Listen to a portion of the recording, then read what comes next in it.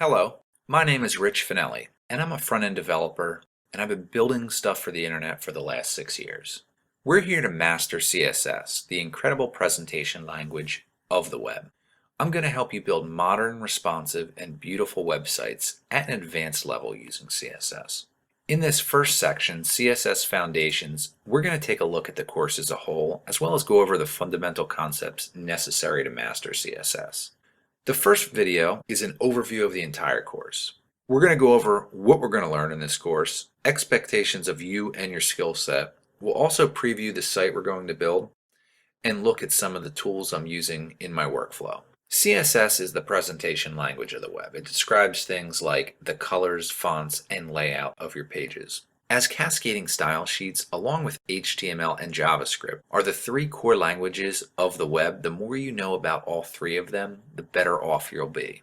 There are some basic prerequisites. I expect that you understand how to write HTML and understand basic CSS, like styling fonts, adding margins, padding, and background colors, and other stuff like what a hexadecimal color code is. In the next two videos, however, I'll be covering some of the basic concept review like the box model, display properties, and types of style sheets. Also, throughout this video course, I'll touch on a small amount of JavaScript and jQuery. You don't need any prior knowledge of these, but you will be getting a taste of it in this course. So let's take a look at the final site we're going to build. In order to learn CSS, we're going to finish building this HTML5 website, which is all about sharks. I use the word finish building this site because the basic HTML and CSS will already be in place. We'll be adding all of the things I'm about to show you plus more. The site features modular and reusable CSS, which we'll learn about. It has floats for layout. The navigation features a drop-down menu that uses CSS animations, a call to action button with a CSS gradient. We're using web fonts, and it's fully responsive. So if I resize the browser, you can see that our two-column layout shifts to a one-column layout, and our menu here turns into a menu designed for mobile. If we scroll down a little bit, we can see we have ghost buttons that use CSS transitions. It's ready for HiDPI devices like Apple's Retina displays. Most of the imagery on the site uses SVG. At the very bottom here, we have an icon font. So we're going to learn about some really cool stuff during this course. You'll also notice I'm using Chrome as my browser, and we'll be using this browser most of the time. I like Chrome because of its dev tools, among other things. We'll use this to explore the code directly in the browser. There's a video on the Chrome dev tools in section 2 that will help us troubleshoot when our CSS isn't working the way we want it to. Some of the other things I'm using, if I minimize some windows here, you'll notice I'm using a Mac. If you're a Windows user, at any time I refer to the command key, you should pretend like I was referring to the control key. Other than that, I don't think that will be an issue. My text editor is a great lightweight product called Sublime Text 3. In section 2, ramping up, the first video is on Sublime and explains why I like it so much. And more than that, it explains how a good text editor will make you a better developer. Sublime isn't the only good one out there, I should say. There's others like Atom, Brackets, Coda, Vim, Visual Studio, Edgecode that do many of the same things, but in this video course, I'll be using Sublime Text. So even though this course is on mastering CSS, we can't do much with CSS without HTML, so we'll be working in HTML quite a bit. The goal is very clean semantic HTML. That's what we want to shoot for, and we'll be working in HTML often. So lastly, I have a disclaimer. We're going to learn about the best practices in web development as of mid-2015 when this video course was created. In the web design world, though, things change often. For instance, one example in the past, tables were the technique of choice to lay out a multi-column web page. Today, using a table for layout is definitely not what you want to do. Floats are the most common way to create a layout now and will be what we learn about. But in a year, or maybe 5 years, that will all change. CSS is progressing with new layout modules that are designed to supplant floats for laying out a page. Flexbox, grid layout, and CSS regions may be the wave of the future, probably will be. Since things rapidly evolve in the world of front-end web development, our key takeaway is that we can't stop learning CSS. In general, once you stop learning, you'll be very outdated very quickly. My intent, however, is to teach the concepts and techniques that will benefit you for a long time. In this video, we talked about how CSS is the presentation language of the web and really makes your website look like a website. It also talked about how you should be familiar with basic HTML and CSS. We also previewed the final site and took a look at some of the tools I'm using. So I hope that prepares you a little for what's to come. In the remaining 2 videos in this first section, we'll be reviewing core concepts that are fundamental to web design and CSS. In the upcoming video, we'll start by reviewing how to create the most fundamental thing in CSS, the rule set, and the different places we write those rule sets. We're now a little more familiar with the content of the video course and the website, but before we start diving into more advanced topics, let's review a few foundations of CSS. Going forward in this course, I'm going to be using terms like selector, property, and value, and you're going to need to understand what those terms mean exactly in order to follow along. Here's what we're going to do. We'll review a rule set first, then we'll look at the 3 different places we can write those rule sets. So let's get started. Let's jump into the CSS file and look at one of the rule sets. Here it is. It's targeting an H2, a level 2 headline, and it's setting a font size of 26 pixels, a font style of italic, a color to this hexadecimal code that is really a shade of red, and setting a margin bottom of 10 pixels. So nothing too scary here. Let's dissect this a little bit though. The H2 is the selector. We are selecting an element on the page to target our style rules. The H2 could be a paragraph, a list item, a div, an anchor, or any HTML element we want to target. It can also be a class, an ID, or an element attribute, which I'll talk about later. Next, we have property and values inside of the curly braces. That's called the declaration block, curly brace to curly brace. You can have as many properties as you want inside of the curly braces or declaration block. Font size, color, font style, and margin are just a few of the many different properties that you can use. Each property has a corresponding value. Between each property and value, you must have a colon. Following the value is a semicolon, which is also mandatory. Each property and value is called a declaration. So the declaration block is everything inside the curly braces. A declaration is a single line that includes a property and a value. But really there are 3 important things to remember in the rule set, which is the selector, the property, and the value. Now let's look at where we can write these rule sets. Currently we are writing our rule set in an external style sheet. You can see it's literally its own file. In the folder structure, it's in a folder called CSS, which is far from the index.html file. The external style sheet is by far the best place to write your styles. Besides external style sheets, there are also inline and embedded style sheets. The first type of style sheet, which we already looked at, the external style sheet is a separate file that is linked to each HTML page. An external style sheet can control a whole website, which is why it is the preferred type of style sheet.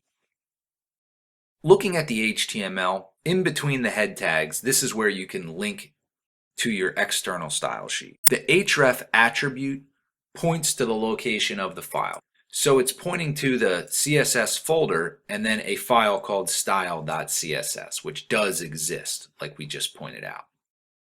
There's also a rel attribute, which just basically says that this is a style sheet. In the past, you might have also seen something text/CSS as the value for the type attribute. That is no longer necessary in HTML5. You may have also seen a lot of times a closing / on a self-closing tag like the link element. But in HTML5, that / is no longer necessary. So whether you include it or you exclude it, it won't have any impact on your site. Alternatively, instead of using the best type of style sheet, an external style sheet, we can also write our rule sets in the head of the HTML documents.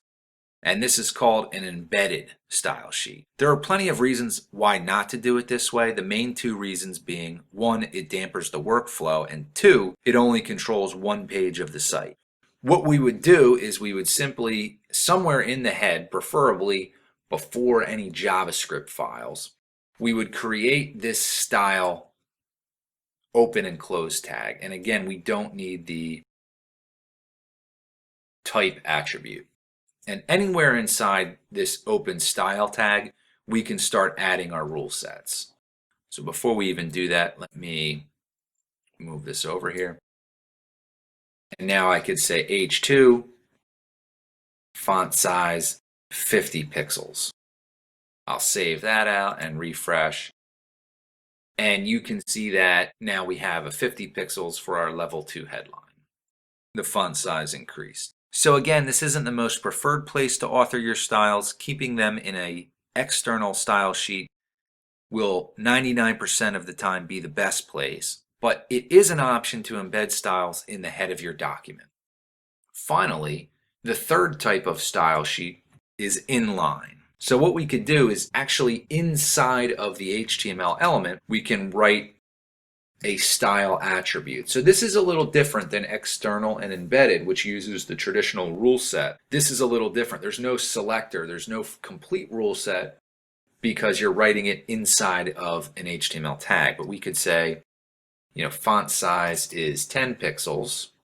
We write that property and value the same way we do in a rule set. We close it with a semicolon, and we can change the color and close that with a semicolon.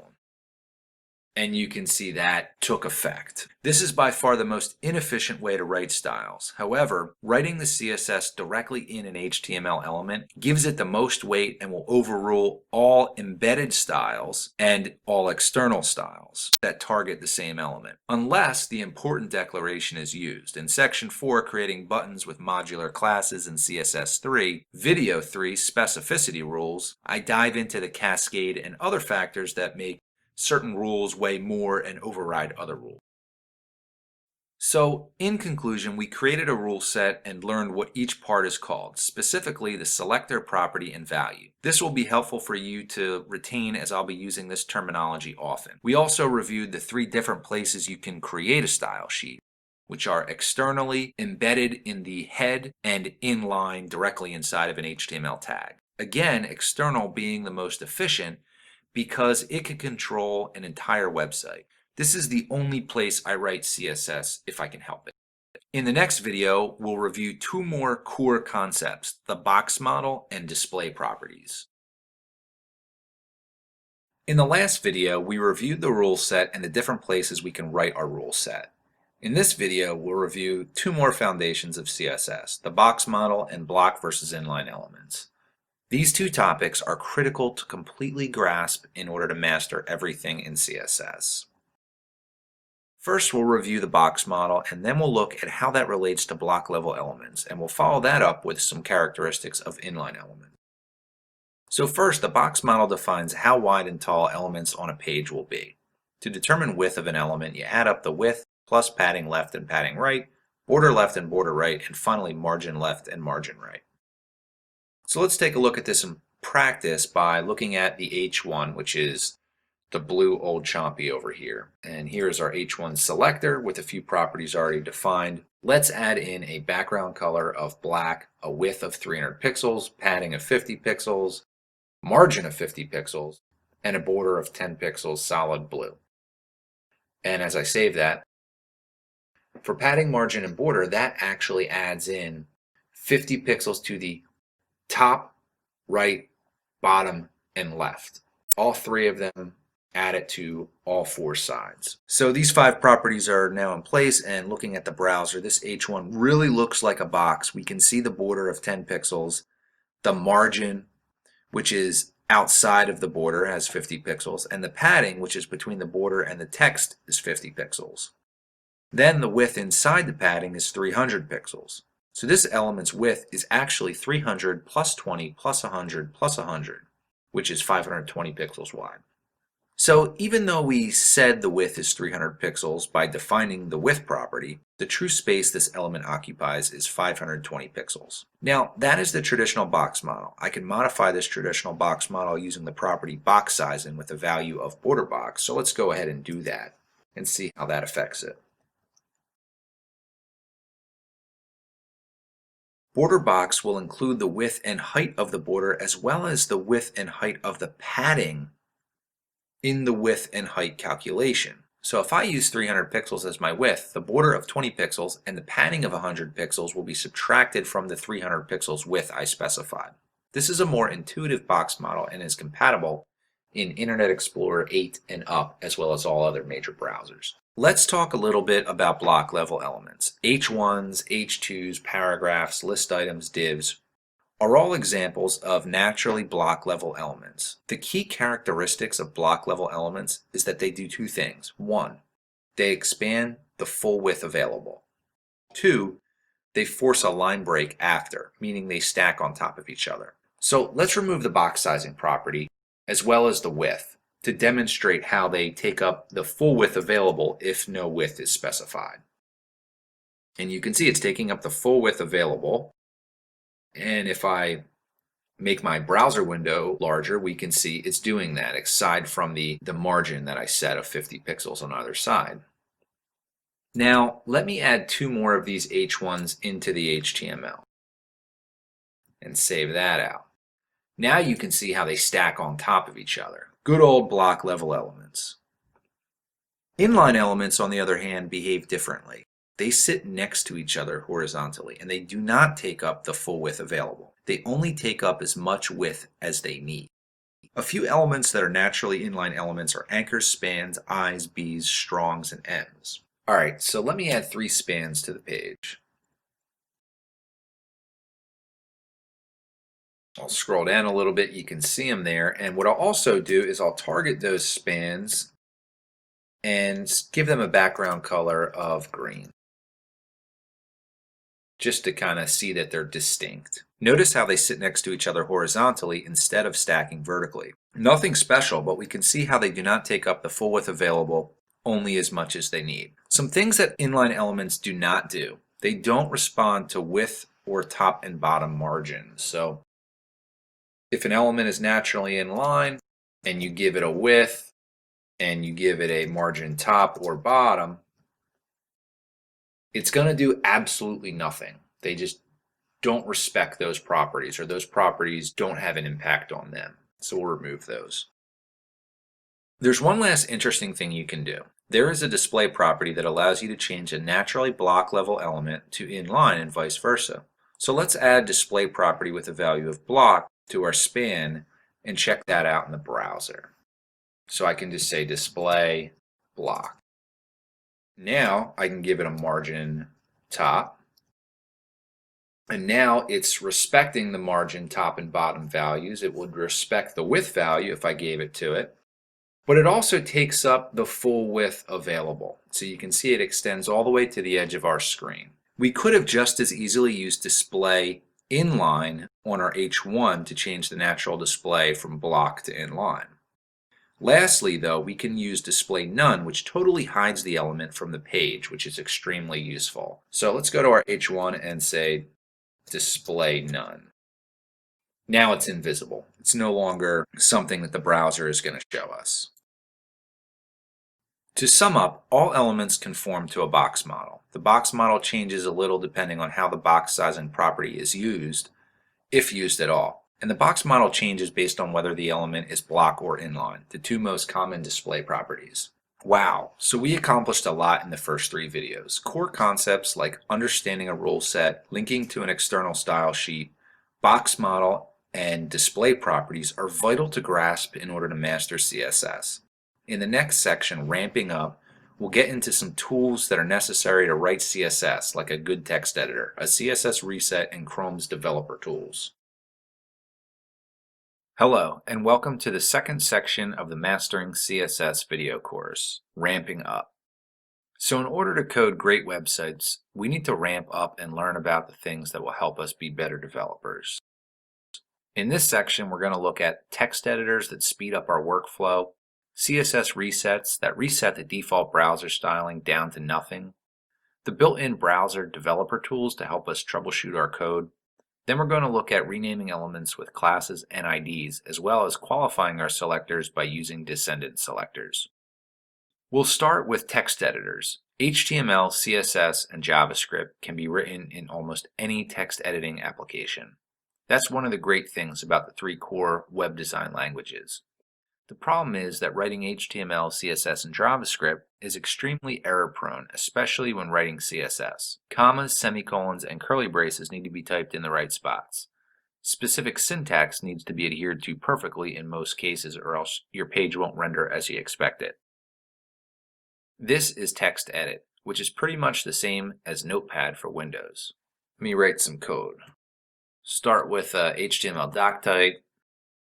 We'll add an HTML opening tag, HTML closing tag, and we'll add the head and the closing head tag.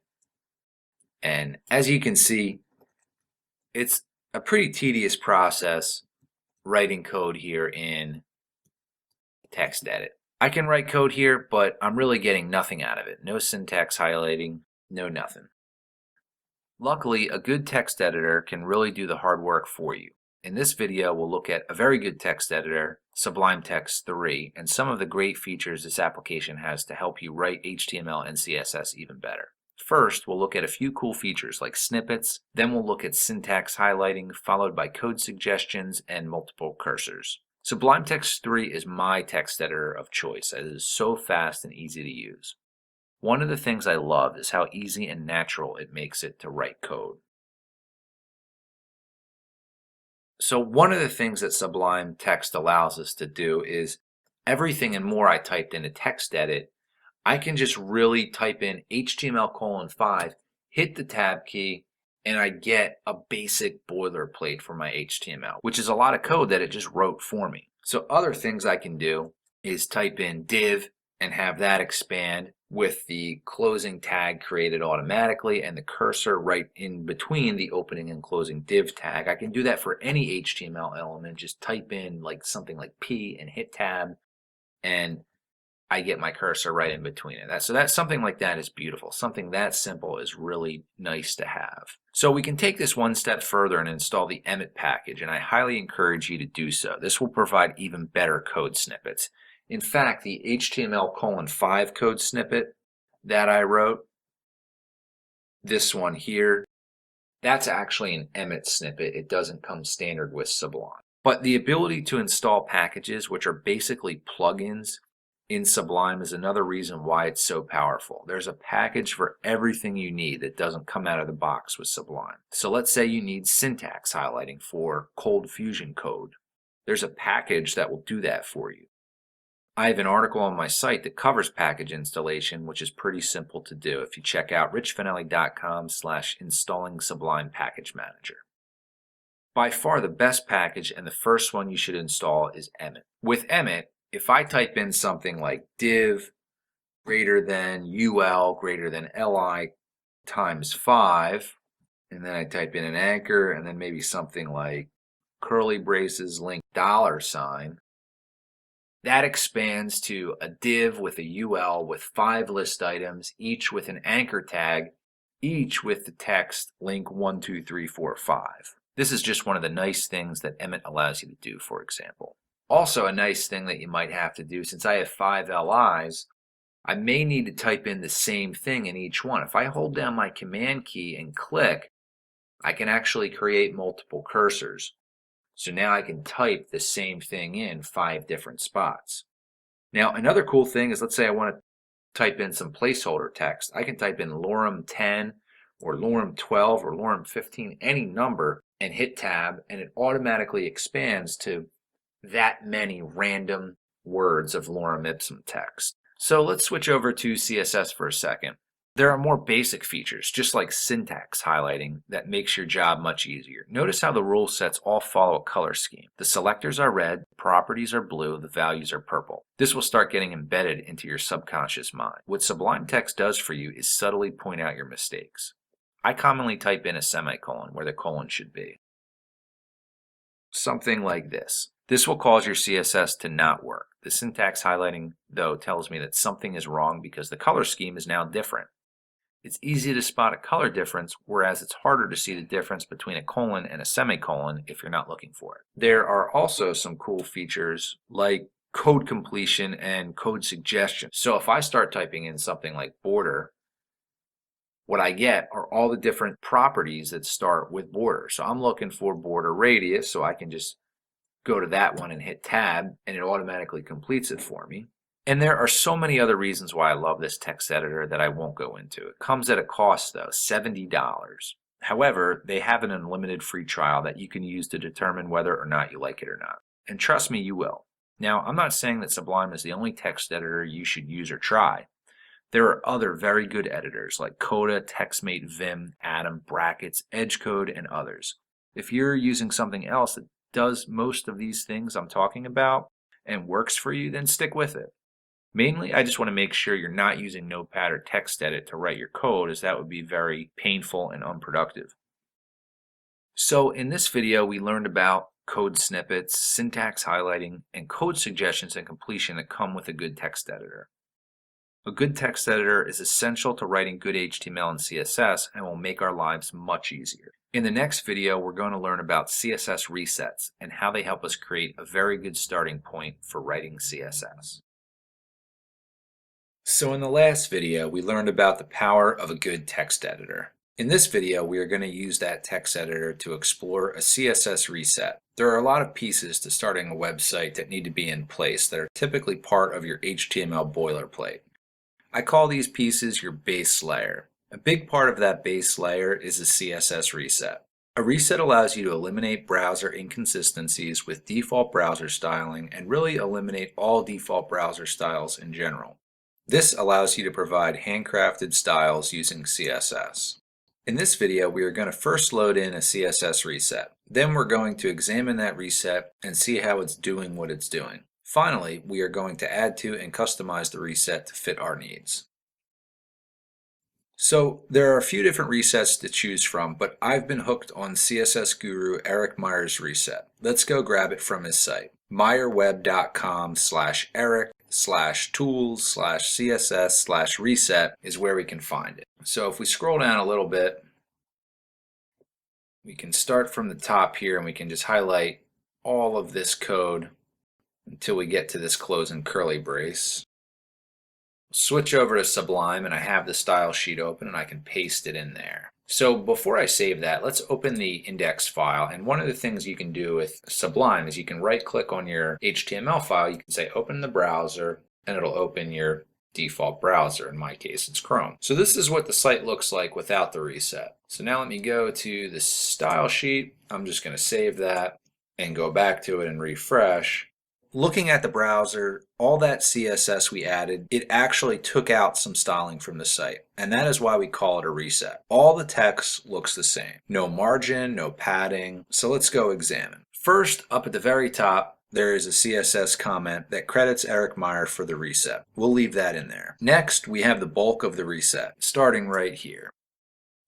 This huge chunk of code is vaguely a reminder of the rule set we learned about in section 1. It's really just a rule set with a very long selector. The selector has just about every HTML element, old and new, separated by a comma. This means that all these elements are going to receive the same styles from the declaration block, which is right here.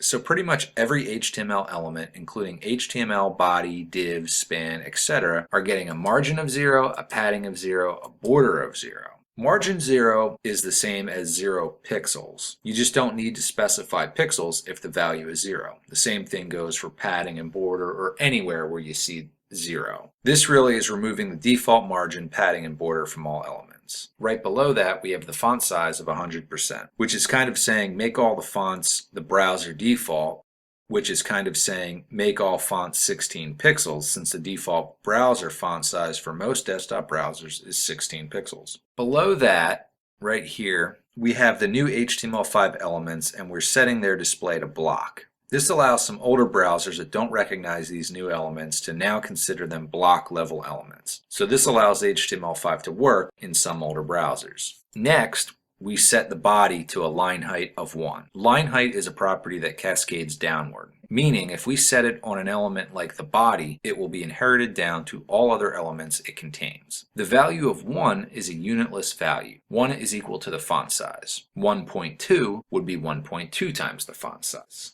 So if the font size is 16 pixels and the line height is 1, then the line height is equivalent to 16 pixels. If the line height is set to 2 and your font size is 16 pixels, then the line height is equivalent to 32 pixels. Next, on our ordered lists and our unordered lists, we remove the bullet point from these list elements, which is usually very useful. And then he sets some defaults for block quotes. I find myself rarely using block quotes, and this reset is kind of long, so typically I get rid of that. But if you find yourself using block quotes often, then keep that in there. And then some default border collapse and border spacing for tables. But this is pretty much the anatomy of a CSS reset. So the CSS reset should be a part of your base layer of CSS that gets you started. Let's look at how we can add to this and customize it. So let's update the line height and font family on our body element, which will establish what is called vertical rhythm, and B, make Arial the default font for all elements. So we'll change our line height to 1.4 and our font family will be Arial Helvetica Sans Serif. You can see how that affects the page. Establishing these defaults early for everything is nice. That way you don't have to describe the line height and font family over and over again for each element throughout your code. Note that not all properties like font family and line height will be inherited by child elements. Only certain properties have this effect, mainly text level properties, if you will. So we set those on the body element, but they cascaded down to our H1, our H2, and our paragraph, giving them all the font of Arial and a line height of 1.2. So that's very useful. So I like to add in a couple more defaults. So I'll make some room down here. And the first is the clearfix. The clearfix I'm not going to go into now. I'm going to explain that in the next section, which is on floats in depth. So this is very helpful for clearing floats, and we're going to need this. The next thing I do is setting max width to images, iframes, videos, and objects to ensure responsive images. More on that during our section on responsive web design. And finally, I like to unreset our strong and B elements and make sure that they do have a font weight of bold. So that's it for the reset itself. Now jumping over to our HTML, I want to elaborate on two more pieces of our base layer that aren't in the reset. First, I have a piece of the clearfix that handles IE7. That's this right here. You don't have to know exactly what this is really doing, but you want to know that it makes the clearfix work in IE7. Again, more on the clearfix in the section on floats. But if we look at this, this is really just an embedded style sheet. You can see there's an opening and a closing style tag with a rule set in here. Outside of the embedded style sheet is what's called an IE conditional comment. And it's saying if lower than equal to IE7, see this rule. Second, we have the HTML5 shiv script, which makes older versions of IE understand the newer HTML5 elements. This is also inside of an IE conditional comment, but it's targeting all versions of IE. Actually though, IE 10 and up don't support IE conditional comments anymore. So really this is only supporting IE 9 and down, but it's making sure our HTML5 elements are supported in those older browsers. So that is a little bit about CSS resets and getting what I'm calling your base layer ready for writing code. There are quite a few resets to choose from, and there's also something called normalize, which is pretty much a reset, but it bills itself as providing better cross-browser consistency in the default styling of HTML elements. I lean towards the more traditional reset because I like to start from ground zero and work up, whereas normalize leaves H1s looking bigger and bolder than H2s. I prefer to provide that styling myself because the design will end up dictating that it is different than the default anyway. And that is a CSS reset, and in the next video we'll look at the Chrome Dev Tool. Most of the CSS we have done so far has been fairly trivial. Everything we did worked the first time we tried, and that doesn't always happen. Without fail, CSS doesn't work, and I'm left wondering what I missed. Syntax highlighting in my editor, while helpful, doesn't stop me from overlooking every mistake. Usually it's a tiny mistake that causes something not to work, and it's hard to find and fix.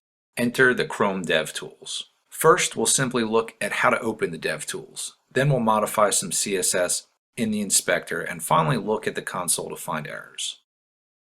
To open up the Chrome DevTools, all you need to do is right-click or control-click on any part of the page and you'll get this contextual menu. When you select the Inspect Element option, you get a whole new world of techie goodness. What typically happens is the DevTools will occupy the lower half of your screen. The left side will be your HTML as rendered by the browser, technically referred to as the DOM, and the right-hand side are your styles. If you hover over something on the left-hand side, it gets highlighted at the top. So if I hover over H2 or click on it, it gets highlighted. If I hover over a section or click on it, it gets highlighted up at the top. The best part is on the right-hand side, I can see my styles for whatever element I have highlighted. I can even click on any of those properties and change them or values. So if I click on 26 pixels, I can increase that to whatever I want. And it updates immediately in the browser, which is very cool. I can even uncheck certain properties and see that change. So if I take away the color, take away the margin bottom, I can recheck those to add those back. And I can also click on the last element, hit tab, and then it allows me to type in a new property and value. So I can add a new property, so we'll say margin left of -40 pixels to see what that looks like, and that moves the H2 over 40 pixels to the left. Now these aren't permanent changes. As soon as the browser is refreshed, these styles will disappear. But the neat part is I can copy this rule set and paste it into my code if I'd like to keep these changes I'm experimenting with. It even tells me where this rule set is currently located in my style sheet, line 86, and if I hover my mouse over that, it tells me exactly where that file is in my website's folder. With the Chrome DevTools, we're really just looking at the tip of the iceberg so far with what you can do with them. For instance, sometimes adding an image can be tricky. So let's add this image tag to the page. I'll save it out, and in Chrome I'll refresh it. And the image isn't showing up, so there's something wrong. One of the things that just happened is, in the DevTools, there's a red error icon with the number 1. So that's saying there's one error. To see what that error is, I can click on the console tab, and my error is it's trying to get this file located in this exact location of my site folder. And this is the file it's looking for, sharky.png. The error is the file is not found. So this is kind of good information. It's telling me it's not a permissions problem, it's not a 403, it just can't find the file it's looking for at this location. So one of the things I can do is I can open up my images folder and kind of make sure that that image is in the folder. And I can see it is. There's only one problem is the file it's looking for is spelled differently. So it's looking for sharky, and the file is actually just shrky. So that's an easy enough fix. Now that I know what's wrong, I can just change that in my HTML. And there the image shows up. So these two things, the element inspector and the console, can be extremely useful in experimenting with code and troubleshooting code. My biggest suggestion is if things aren't working as you expect them to with your HTML, CSS, and JavaScript, just open up the DevTools and take a look under the hood. Chances are that pretty much all day I have the DevTools open inspecting something. I should also add that Firefox, Safari, and IE all have DevTools that all do similar tasks and can be just as useful for troubleshooting in those browsers. We've barely scratched the surface of what the developer tools can do. Check out my blog post on troubleshooting HTML and CSS with the Chrome DevTools for more info. It explains how to create new selectors, how to access computed values instead of declared values, which is nice when debugging CSS rules and determining which rules take priority. It also walks you through device emulation mode, among other things. So that is the Chrome DevTools, your ace in the hole for troubleshooting HTML and CSS. In the next video, we are going to learn how to rename elements, which is where a lot of the power of CSS really takes place. Renaming elements, such a powerful feature of CSS. Let me set this up for you. So far, CSS is good because we can keep things consistent. All H1s are blue with a font size of 20 pixels, for instance. But what about when you want your H1s to look different? That's where renaming and classifying elements really becomes useful. So in this video, we're going to learn about renaming and styling elements based on classes and IDs. We'll look at how this will pay off on our Shark website, first with classes followed by IDs. Looking at the HTML, you can see there are several HTML5 section tags throughout the page. One in the initial section, one in the secondary section, and one in the alternate section, making 3 altogether. Inside the second section, there are 3 divs, each housing an image, an H2, and a paragraph, and an anchor. So nothing fancy about this HTML. The last section looks a lot like the first section. It just has an H1, an H2, and a couple paragraphs. Here's the dilemma though. I want the H1 at the bottom of the page to be different than the site's main H1. Solution: add a class and style based on that class. So inside of the element, we are going to add the class attribute. So I'll do that right to the H1, call it class equals open quotes. And we can enter any name, word, or abbreviation we think is fitting. Now I'll tell you right now, the hardest job in programming and computer science is naming things. This name should be meaningful enough where if another person came across your code and had to pick up where you left off, they wouldn't be completely lost. So in our case, we'll use alt headline. Classes are case sensitive, so I recommend you use lowercase and separate words using a dash, which is the common naming convention in CSS. If you use a space, we'll actually see it as 2 classes, and that's really not what we want to do. So we'll save that and we'll hop over to our CSS. Underneath our H1, we will add our class name preceded by a period as our selectors. So alt-headline preceded by a period. And we'll make the font size 40 pixels.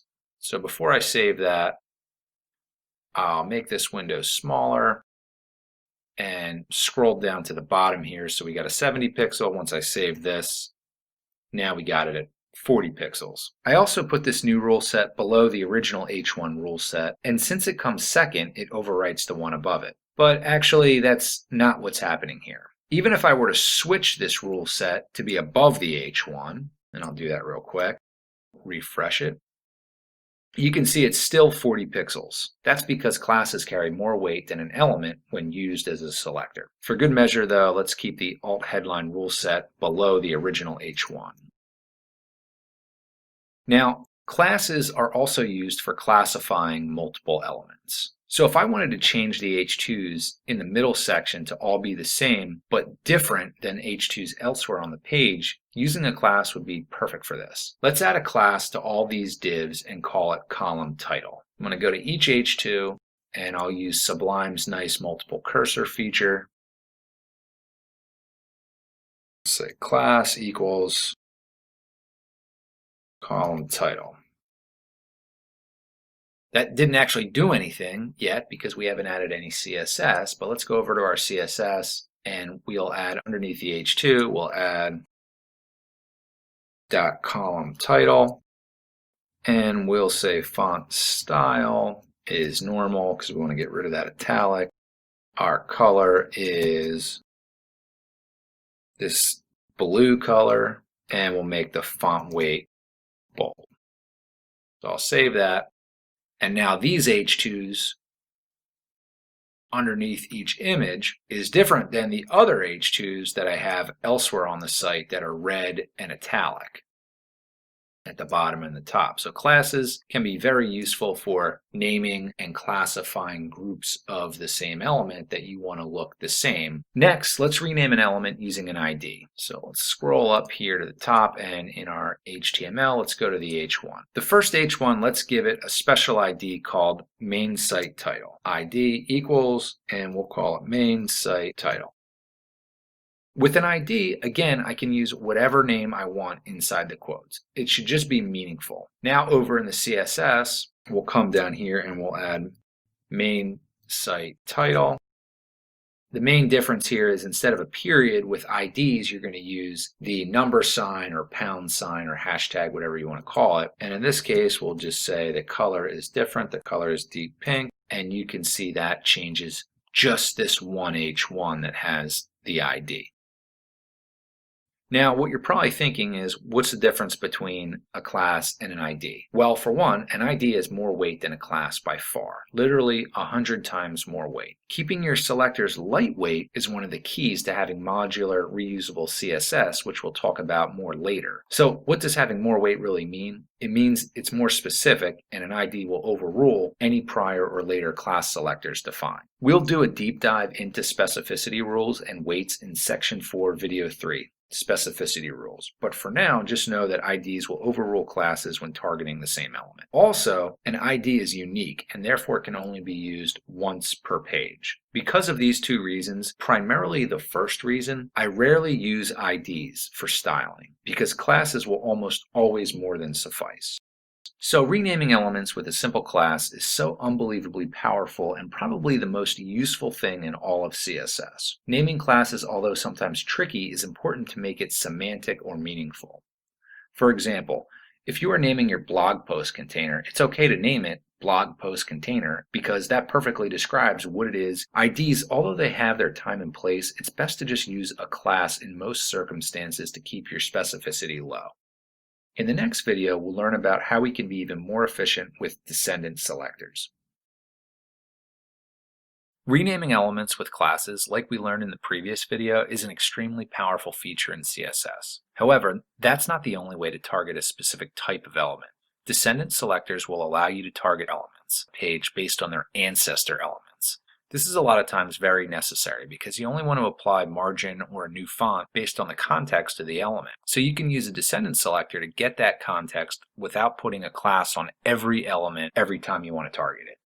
I'm going to first explain what parent, sibling, and child elements are, as well as what ancestor and descendant elements are. We'll need to be clear on that to use descendant selectors. We'll follow that up by using a practical example of the descendant selector and finish up by calculating the descendant selector's weight.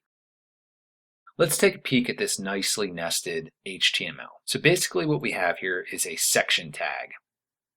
And that section tag ends down here, and there's 3 divs that are inside of that section. So the div is the child element of section. Section is the parent. Div is the descendant of section. Section is the ancestor of div. Figure is also a descendant of section, as well as image is a descendant of section. Figure, H2, and P are on the same level in the HTML, so they're siblings. And they're also all descendants of section. But don't worry, that's as complicated as it gets. There are no uncles, no aunts, and no third cousins. So in the previous video, we added a class to the H2 because we knew that H2s in this section were different than all other H2s. So we probably will want to target other elements in this area to be different as well. So here's how we can better do that. Instead of putting the class on the H2, let's put it on the section tag, and we'll use descendant selectors from there. So I'll go ahead and get rid of this class on all the H2s. And I'll scroll up here, and on the section, I'll add a new class, secondary section. I'll save that, and you can see that the H2s lost their blue bold color because in the CSS, we were targeting that class column title, which no longer exists. So now what I'll do is I'll change that selector to secondary section H2. This is our descendant selector, and that changes it back to the blue bold non-italic font style that we want. So this is a descendant selector. It's targeting all H2s that are inside of secondary section. If we take a peek back at the HTML, the H2 is indeed inside of secondary section. Now we can take this a step further and say secondary section P. This is going to target all paragraphs inside of the secondary section. And now all of our paragraphs are pink. And we can do that with our image tag. Now our image tag is inside of a div that's inside of a figure. What we might think that we have to do is say div, figure, image, and then we can add a border of 10 pixels solid, this gray color, and that works. But that's a little more specific than we need to be. That's a little overkill to do it like that. We could just get away with doing it like this, and you can see the borders still there. There's another problem with using a really long selector like this. This selector carries more weight and could overrule other styles that you may not want them to. This is against keeping your code lightweight. Specificity is something I really want to stress. Don't overdo it with really long selectors. In fact, as a rule of thumb, try not to go more than 3 levels deep. There are exceptions to this rule, of course, but try to keep it in mind as you write your CSS. The reason is because there's an exact science to calculating the weight of your CSS selector that I get into in a later video, but I want to introduce it now so we can start getting familiar with it. A class is worth 100 points. So secondary section is worth 100 points. A plain old element like a P or a div, those are worth 1 point. So the secondary section P is 101 points. Secondary section div figure image is 103 points. So if I were to create another selector below this and just have it be secondary section image like we probably should have it, and I were to change the color to blue, our border is going to remain gray because this point value is only 101, so it's getting beat out by this point value of 103. And that's the problem with these long descendant selectors that are more than they should be. So if I get rid of that and save it out, now we have a blue border. IDs have a point value of 1,000 points, which is why I advise against using them because they have so much unnecessary weight to them and drive the specificity level through the roof. So assigning point values kind of sounds like keeping score in a video game, but the difference is you want to try and keep your point value as low as possible in this game because ultimately you'll be able to write less complicated CSS by doing so. So in conclusion, we learned about descendant selectors, which are going to be very commonplace in your CSS coding. They allow you to target certain elements based on their ancestors. So that wraps up section 2. The next section is about creating a multi-column layout using floats and understanding the solutions to the problems that floats will cause. Hello, and welcome back to the third section of our course on mastering CSS, creating a page layout with floats. In order to create a multi-column layout supported in all browsers, we are going to use floats. Floats are very simple at first glance, but have a few unintuitive quirks to them that can cause some frustration when not completely understood. This may be due in part because the true origination of floats wasn't for layout. It was to achieve the common magazine technique where text flows easily around an image. So in this section, we're going to deep dive into floats, going over the basic usage of floats in this video, followed up by creating a layout with floats and curing the headaches caused by floats. Let's start this section with an introduction to floats. We'll first talk about the original purpose of floats, followed by the basic problem that floats caused and how to clear elements that come after floats. So we have a new HTML page about shark movies. Now looking at this page, it's basically an image on top of a title, on top of some text, on top of a link, and there's 3 sections like that for each of the 3 movies. The HTML is fairly straightforward. There are 3 sections, each with a div with a class of wrapper, which is centering the content. Inside the wrapper there is an anchor tag with an image inside of it. Underneath that is an H1, the title, and some paragraph text followed by a anchor tag that's a link. So the idea here is if we look at the final project, we want to float the image to the left and have the headline and text flow around it. So let's target that image in the CSS. Instead of targeting the image in our selector, let's actually target the image's container, which is this anchor tag with a class of figure. Now I don't want to just target the .figure class as my selector because I may use this class on other image containers and may not want them to all be floated. So let's use a descendant selector based on its parent. And its parent is up here, this section. Each has multiple classes: content block, style 1, and wave border. This is a modular approach we'll get into more in the next section. The main class we're looking for is content block. Style 1 and style 2 are only controlling the 2 different color schemes, and wave border is adding the repeating background image of the wave to the top of the first section. Finally, in our CSS, our selector is going to be content block figure. So we're targeting any element that has a class of figure inside of an element with a class of content block.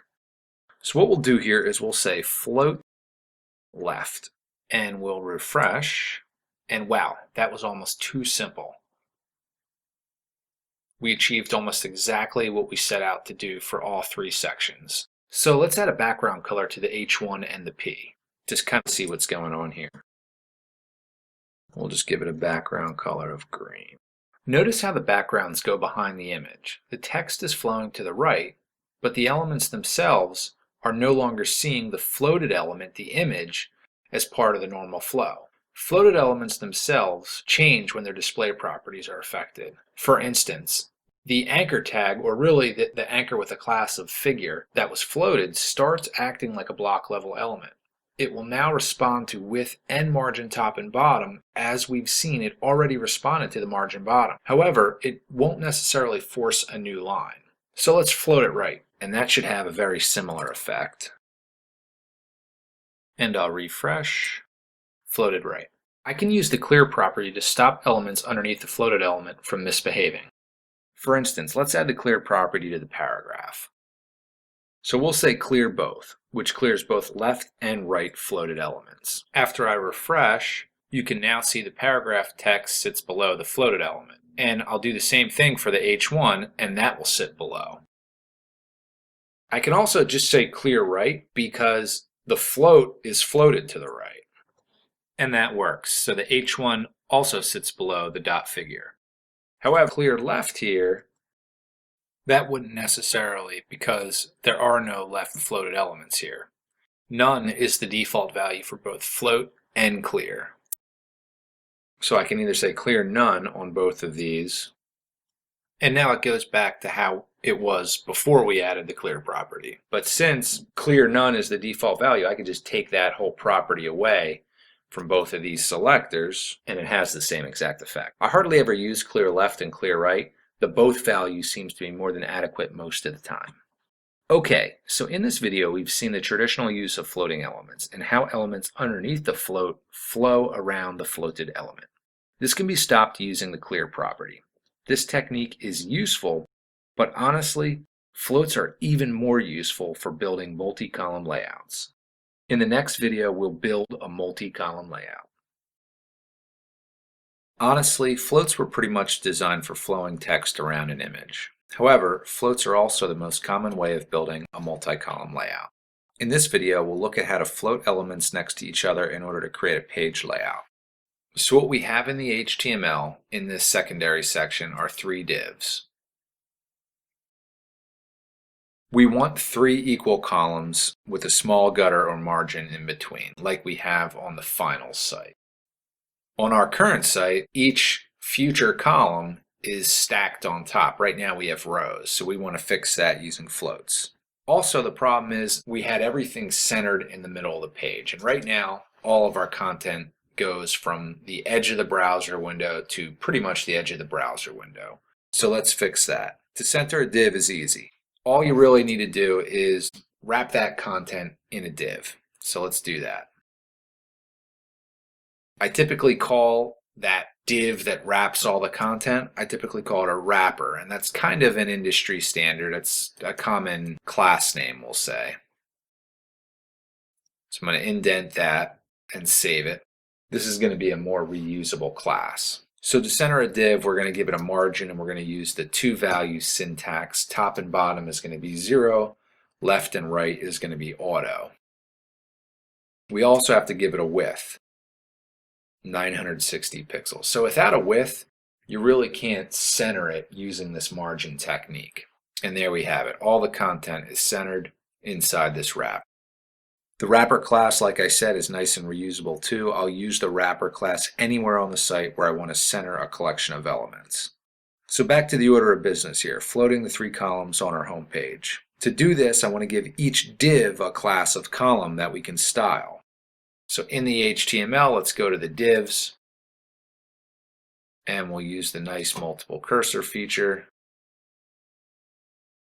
Class equals column. All right, so now I have a section. All right, we'll target dot column, and we'll apply a float left. The width will be 320 pixels.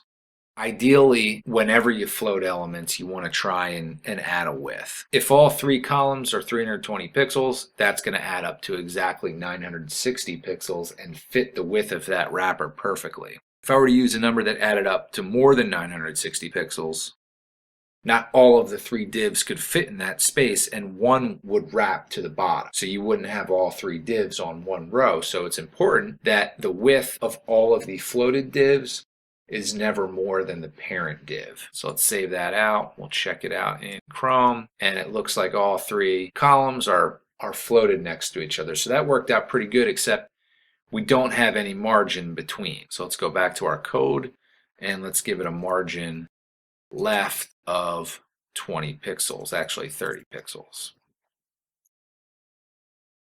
We get the margin of 30 pixels, but we also get our third column drifts down to the bottom because it can't fit in the width allowed. All right, so we can fix this in 2 ways. One of the ways is let's reduce the width to 300 pixels each.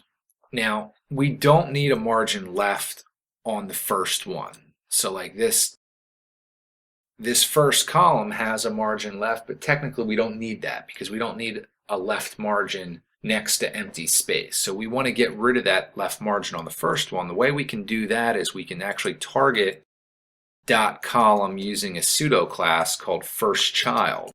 And this is going to target the first appearance of this element. And we'll just say margin left is 0.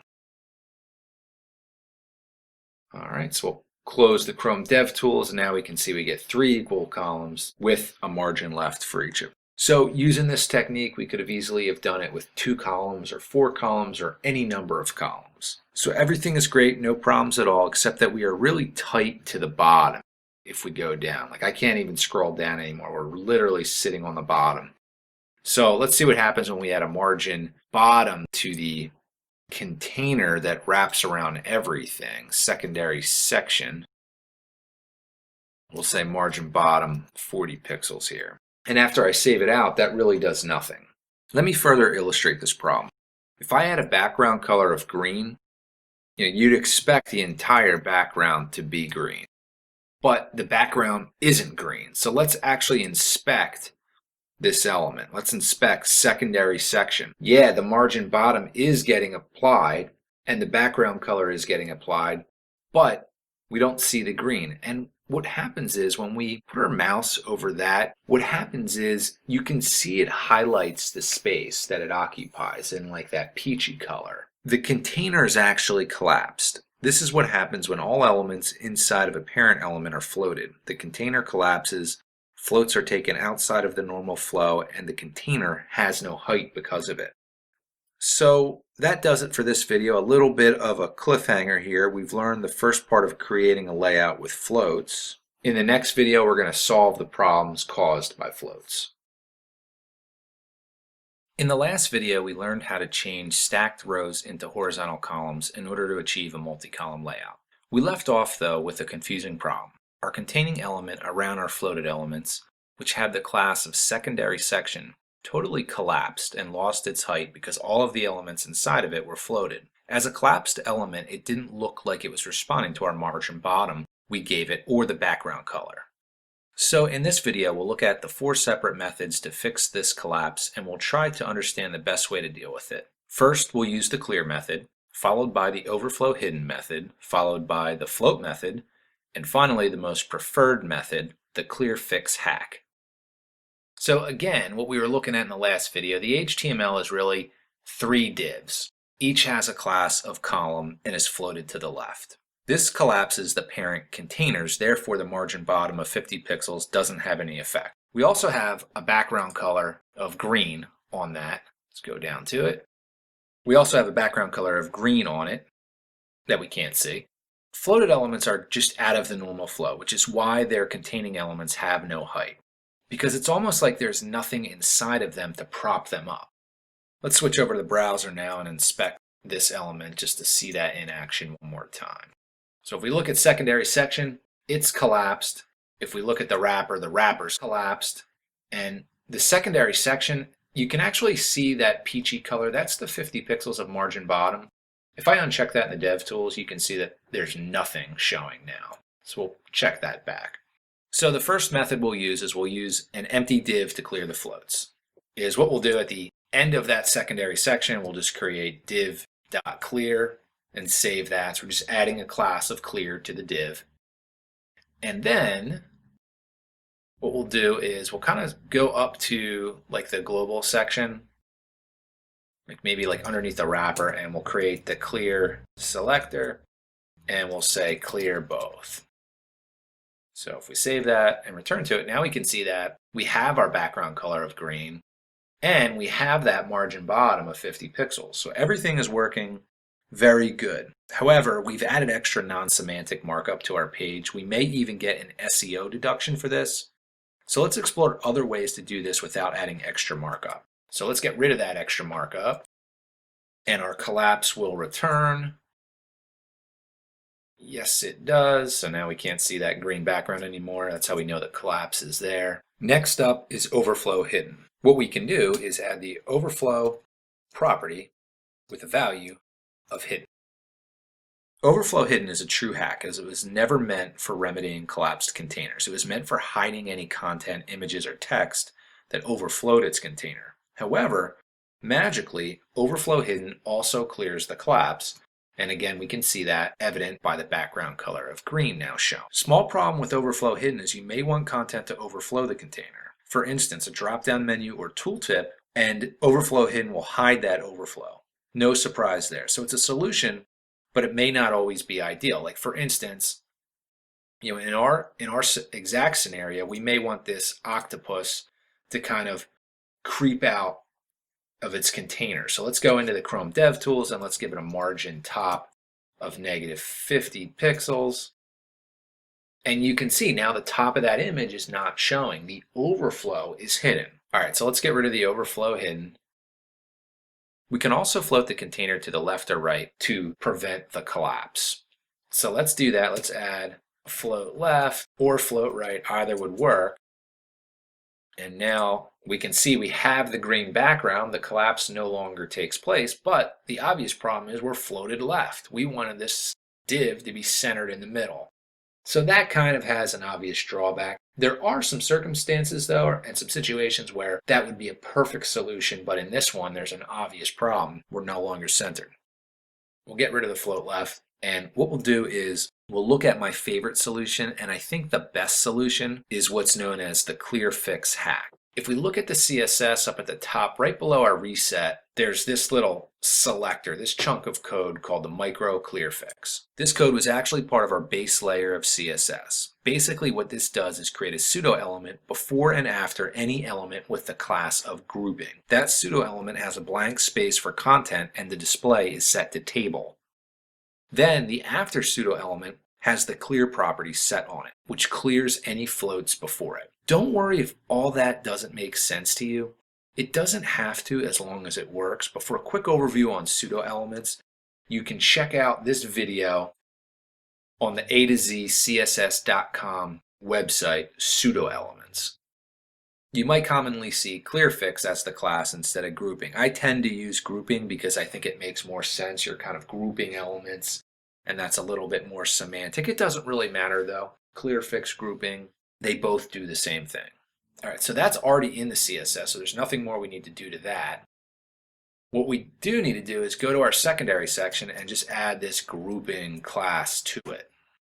So we're adding a second class to it, and we'll refresh that, and now we have our container. The collapse is fixed. We can see the background color. We can see the margin bottom. So we're in pretty good shape there. The clearfix will work in IE8, but not IE7, unless you add an IE specific style sheet. And this actually goes in the index. So this is kind of like up in the head. I have this style sheet right here specifically for IE7. And what that does is it gives grouping a zoom of 1. This triggers something called has layout in older versions of IE, which clears the collapse. Don't worry if that doesn't make too much sense to you. It doesn't necessarily have to, but just know that this kind of allows clearfix hack to work in older versions of IE. So all in all, very, very deep browser support, and it's so very easy to use that it's many front-end developers' preferred way of clearing collapsed floats. It's certainly my favorite way of going about it. So in conclusion, we learned about fixing collapse caused by floats using an empty clear div, overflow hidden, and floating the parent element. All three of those worked but had minor to major flaws. The clearfix hack with very deep support, easy to use, and semantic style tends to win out as I use it on every project to easily solve one of the biggest problems with floats, collapse. Another thing I like about the clearfix hack, it's a very modular approach to CSS. Just add the clearfix class anywhere in your markup and you've rid yourself of collapsed containers. In the next section, creating buttons with modular reusable CSS, we are going to expand on modular CSS as we create modern buttons using a modular approach. Hello, and welcome back to the fourth section of this video course, creating buttons with modular classes in CSS3. Modular and reusable CSS is the key to writing organized, concise CSS that won't make you want to pull your hair out. It's a thing of beauty when you can add the class of button to an anchor element no matter where that anchor element is in your markup and have it transform into a button. That is reusable. Classes that can be used anywhere and don't have to be qualified by parent elements as long descendant selectors. Modular kind of refers to the ability to add variation to the button by adding another class to it. So one element can have two classes that come together to form something very different. A good example of how to write modular and reusable CSS is by creating buttons, but this concept should be applied everywhere across all components of your website. We have a lot to go over in this section while building our buttons.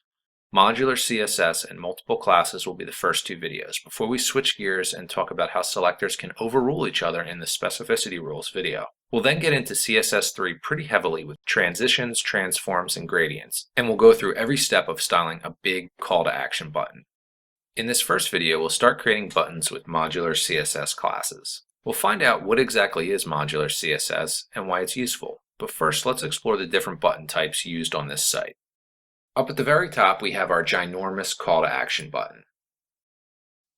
If we scroll down a little bit on the home page, we have our basic buttons. These are like these modern ghost buttons with a nice hover state. If we go over to the movies page, we have that same standard button. It's just got a different color to it and positioned a little differently, and that appears in all three movie sections. So what we're going to build out in this first video is these standard buttons at the bottom of all three columns. So if we close the final site out and we look at our existing site, so here's our starting point, and we have a bit of a ways to go here, but it should be pretty easy work. Let's jump into our HTML and let's add the class of button to all three of these anchor elements at the bottom of each column. So we'll say class equals button. Save that out. Jumping down to the bottom of our CSS, let's add a big Superman comment and give it the name buttons. This is where all our button styles are going to go. What we want to do is we want to create the selector button. And all of the stylistic properties that are shared across buttons will go here. We won't put any positioning properties in the button selector because buttons could be positioned anywhere. So let's start by adding a border. We'll go with 2 pixels solid and this dark gray color. We'll also make the color of the text the same dark gray color. So we'll save that out, we'll switch back over and refresh the browser, and it's starting to look like a button. So we need to add some padding. So let's use the 2-value padding shorthand, and we'll say 10 pixels top and bottom, 0 left and right, because we're going to end up centering the text in a moment. But let's also change the display property to block, because these are inline elements and we want them to behave like block level elements. And there you go. So now we have to add some text level properties like centering the text. But first let's add a font family. We'll go with Arial, your typical sans serif stack, Arial, Helvetica, sans serif. We'll also align the text in the center of the element. We'll make the font weight bold, and then we'll use another property called letter spacing, and we'll go with 1.5 pixels. If you're not familiar with letter spacing, it does pretty much what you think it does. It creates horizontal space between each letter. And there we go, we have our button elements. There's no hover state, we'll get to that in another video. If we go over to the movies page, But we can see our learn more links on this page need to be buttons as well. So let's jump over to that markup and let's do the same thing. Each anchor tag at the bottom of this page, or at the bottom of each movie section, will add the class of button. We'll save that and refresh it, and we get a button instantly. You know, it sort of works. We have a button, but not entirely. They look like buttons, but they are the wrong color and too wide and not positioned to the right. And the text doesn't contrast well with the background, especially in the darker sections. So there's some fixing up to do, essentially because these buttons are different than the ones on the home page, which were full width buttons. So to sum up, in this video we learned how we can create a class to make pretty much any element located anywhere look like a button. In the next video we'll pick up where we left off to fix these buttons and look at how we can get even more modular and add multiple classes in order to vary the buttons. In the last video, we learned how to create a class that can be reused anywhere on our web page in order to create a button. However, buttons tend to vary across a website. You may have an OK, close, cancel, submit, and an add to cart button that are all colored or vary slightly in some way. And other times, like in the case of our 2 pages, the buttons just end up varying based on the page they are on because of the layout differences of those pages. In this video, we'll get even more modular and learn how to use multiple classes in order to change the look of our buttons. We'll look at a few examples of how multiple classes can provide us some affordances in the style of our buttons throughout the site. This is the final site, and we're shooting for buttons that look like this. They're floated to the right, they're white, they have a white border, and the width should be much narrower. We'll close this out, and this is where we stand. Our buttons are the dark gray, they're the full width, they're just not what we're looking for here. First, let's address the width by creating a new class called button narrow. So in our CSS, where our buttons are at, we'll just create a new class called button narrow. Very simply, the width is going to be 25%. Save that, and now we'll go over to the Shark Movies, and in each of our anchor tags with the class of button, I'll add button narrow. So I'm using the multiple cursor feature here. And there you go. The buttons are much smaller in all 3 sections. Let's take this a step further and create another button called button alt, which will control the border and font colors. So while our cursors are in those 3 sections, I might as well type that class out. And now in the CSS, type button-alt. And I chose alt as the class because this is an alternative button color. And we'll say color is white and the border color is white. And there you go. Almost there. Now the final thing is the position of this element. We are on the left and it needs to sit on the right. Naturally, we could create a class called button right that floats the button to the right. However, floating elements to the left and right is so common even outside of buttons that will be much better served keeping the class names more generic, like float right and float left. This way we can float anything to the right or anything to the left. So right above my buttons I have my global styles, and right below that I'm going to copy in my library of modular styles. And this is part of my base boilerplate, and it has classes like float left, float right, clear, bold, hidden, and some other common modular classes. These can be reused throughout the site. Now in the HTML, let's simply add the float right class. Save that. And in the HTML, we'll refresh, and now our buttons are floated to the right. I should also point out that our container that surrounds each of these sections is not collapsing, because it should. The final element in it, this button, is floated right. So in theory, this container, and I'll inspect it so we can see, exactly what I'm talking about. This section with a class of content block is not collapsed, and that's because I added the clearfix grouping class to it. That makes sure it doesn't collapse, and if I were to take this out, you can see how that collapse would affect it. But because I have that grouping class in there, and I added that before the video started, we make sure this section doesn't collapse. So in conclusion, we went with a very modular and reusable approach to build our button and created a few modular button-related classes that can be used to vary the style of the button. There are other ways this could have been done. I could have used a descendant selector to style the buttons based on their parent, so all buttons inside of content block will always be floated right and be white instead of dark gray. That would be a decent alternative unless other areas besides content blocks could receive these same alternate button styles, which is highly likely. In the next video, we'll talk about why a modular, reusable, and light approach to CSS is necessary by talking about the rules of specificity.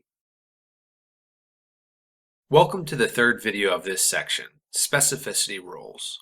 We're starting to get how a modular approach to CSS is going to allow using classes as little chunks of CSS that can be used anywhere on the web page to style any element. This makes writing CSS very convenient. It only works, though, if the CSS is kept lightweight. As we'll learn in this video, every CSS selector can be weighed on a scale, and the heaviest selector wins the style battle between two competing selectors. So I'll start out by explaining the weights of different selectors and how they can overrule one another. Then we'll talk a little bit about how the universal selector and important declaration fit into the weight of selectors. So all selectors are assigned a weight, and the heaviest selector takes precedence when conflicting CSS rules exist. It's natural when architecting a website that you have general styles that get overwritten with more specific styles in different circumstances. A very broad style has been set for all paragraph elements that you can see here. 16 pixels as the font size, a line height of 1.6, and 20 pixels of margin bottom. Naturally, though, I want to overwrite that line height or margin bottom under varying circumstances. So let me do this. This is in my kind of global area at the top of my style sheet. Let me bring it down into this area that we're going to use just for this video called specificity examples.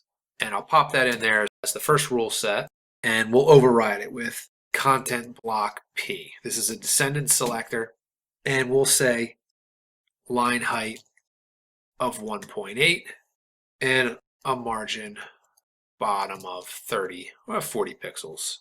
And I'll switch over to the website, and that would be targeting like any content or any paragraph text in this area. So we should see that now we get more line height and we get more margin bottom. So how much does each selector weigh? Well, inline styles are worth 1,000 points. IDs are worth 100, classes are worth 10, and elements are worth 1 point each. So in the example we were looking at before, the single P element selector was worth just 1 point, whereas .content block P, which was a class and an element, is worth 11 points. So that point system figures out which selector is going to win. They were both targeting the paragraph element, but because .content block P is worth 11 points, it's going to trump this rule set above it that's only worth 1 point because it's just an element selector. IDs happen to be worth 100 points, which is 10 times as much as a class. So in our HTML, this first section, JAWS, has an ID of JAWS. So if I were to say JAWS P, let's add a line height of 3. And when I refresh the browser, you can see that line height of 3 does take effect, and our selector that uses an ID that's worth 101 points is going to beat out the selector that has a class and an element worth 11 and just the selector that's just an element worth 1 point. So I tend to stay away from IDs for styling purposes when I can. Couple that with the fact that IDs are less versatile than classes because they can only be used once on a page, means I really try to avoid using them altogether because they are not very reusable. Another thing to avoid are inline styles, which are worth a whopping 1,000 points. Inline styling will beat everything, including selectors with an ID. For instance, let's target this paragraph again. We'll jump right into the HTML. And let's actually add inline style. So if you remember, that's going to be style equals, and we'll say line height, and we'll bring it back down to 1. And now the line height is using that inline style because it's worth more, it's heavier than all of the other selectors we have in our style sheet. So what beats inline styles? There is one ace up your sleeve, the important declaration. Using the important declaration, I can come back to, let's say, this element selector that's just a paragraph. I can come in and inside of the value itself, I can add important. And now the line height goes to 1.6. Let's inspect this paragraph to make sure that it's actually using the important declaration. And we're looking at it. Yes, it's got the inline style of 1. We can see that's being crossed out. We can see the ID worth 101 points with an element is being crossed out. If we scroll down a little more, our class plus element is being crossed out. And indeed, it is using the line height from our element selector with the important declaration. Adding the important declaration can actually be thought of being worth 10,000 points, beating out all classes, IDs, and inline styles for that one property. Like you want to stay away from inline styles and IDs, you want to stay away from using the important declaration unless you have to for some good reason. There is one other selector that is worth less than a point, the universal selector. The universal selector is just an asterisk or a star. It's worth 0 points, so it only works when no other selector is in contention. So if I were to say star, and then I would do font size 9 pixels, and we'll do a line height 0.5. Now technically though, this star should apply to every element unless there's something more specific defined. So anything beats the star selector as long as it's in your style sheet or somewhere. We can see that I took the important declaration out, so now we're falling back to our line height, and then we'll see the universal selector eventually is getting crossed out, so it's not being applied to this paragraph text or really anything, or really it's not being applied probably too much on the page.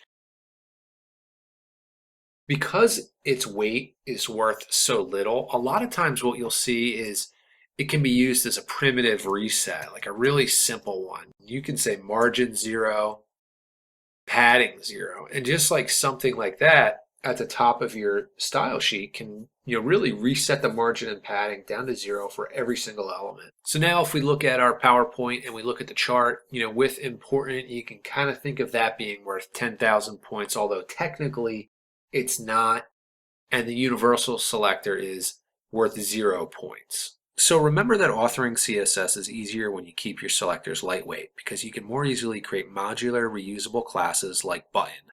A big part of creating a modern website is overriding styles when you have to. So you don't want to make that difficult. I strongly urge you to stick with classes, element selectors, and be very conservative with your use of the important declaration and steer clear of inline styles and IDs altogether. That about does it for this road trip from our project to discuss specificity rules. In the next video, we'll get back to styling our buttons as we look at transitioning state changes of our buttons when a user hovers over the button. Welcome back to the fourth video of this section, CSS transitions. Understanding how selectors overrule each other can alleviate a lot of frustration. Now that we've got a better understanding of that, we can get back to our project and finish styling the buttons we're working on. Now, a button isn't complete unless it has a slick hover state with a smooth transition. In this video, we'll start by creating a hover state using the pseudo selector hover. Then we'll smooth it out with a transition before finally discussing when vendor prefixes are necessary. So our buttons are ghost buttons.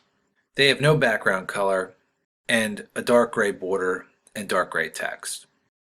I want to make the button have a dark gray background color on hover with white text. So let's knock that out by using the hover pseudo selector. .button : hover, background color 333, and color of the text will be white. Notice how I'm not using the full 6 characters of the hex code. If all 6 characters are the same, you can shorten it to 3 characters. And there we have our hover state. Very abrupt, it happens immediately. So the next step is to use the CSS3 transition property to smooth out the state change from no hover to hover. We can choose which properties to transition, the duration, and the timing function. All 3 of those properties can be listed out separately as transition-property, transition-duration, and transition dash timing dash function. But it seems to be easiest to use the shorthand. So I'll just type in transition. And we'll use 0.25 seconds all for all properties, and we'll use linear. Before I explain all that, let's take a look in the browser. And now as I move my mouse over each button, it's a more gradual change. Actually, it takes 0.25 seconds to go from that dark gray color to the white text, and the same thing for the background color and border. A quarter second seemed to be just right. But let's experiment with a faster transition and a slower one. So let's just change this first to 1/10 of a second. And that's good too. That's very fast. It's almost immediate. And now let's change it to 1 second, which will be 10 times slower. And that's probably way too slow. I find that 0.2 seconds to 0.3 seconds tends to be that Goldilocks zone for transition. So let's change that back to 0.25 seconds and save it out. So the next value is all. That can be set to a certain property you want to transition or all properties. So if I wanted to, I could set this to just color. So now the only thing that's going to transition is the text color. And you can see how the background color of dark gray is immediate, but the text color happens over 0.25 seconds. So now if I wanted to, what I could do is I could just repeat this again, and I could say 0.25 seconds for the background color and linear.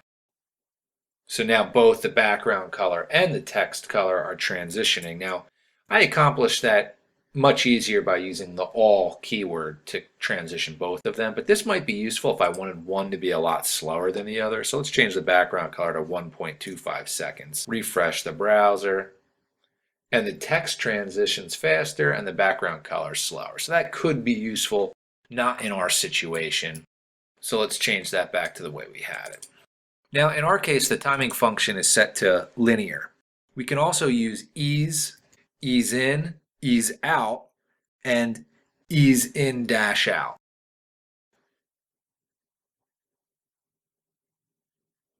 For short transitions like the one we're using, linear or the default ease will work just fine. Really, any of them will work just fine, and it's actually quite difficult to tell the difference between ease, ease in out, and linear with a really fast transition like this. I'd recommend experimenting with each one to determine which one suits your needs best. Okay, so the transition adds a nice little experience layer to our buttons when hovered. We can also transition the active and focus states. Focus is the state when your user tabs to the button using their tab key instead of hovering over their mouse pointer over the button. I like to typically make all hover states the same as the focus state. That's accomplished easily just by adding the selector using a comma.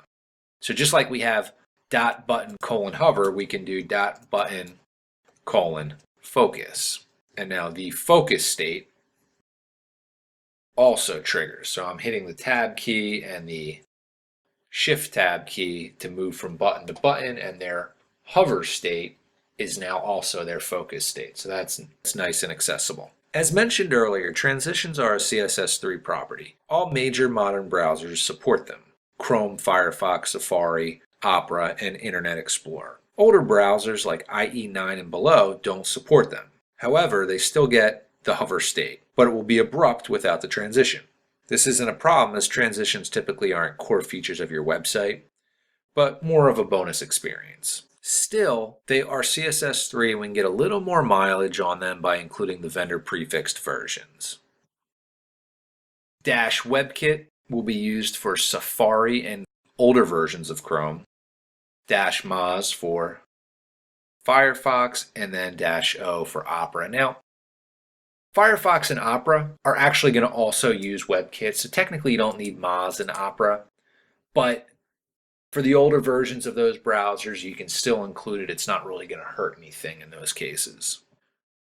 So transitions are a great feature of CSS3 and really add an extra layer of good user experience to your buttons. In summary, we've created a hover state for our ghost button and used a transition to smooth out the state change. We then added vendor prefixes for WebKit, Moz, and Opera to support older versions of those browsers. In the next video, we'll look at another property of CSS3, transforms. Welcome to the 5th video of this section, CSS transforms. Like transitions, transforms are also a feature of CSS3. They have a little more support though, as all major browsers, including IE9 and up, provide support. Transforms allow you to do several things, including rotate, scale, and translate, among others. We'll look at a few practical examples in this video. First, we'll apply a scale to our button. Then we'll do a translate, followed by a unique use of the rotate value. Let's jump right in where we left off with our button. Right underneath the transitions, let's add a transform. And we'll say scale 0.9, 0.9. We're actually making it smaller. And if we look at the size of our button, we refresh the browser, the buttons actually become 9/10 of their original size. Let's add the scale property again to the button's hover/focus state to get an even neater interaction. So we'll grab this and we'll come down to the hover focus state and we'll change it to 1.1 and 1.1. That's 1.1 the width and 1.1 the height. And you can see the button actually gets much bigger as you hover over it. It's a nice smooth transition because we already have the transition property applied. Let's go one step further and also transform using the translate function. Translate will move the element to the left, right, top, or bottom. So the first value is the left and right, so I'm not going to move it left or right. The second value is the top and bottom. I'm actually going to push it up -5 pixels. So if I were to use a positive value, that would push it down. So let me refresh, and when I hover over that, you can see it does nudge up slightly, 5 pixels to be exact. Notice that I separate the two functions with a space. If I were to actually add a comma here between the two functions, the scale and the translate function, we'd actually get no interaction at all as far as the transform goes because that's incorrect syntax. So it breaks when I put a comma in between the two functions. So there's another transform function that I'd like to go over, but if we add any more flair to these buttons, they may start to get distracting. Let's instead add a very interesting hover effect to the movie images on the movie page. These images next to each movie title are actually external links to the movie. However, I want a visual interaction to take place on hover that really indicates that this is a hyperlink. So let's use the transform function rotate to make this happen. So, taking a quick peek at the final site, the hover effect is a rotate inside of this frame. It's also getting scaled slightly larger. We need to have an element that wraps around our image in order to accomplish that. And we do have this. There's an anchor tag with a class of figure that is the parent of each image. So that is where we'll add this thick white border. We're going to need an overflow hidden to the anchor because when we scale the image larger and rotate it, the overflow hidden prevents it from popping out of its container. So let's get to work. The content block figure selector already exists, so let's add the white border to it first. I'm going to wait on adding the overflow hidden until a little bit later. 10 pixels, solid, and white. We'll close the final site, and we'll refresh our site, and now we get our 10 pixel white border, except we get this gap at the bottom. We can solve that in one of two ways. We can make the container the exact height of the image by using the height property, which isn't the best solution. Or we can float the image to the left. We'll use the float property as it's easy enough and it's a little bit stronger of a solution. But we want to actually target the image itself that's inside of content block figure. So I'll copy this and add image to the selector, and I'll get rid of the margin and the border, and we're left with float left. So that'll work. And when I refresh it, we get rid of that gap between the image and the border. Now let's add the rotate and the scale. So we're going to add that to the image as well. So we'll do a transform and we'll start with rotate. Rotate is a little different as it doesn't take two parameters inside the function, just one, a number of degrees to rotate the image. And now let me add the scale, 1.25. 1.25 horizontally and 1.25 vertically. I'll save that. And I actually need to put it on hover, so let's go back and change that.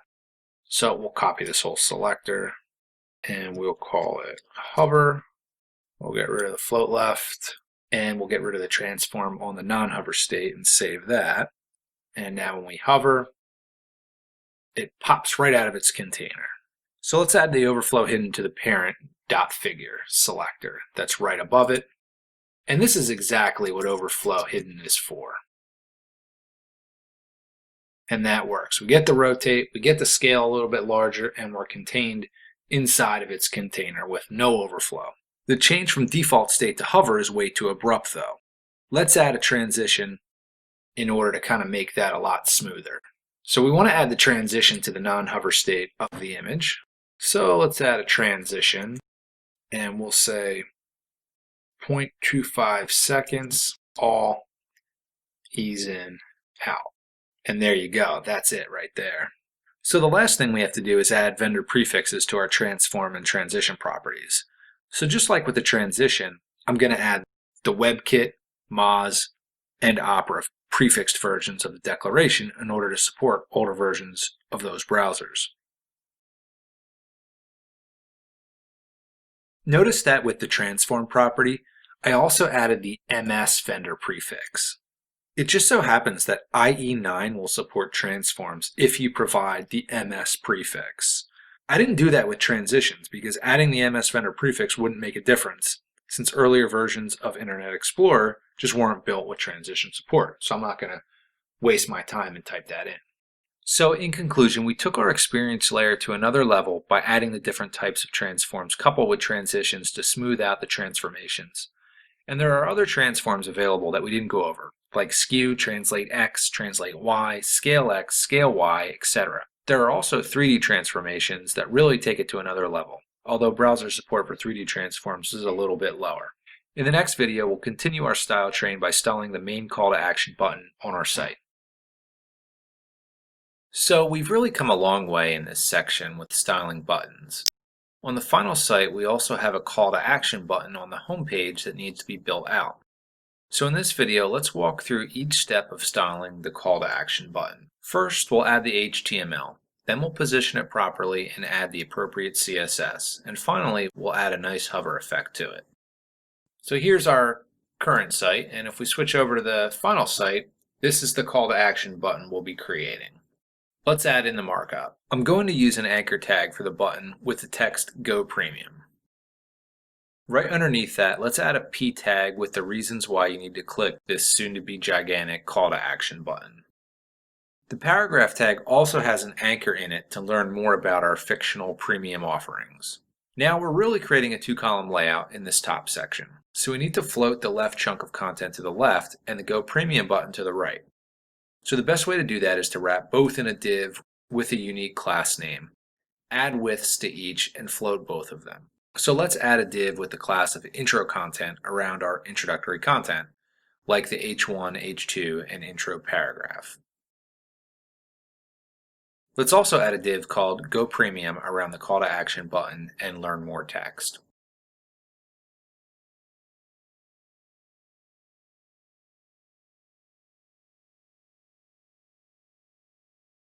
So the call to action button lives where we'd expect it to, directly under the intro content. So let's dive into the CSS and change that. So this is nothing new here. I just copied in some code. Our intro content and our Go Premium area both have a set width defined. I also put a margin right on the intro content to add some space between the two, and then both of them are floated to the left. So really what this accomplishes is we get our introductory content on the left and our Go Premium content on the right. We have a few problems here though. The Go Premium stuff is way too high on the page, and then below that our content is encroaching and flowing to the right of the intro content. So that's a problem with the float not clearing. Margin top should fix our first problem. Our second problem, where the content is actually flowing around the floated element and kind of creeping up on our Go Premium button, can be solved by using the clearfix around this entire top section. So that entire top section, both the intro content and the Go Premium, are wrapped inside of this wrapper. So let me also add the clearfix to that, our grouping class. All right, and that fixes that. That's a lot better. Let's go ahead and style the button. For styling purposes, let's add a class of call to action. So let's take another look at the final button. There's a white border, white text, and a blue gradient, and plenty of padding around it. The hover state removes the gradient and changes the text color and border color to blue. So let's add this. Note, we won't be able to use this exact web font, and we'll use a solid blue background instead of the gradient for now. We'll come back to it in the next video and add the gradient, as well as return to the font in a later video. So we'll add a 2-pixel solid white border.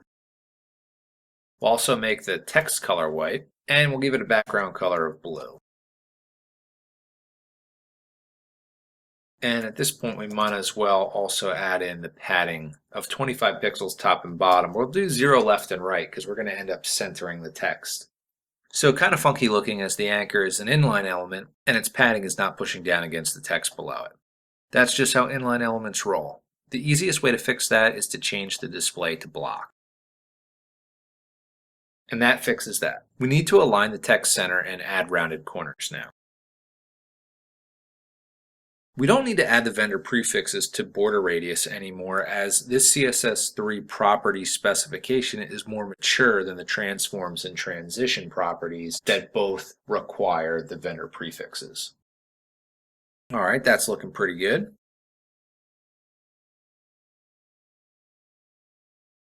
All right, now after upping the font size and the font weight, our button's looking pretty good. Let's add the hover styles. We need to change the color of the border and the text from white to blue. Border color will take care of that.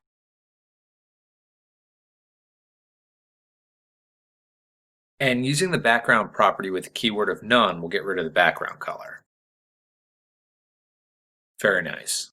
Lastly, let's add in a transition to make the state change that much more subtle.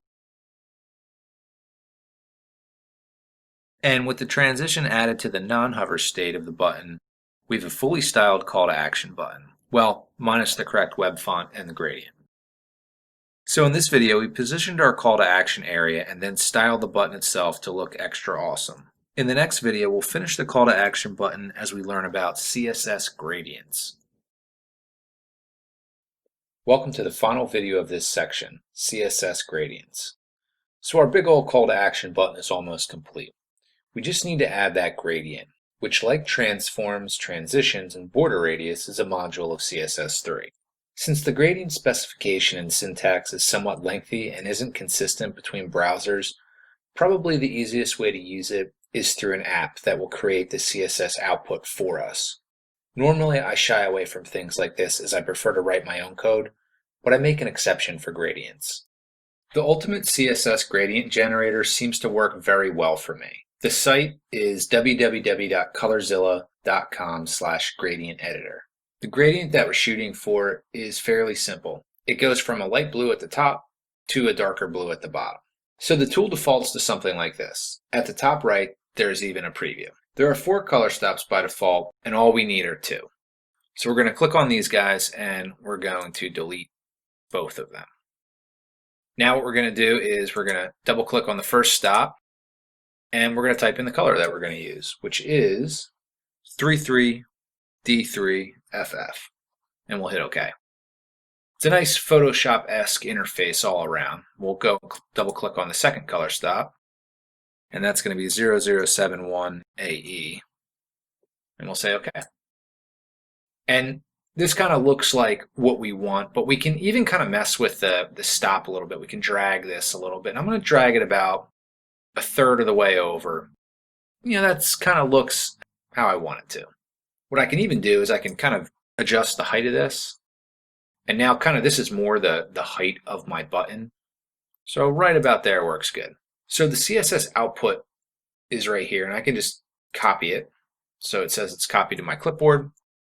And I can switch over to my CSS file, and inside of my call to action selector, I can copy in that CSS. I'll scroll up a little bit so we can see it, and I'll format this code a little bit. It created 8 different properties. The first is just a background color for older browsers that don't support the gradient syntax. I actually want to change that to this color because that's our official branded color for this site. And I'll get rid of that color mention up here. Then we have the Moz prefix, the WebKit prefix. There's actually two WebKit prefixes, which demonstrates how the syntax has changed as the spec has evolved over time. We have the Opera prefix as well as the IE prefix, followed by the unprefixed version down here at the bottom, and then followed by this kind of totally different version that's for older versions of Internet Explorer, 6 through 9. So we'll save this and we'll go over to our buttons. You can see it's a solid color right now, so we'll refresh the browser, and now we get our gradient. So that's very good. So this is going to work in Chrome, Safari, Firefox, and IE, and it looks great. So we successfully styled the call to action button and applied a gradient using a program that handles the hard stuff for us, allowing us to work that much faster. Earlier in this course, we styled other buttons, learned about modular CSS, transitions, and different types of transforms. In the next section, we'll move on to creating our primary navigation. In doing this, we'll learn about CSS positioning, pseudo classes, animations, and how we can create the drop-down menu purely in CSS. In this section, creating the main nav will build out all functionality and presentation of the primary navigation. This is a pretty deep section, as building our main nav involves pseudo classes, absolute, relative, and fixed positioning, plus a bunch more like CSS animations. In this video, starting the nav, we'll begin by creating the cleanest HTML possible, and then we'll plug in the basic CSS to get it started.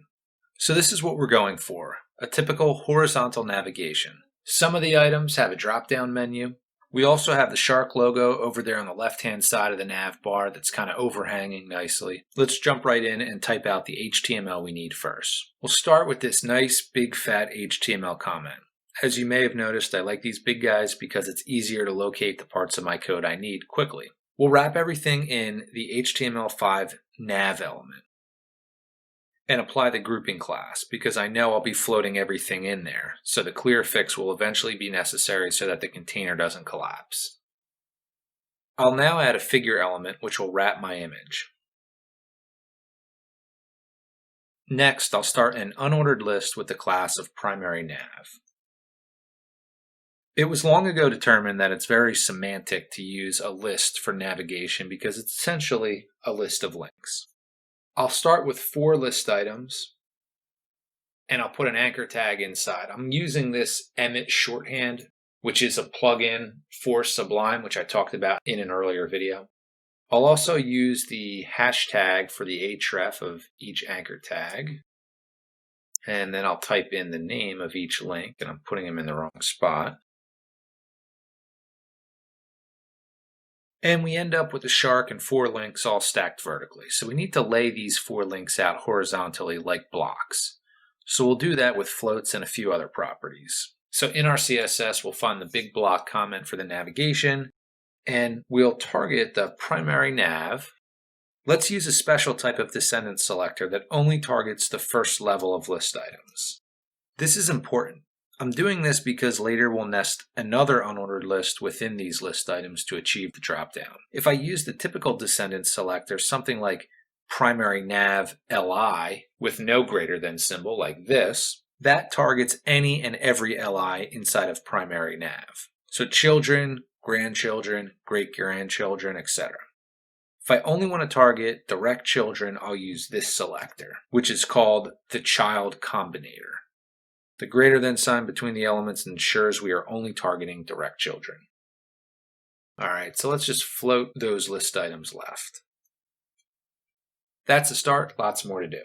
Let's use the same type of child combinator to target only direct children anchors of direct children LIs of primary nav. So it's kind of the same thing we did before, except we're adding one more level, and we're doing it for the same exact reason. So we're going to add padding of 25 pixels to the top, 0 to the left and right. We'll make it a width. Each one will be 150 pixels wide. And we'll give each one a border left of 1 pixel solid in this gray color. It's now starting to loosely resemble our nav. And here's going to be the kicker for code. And I'll drop in this whole rule set. This is a more familiar descendant selector for some of the styles that will apply to the main navigation items as well as the drop-down navigation items, nav LIA. This is a nice dry approach, so we don't have to repeat this code later for the drop-down menu. So basically we're setting the font family to Arial. We have this text color, and we're using text transform uppercase, and this is going to make sure that I can type in lowercase for the navigation items in the HTML, but it's going to transform each one of those letters to uppercase. This way, if I decide later, regular case is better than all uppercase, then I can change it in one place instead of updating all the HTML. We have a font size, we're aligning the text center, and then we're also adding a transition like we learned in the last section that's going to transition the background color over 0.15 seconds. So we'll save that, and now we'll look at it. And there we go. We have starting to resemble something, but we have some problems. The one problem we have is our anchor tags are inline elements. So what's happening is they're not actually behaving like block level elements. So one of the things we can do is we can actually float them to the left as well. So we'll say float left. And there you go. Now that's looking a lot better. Let's target the focus and hover states. So underneath that last rule set, we'll add another. And this is going to target the focus, the hover, as well as another state, the active class. So this isn't a state necessarily like you would think of a focus state or hover state, but this is going to be the active state, which is really a class that we're going to apply to elements to signify that you're on that page. And it's going to be the same as the hover state. So that's a background color of this red color, and we're making the text white. So now when we refresh it, we get the hover and focus state, which is good. The only thing we have to do is figure out the position of this nav bar and push the whole thing to the right, because right now it's sitting underneath our image. So let's float the entire nav bar to the right.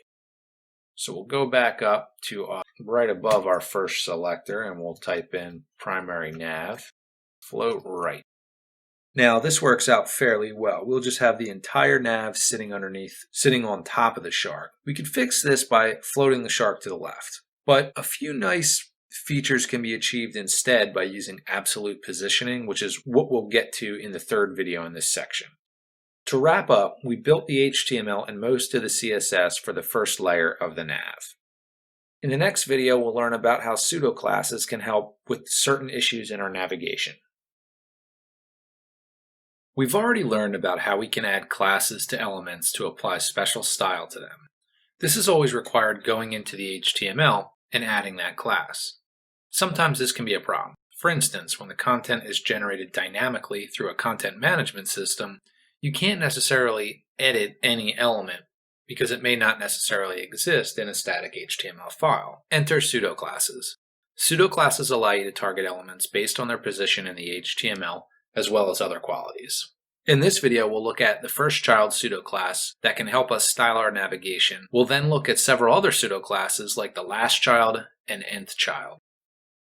But first, let's tidy up this nav just a little bit more by adding a white background and restricting our image to just 160 pixels wide. I'll save that in our CSS and we'll take a look. And here's what I'm talking about is we didn't have the white background and our shark is quite large. And now we have the white background and a smaller shark. Ultimately, I don't want the home menu, the first menu, to have a border left because it's the first element. So I want to get rid of this border left. In order to target the first element in our CSS, we'll add the first child after the anchor element. So we'll copy this selector and we'll add colon first child and then border left none.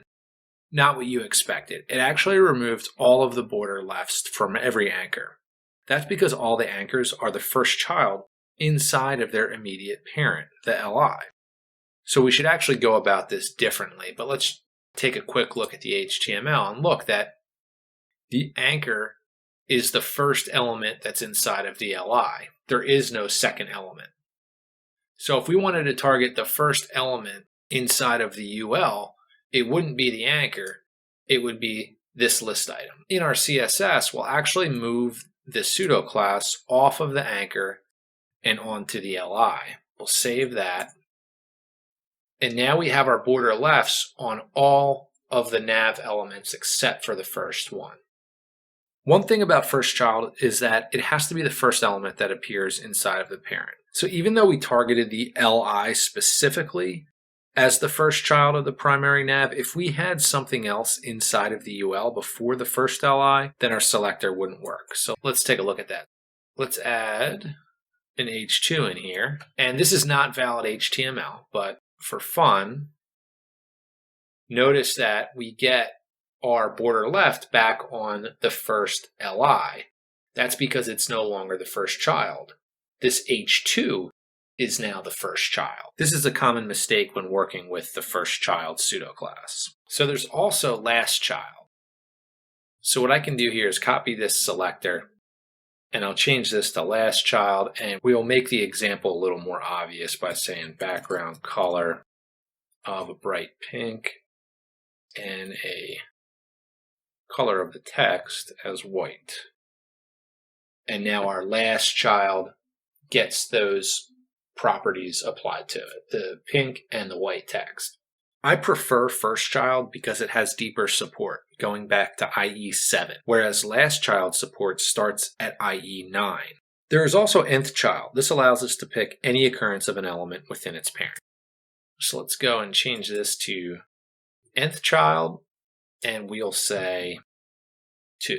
So in this, it actually should be home because the H2 is the first and then home is the second.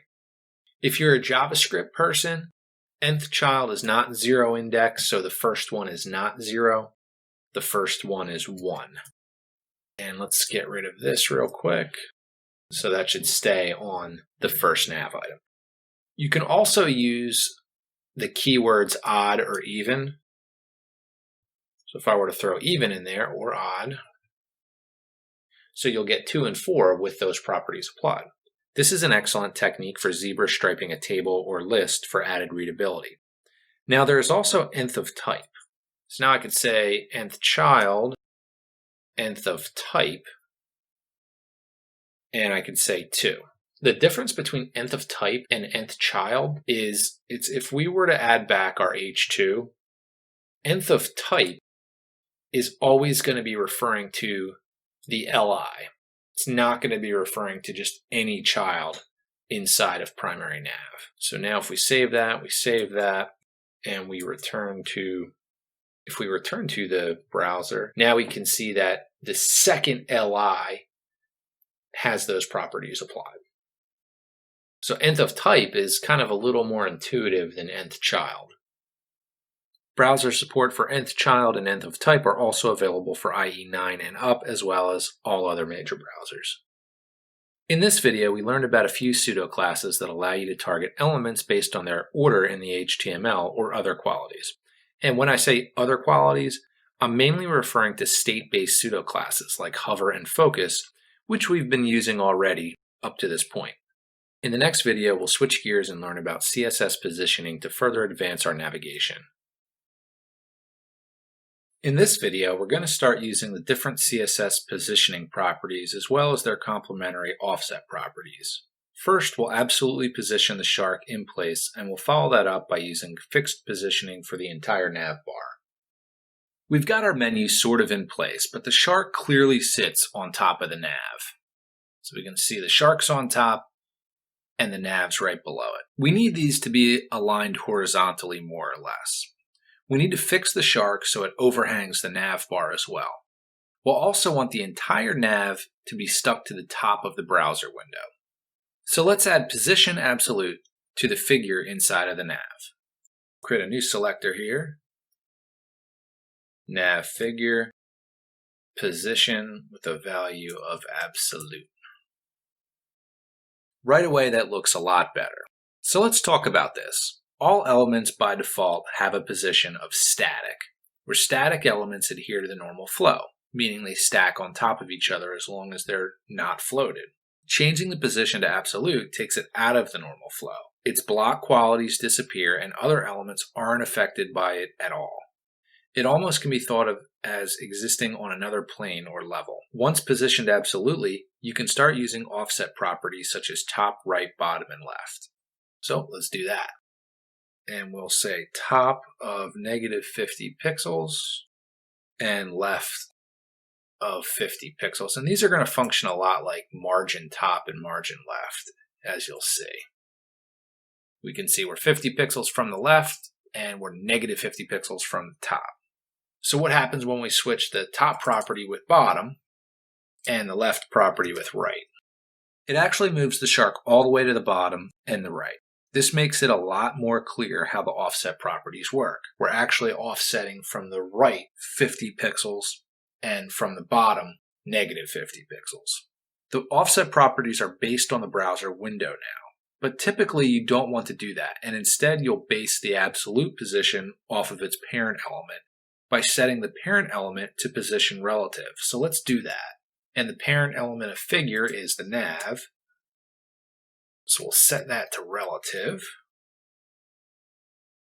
And now we're still 50 pixels from the right because the nav extends all the way to the right edge.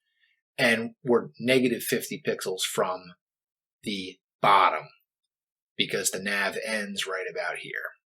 Position relative establishes itself as a coordinate system for children elements with position absolute. So let's move the shark back to where it is supposed to be. So we want top of negative 20 and we want a left of about 50. The shark overlaps our nav bar nicely. It's sitting on top of our headline kind of funny, but we'll come back to that in a moment. First, let's make the entire nav bar sticky to the top by adding position fixed. Fixed, like relative, still acts like a coordinate system, but it also has some superpowers that come along with it. Right now, the problem is the superpowers that come along with it are just breaking it. The problem is where position relative still keeps its block element qualities, position fixed loses a lot of those block qualities, and the nav now looks kind of funny where it's not stretching the full width of the browser window. Let's fix that with some offset properties. So we can actually stretch the nav by saying the left is 0 and the right is 0.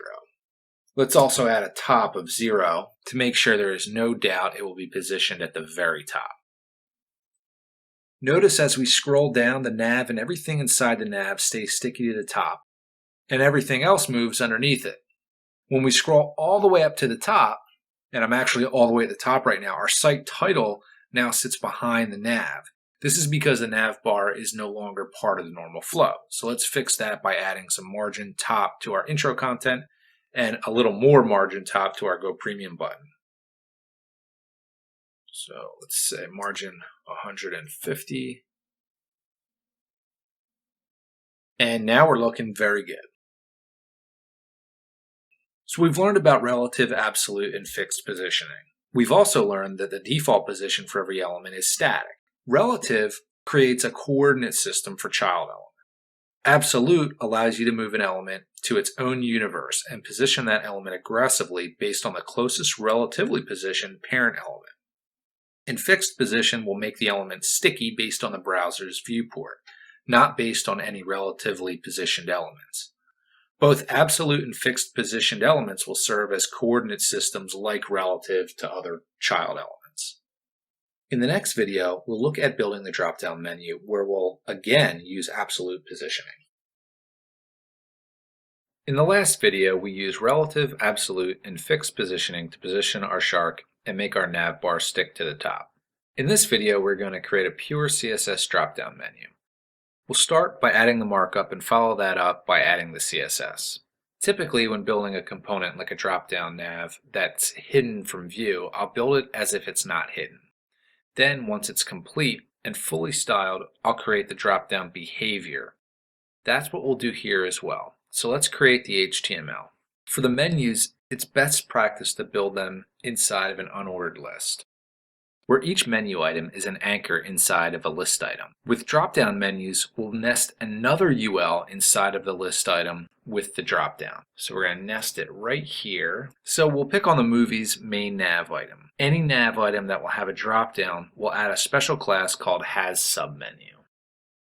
This way, with the has submenu class, we can target these LIs and its descendants specifically in the CSS. Inside of this LI, we'll create a new unordered list with LIs, and inside those LIs, we'll put in anchor tags. So I'm actually going to make some space here, and I'll drop in that new unordered list that's going to sit inside of our has submenu list item. So there's going to be 3 submenus in the dropdown. So we'll save that, and we'll refresh it, and here's what we get. So we just need to style that to look like our final menu.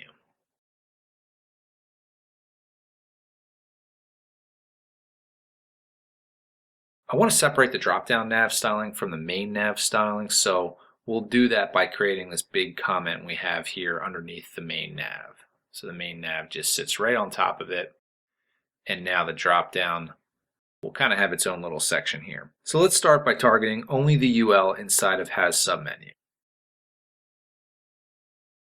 Now, in order to have the submenu kind of sit outside of the white nav bar, let's position it absolutely and add a top of 70 pixels. So now all we need to do is style the drop-down menu to look like it's supposed to. Notice how none of these LIs are floated left like our main nav. Because, as you'll remember, we used a type of descendant selector that only targeted direct children list items of primary nav. We don't have to cancel out those styles from before. Real quickly, let's go ahead and change those selectors to see what that really means. So if we scroll up, these were kind of our special child combinator selectors. If we remove these greater than symbols and save it out, notice all of this style that we have here kind of repeats down here. So that's kind of what we want to avoid, canceling out the whole floating left and the borders where we don't need them. So I'll just undo that real quick and save it out.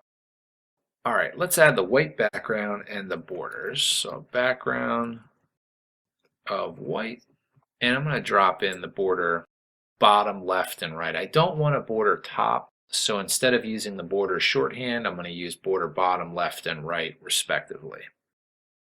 So we'll save that out and refresh it, and it's starting to slightly resemble a drop-down menu. All right, so one of the obvious problems is the width. We need to give it a width of 150 pixels to match the width of its parent element. And let's add a border radius to the bottom left and right corners. Notice the border radius shorthand. It's very similar to the margin and padding shorthand. The first value is the top left corner, and then it goes clockwise from there. So the second value is top right, the third is bottom right, and the fourth is bottom left. So we'll take another look, and now we've kind of got the width we need, we've got the border radius we need. One weird thing is it almost looks like our nav items aren't text aligned center. In fact, though, the anchor elements are text aligned center. And you can kind of see that when we hover over it. The problem is the LIs are going the full width across, whereas the anchors are inline elements, and they're only taking up as much width as they need. So let's go and change that to .has submenu A, and we'll say display block. And with that, we can also now add the padding of 20 pixels to the top and bottom. And now that's looking much better. Our hover states carry over from our main nav, which is good. The only problem is that our last hover state is hiding the rounded corners.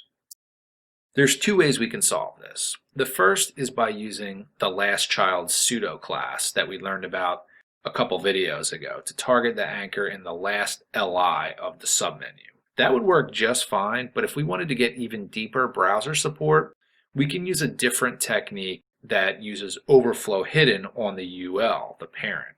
I tend to like the overflow hidden approach here because it's more minimal and it has deeper browser support. So all I'm going to do is just say overflow hidden.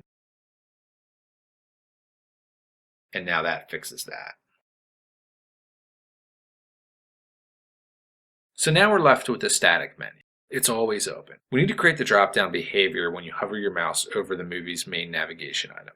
So one way to do that is to hide the drop-down menu by default and then show it using the hover pseudo class. Let's start by hiding the entire UL using display none. We can target UL only when the has submenu is hovered using the following selector.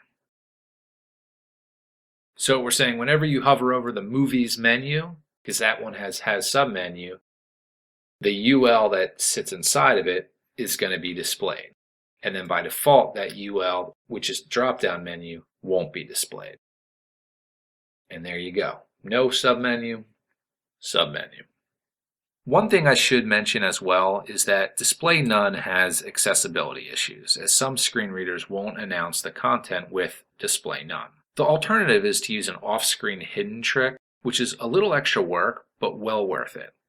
The basic idea is to absolutely position an element way far off-screen so it's not visible, but screen readers will still see it and announce it. There's a lot more to learn about accessibility.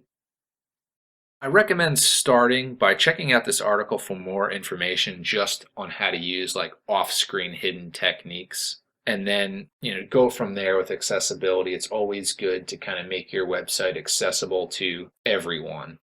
We really put that drop-down menu to bed without much of a fuss. It kind of worked out perfectly. On your first attempt at a drop-down menu, it doesn't always go this smooth. But by using these tips, you can avoid some of the problems you can encounter when creating a drop-down. Build the drop-down menu initially as if it's always visible, and then hide accessibly once you have it styled and looking good. The next piece of the navigation is for us to actually create the drop-down effect, which we'll use a CSS animation to achieve. Our main navigation is now coming together, and our drop-down functionality is almost complete.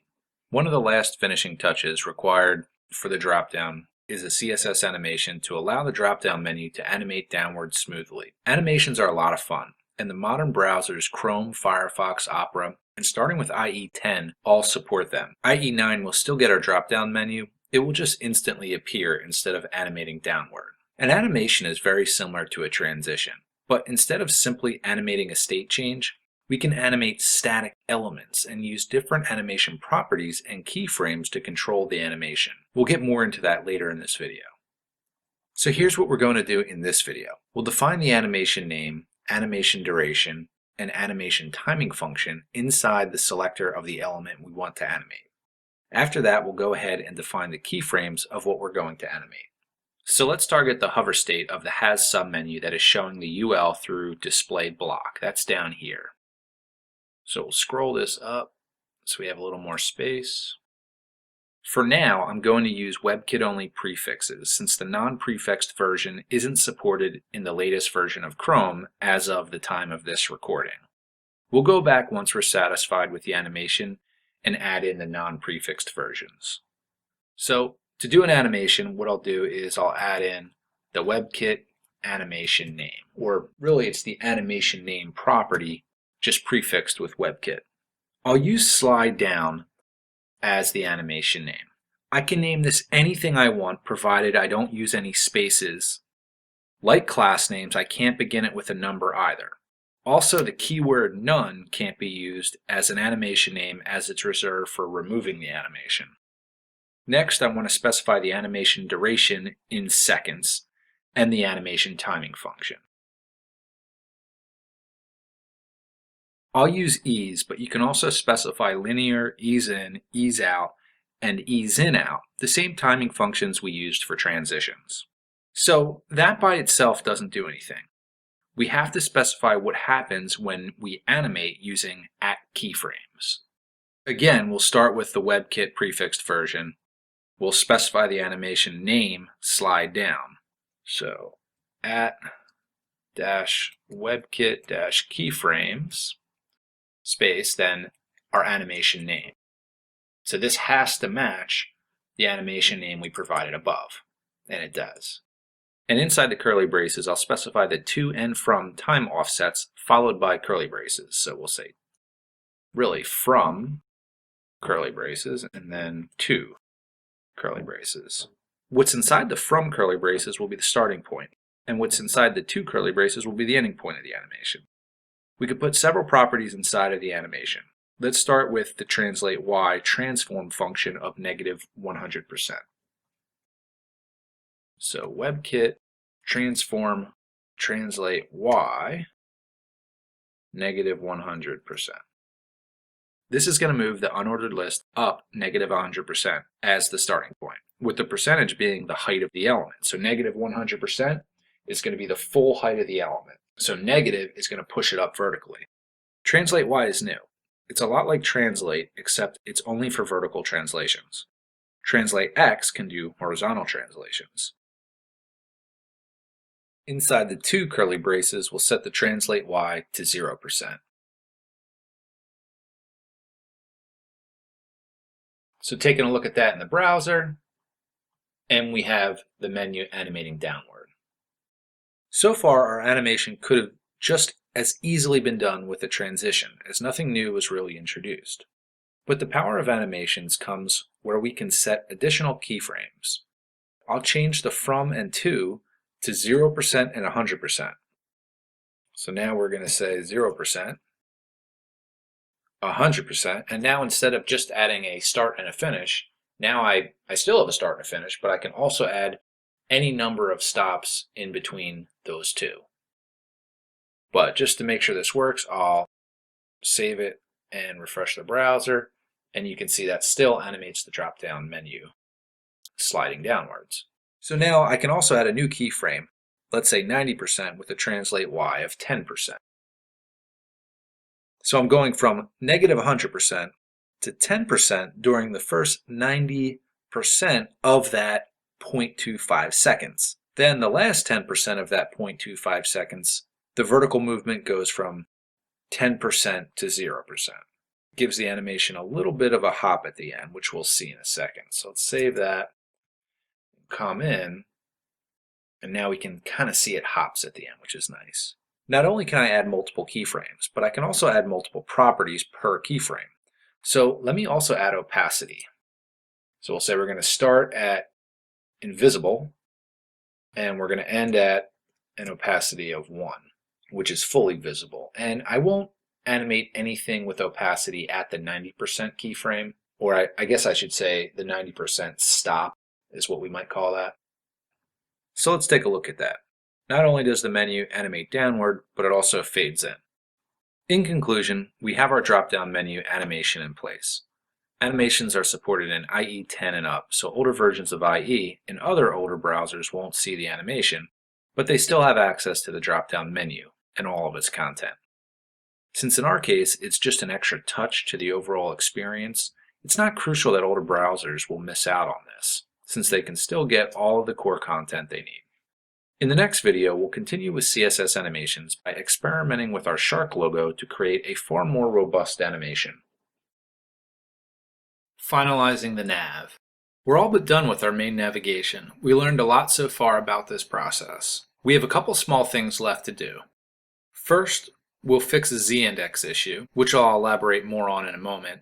Then we need to add a box shadow to the bottom of our nav bar to complete the design. And lastly, add the entire nav HTML to our other page, the movies page. First, the z-index bug.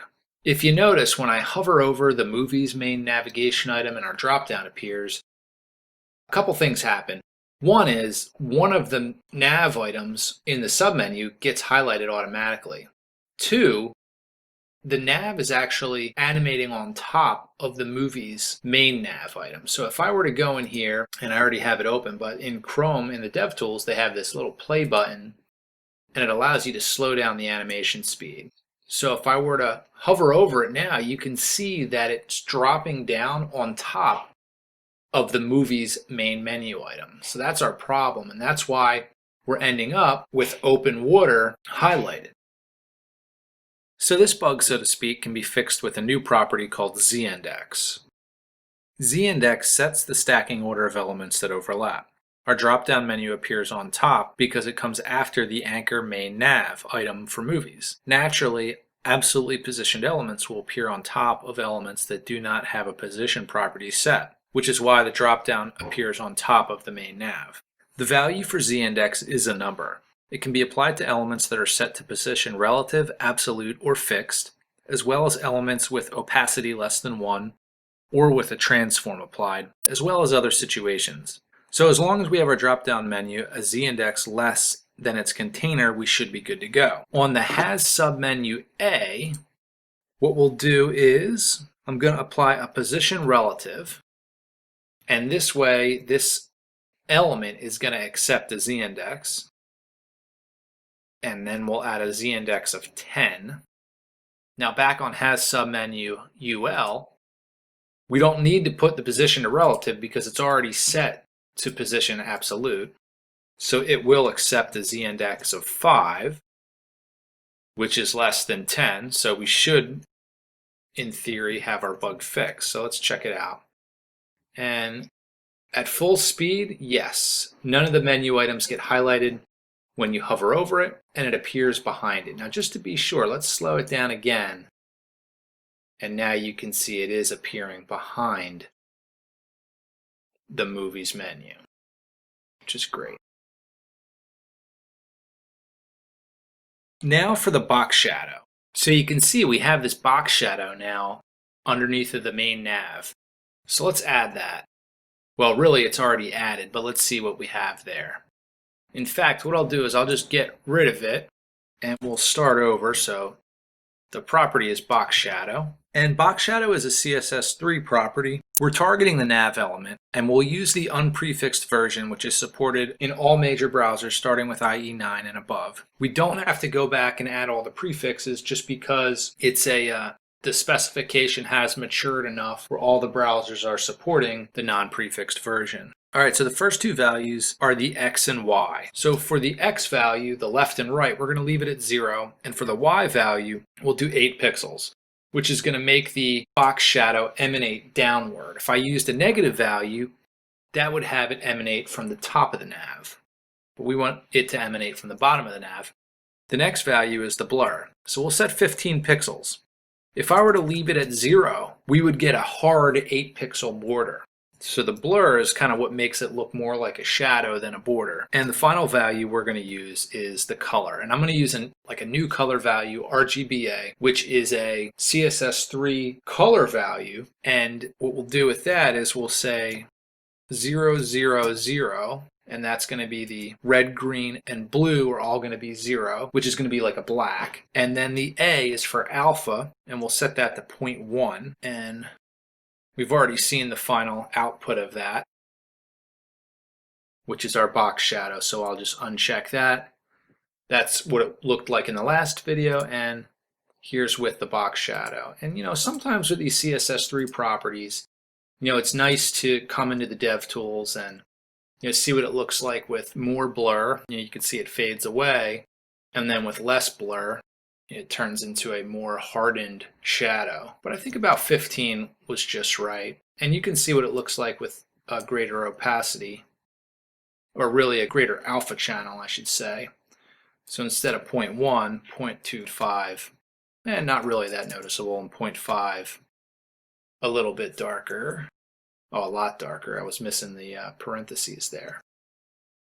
0.25 dark, 0.1, that's about right. So that turned out nicely, and now we can move on to our final task, which is to copy the nav HTML over to the movies page. So this will be an easy task. So we'll copy this whole block from the index.html, and we'll paste it right on top of the same nav code, and now we have our unordered list. And the other thing we want to do is set an active state. In a prior video, we set our hover state to have this red background color. And we also said, well, if the anchor has an active class, we want it to be red. So since this is the movies page, we probably want the movies menu to have the class of active. So let's go ahead and do that. So let's say class equals active. And now we'll go over to the movies.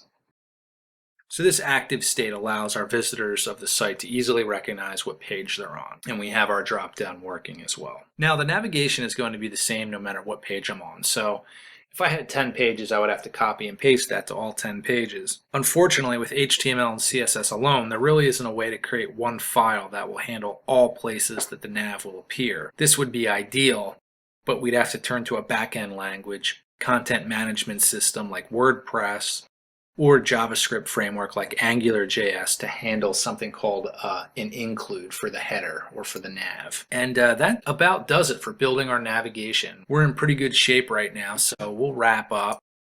So we have the nav completely done and all our bugs are fixed. This was a very full section, from absolute positioning to z-indexes, from pseudo classes to CSS animations. In the next section, we'll look at one of my favorite subjects, responsive web design, as we get this site ready for varying device sizes. Our main navigation's drop-down sliding motion is complete. Let's now take a deeper dive into CSS animations by experimenting with our shark logo by exploring other animation properties like delay, iteration count, fill mode, and the shorthand. We'll also go back and add the non-prefixed versions of each property once we're satisfied with the animation. Let's add an animation to the shark to get a different perspective on what animations can do and have that occur once the page loads. Let's copy our slide down animation from the previous video over to the nav figures selector, which is the shark, and change the animation name to crazy shark. We'll grab this guy and we'll go and find the nav figures selector, and we'll actually copy that right there. So now we have our animations, we have our keyframes, change the name to Crazy Shark. When I refresh the browser, we can see the shark immediately slides down from the top, similar to our navigation. Let's change a few other things. I'm really going to riff a little bit and add 2 more keyframes, 33% and 66%. I'm also going to change the translate Y property to just translate, and that way I can translate both the X and Y coordinate. So I'm going to add a few percentages in here that I experimented with, and I'm also going to add a rotate. So let me do that now. So for the first one, it'll be 90% and 70%, and the second one is going to be 40 and 20, and the first value inside the translate is going to be the X coordinate, and the second value is going to be the Y coordinate. This one's going to be 10 and 50. And the way you do this with translate, like we learned in a prior video, is you're going to separate the 2 different values with a comma. And even though we're using just translate, if both the X and the Y are the same, you can use just one value. So for 0%, we'll leave that as is, and we'll go ahead and add the rotate. And let's change the duration to 1 second. The shark is really moving around here, hence our animation name of Crazy Shark. There are several other animation properties, 2 of which are delay and iteration count.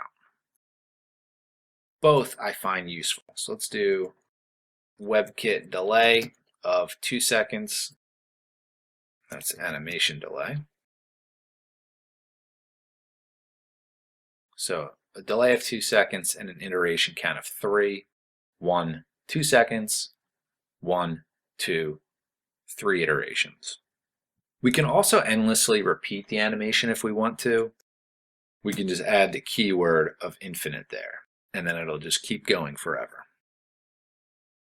So notice how the shark starts here, and then after the 2 second delay, the animation starts from over here. To make it less jumpy, we could use another property called animation fill mode. And we can say backwards. Other possible values are forwards and both. The fill mode tells the element being animated what to do with itself before the animation starts and after the animation ends. Using fill mode fills the space before and after the animation. So now that I have it as backwards and I jump in here, notice the shark is not present when the page loads. That's because the starting value is opacity 0, so it's just gone. And then after the delay, it starts from the starting point of the 0% offset.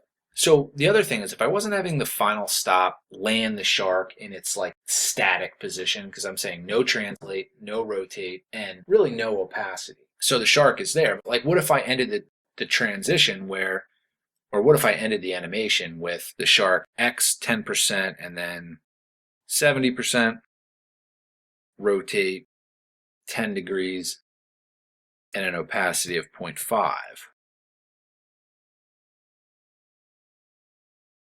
See, notice at the end of the animation, it kind of ended right here, but then it jumped back up to its native position.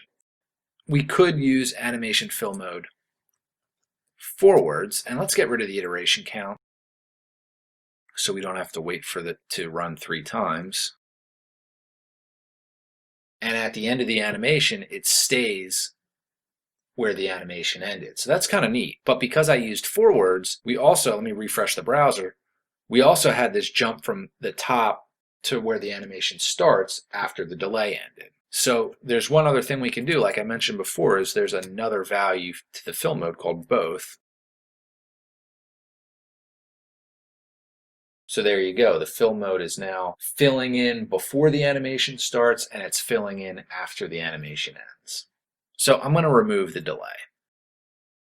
And because of that, we can remove the fill mode as well.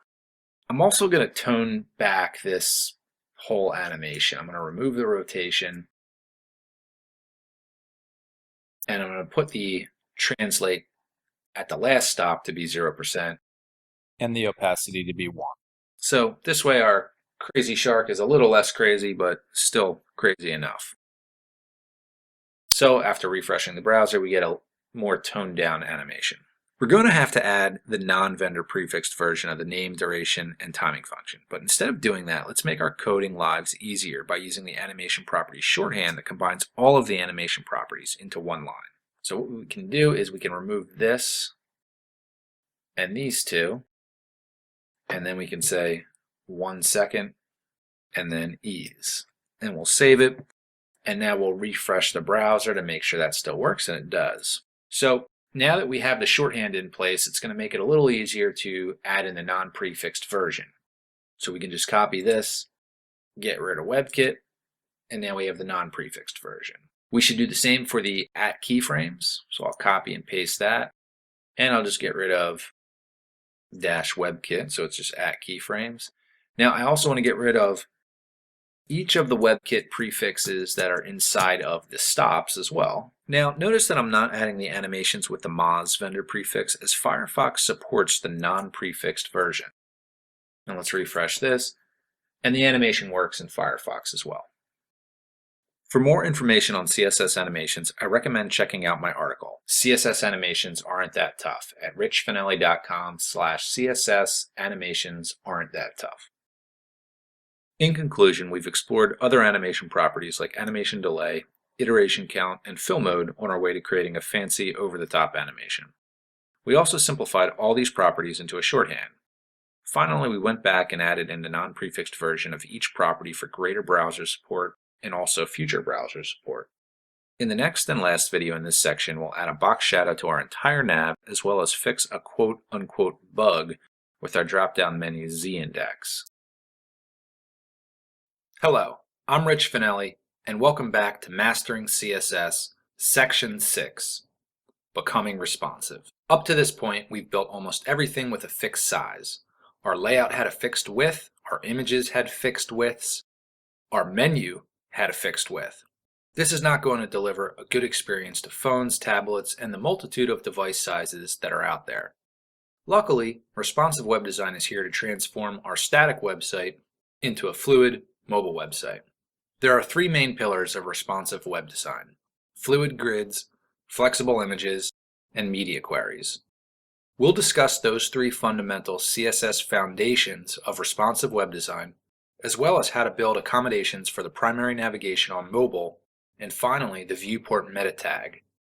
In this video, we'll discuss the first of the 3 main components of responsive web design, the fluid grid, or percentage-based layout. We'll look at converting a fixed width layout to a fluid grid, and to do this, we'll learn the formula for converting pixels to percentages. Right now, we have a fixed width layout. If I shrink the browser, you can see how it breaks quite obviously at smaller sizes. Creating a fluid grid is the first step in fixing this. The goal is to change all our pixel widths, as well as left and right margins and left and right padding to percentages. I'm going to ignore the nav for now, and we'll circle back to that in a later video. We'll start with the div that I use to wrap a lot of the content, which is the wrapper class. I'm going to change the property width to max width. This is saying that this element can be smaller than 960 pixels wide, but it can't be any wider than that. I'm also going to set the width to 90%. So this is saying make the width 90% of its parent element, which has no width. So it'll be 90% of the browser window. This will give it a 5% gutter on either side at widths narrower than 960 pixels wide. All right, let's look at the site in the browser. So we'll refresh that and we'll make it smaller again. And you can see that really doesn't have a dramatic effect, and it kind of still, looks pretty bad. Now we want to make these elements inside the wrapper percentages as well. Since we're starting with fixed pixel widths, we can convert all to a percentage using a formula. Target divided by context equals result. The target is the desired width of our element. The context is typically the width of the parent element. The result is the percentage we can plug into our CSS. So if we scroll down, or really if we look at our HTML, we can see here's the wrapper, and there's two divs inside of it, intro content and go premium. So our first element is the intro content, which is the section that appears inside of the wrapper. The target here is 600 pixels. The context is 960 pixels. So I'll break out my calculator here and I'll do 600 divided by 960 equals 0.625. So I'll plug that in as my width. I'll add a percentage as my unit of measure, and I'll move the decimal point over 2 places. So that comes out to 62.5%. It's a good practice to keep the original formula in a CSS comment because the chances are good you'll need it later. This tells me that the element was originally 600 pixels wide and the parent element was originally 960 pixels wide. This is especially useful when you have to convert child elements to a percentage using this formula. Now the margin right needs to be a percentage too. The formula remains the same. Target divided by context equals result. So our target is 60 pixels. Our context is still 960 pixels, the parent element, which is the wrapper. So we'll use our calculator. 60 divided by 960 is 0.0625. I'll Command C and then paste that in. And I'll convert this also to percentage by moving the decimal point over 2 places. And we have 6.25%.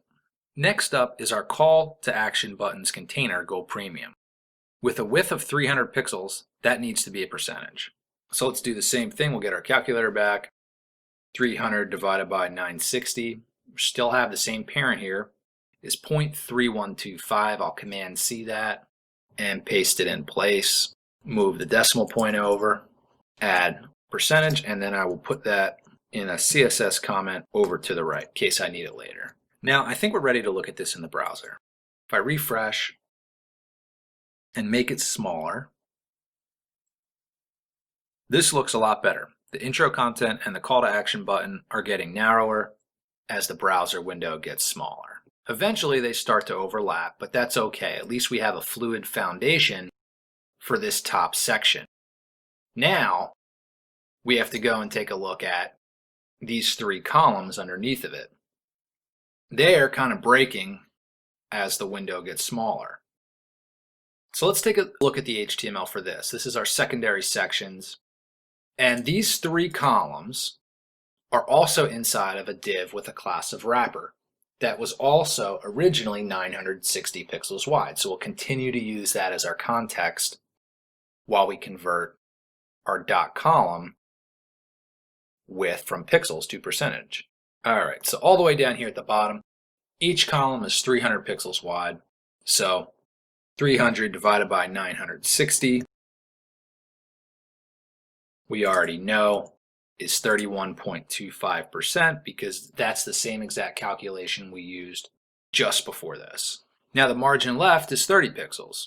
So we're actually going to copy and paste this down here, but we'll move the decimal place over 1 and we'll say 30 divided by 960. And just for fun, just to prove it out, we'll do the math on that one too, just to be sure. 30 divided by 960 is 0.03125. Okay, so I was correct there. Now, we do have a margin left of 0 on the first column. I don't have to change 0 to a percentage because 0 pixels, and 0% are all the same exact thing, nothing. As a side note, I never changed any heights or top or bottom margins and padding because that just didn't really matter to us. So now if we refresh this section and we make this smaller,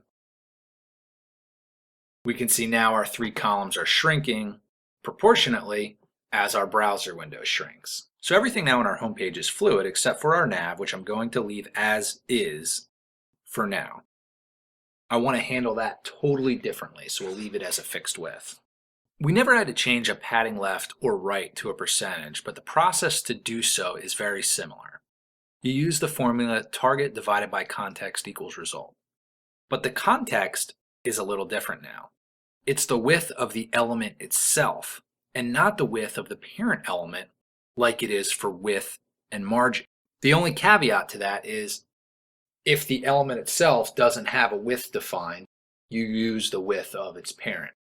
Or you can determine the width of itself by determining the width of the parent. If you're using the box sizing property with the border box value, the padding is no longer factored into the box model width of the element.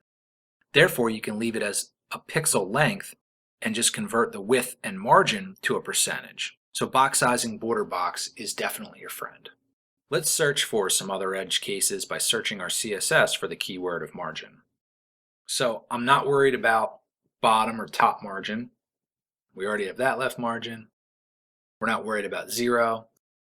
Now auto for left and right, that doesn't need to be converted to a percentage because auto is automatically calculating the width based on the space available. So it's as good as a percentage. So we're good there. Not worried about margin bottoms. Not worried about margin tops. But we are worried about this guy. This content block figure has a margin of 30 pixels. It's using the single value. So that means the top, bottom, left, and right are all 30 pixels. So we only want to change the left and right. So what we can do is we can change that to 30 pixels, 30 pixels. And that's the same. This is the top and bottom. The second value is the left and right. In content block figure, remember that is the element that wraps around our image. So we're actually trying to turn this margin right and margin left into a percentage. Content block figure, so we're looking at figure, is inside of a wrapper. So again, we know the wrapper is 960 pixels. So far our context has been very easy to determine because our context has always been the wrapper. So we'll make a note, 30 pixels divided by 960 pixels, or really we can just say 3960, that's as good. 30 divided by 960, 0.3125, which is 3.125%. So we'll save that. We'll look at that in the browser. And now if we pay really close attention to our margin left and right around that image, we can see it's getting a little bit wider and a little bit narrower as the browser window shrinks. So now everywhere but the nav, all hard pixel lengths are percentages. Not everything has to be a percentage for responsive web design to work. We made a judgment call that we'd handle the navigation without percentage widths. That is true for the fluid grid and so many other decisions for responsive design. There really isn't a one-size-fits-all solution. Each component of your website needs to be thought out thoroughly from desktop down to mobile, or even better yet, starting from mobile and up through desktop. So step 1, creating the fluid grids, is complete for now. This is an important step because it ensures our design will start to fit nicely on all screen sizes. In the next video, we'll look at flexible images. We've created a fluid grid, which is Foundation 1. Foundation 2 is responsive images, or flexible images. We want our images, or at least certain images, to behave the same way as our divs and sections. We want them to be fluid, or flexible. Looking at our site, what we can notice is these three images of the octopus, the crab, and the whale, they shrink, they get smaller as the column they're in gets smaller. Whereas the shark at the top, he kind of stays the same size no matter what the browser width is. So our image in the navigation is not flexible. The three images in our columns are flexible. Let's look at that and see why. But first, there's three things that will guarantee responsive images. Put the image tag inside of a container. The most semantic container is usually the figure tag, but it certainly could be any element. Make the container fluid. Give it a percentage width. And 3, assign the max width property of 100% to all image tags, or at least to the image tags you want to be fluid or flexible. Now, if we look at one of our images, we can see it's inside of a container. So here's our image, and the container is the figure element. The figure element doesn't have a width defined, but it's a block level element that takes up the entire width of its container. So we can think of the figure as 100%, and it's inside of this column div, and column is 31.25%. So therefore we have step 1, we have our image inside of a container. Step 2, the column is fluid. And then the third thing is assigning a max width to all images. So let me scroll up to the top. And you can see what I do is I actually have this selector that's part of my reset that targets images, iframes, videos, and objects. So pretty much all types of media. And I assign a max width of 100%. I make this selector part of my reset or base layer of styles that I use on every project. So for fun, let's remove that property. I'll save it out, we'll look at our site, we'll refresh the site, and as we shrink the browser window, we can see these images aren't getting smaller. They're kind of staying the same size and they're kind of getting smushed together. By adding back the max width 100% declaration, these images become flexible again. This is really saying the maximum width of any image can be only 100% of its container. So as the container gets smaller, the width of the image will also get smaller. And there you have it. Now up at the top, the reason why the shark is not getting smaller is for two reasons. And let's inspect this. We can see the shark does have an immediate container element, a figure tag, but that container is not fluid. So you can see there's no percentage width assigned to the figure. And the container, the nav tag, goes the full width of the browser window. So the container is not fluid. Also, the image itself, if we go to this, has a width assigned to it of 160 pixels. So that's going to definitely stop it from being fluid. Now, I don't like having a width set on the image. Even though I don't want this image to be fluid, I don't want to have a width on it either. So let's do a little cleanup here and change that so the figure element has a width of 160 pixels, which is its container, instead of the image itself. And let's just search for nav image, and let's copy this width of 160 pixels. We'll get rid of the nav image selector, and we'll paste that width onto the figure itself. So that looks good. So let's take a look at our images on the movies page. They're not shrinking when I resize the browser. They're fixed width. And I think they should because they're just a little too big at smaller browser sizes. So the reason this image right here and the two images in the other two sections aren't shrinking is because their parent element does not have a width defined. So let's use our formula, target divided by context equals result. So we know the context of this area is still 960 pixels wide because it's inside of a wrapper. So what is the width of this anchor tag that surrounds the image? Now, if we look at our CSS, and I'm kind of jumping around here, I have a content block figure. There's no width defined. And if we look at the image that's inside of dot figure, there's no width defined on there. So we have to use the power of the Chrome Dev tools to figure out what the width of that not just the image, but what the width of the anchor tag around the image is. So if we hover over the actual image itself, the image is 200 pixels by 200 pixels. So if we actually highlight the anchor, the dev tools are telling us that the width is 230 pixels. That's in that pop-out bubble right above the image itself. So 230 by 230. So our width is 230. The 200 pixels of the image, and then 15 pixels border left and 15 pixels border right. So that makes sense. So now what we want to do is we want to use 230 as our target when we convert that into a percentage. Now what we're also going to have to do though is we're going to have to use box sizing border box. Remember that from the box model video. If you set a element to box sizing border box, then the borders and padding get calculated into the width that you define.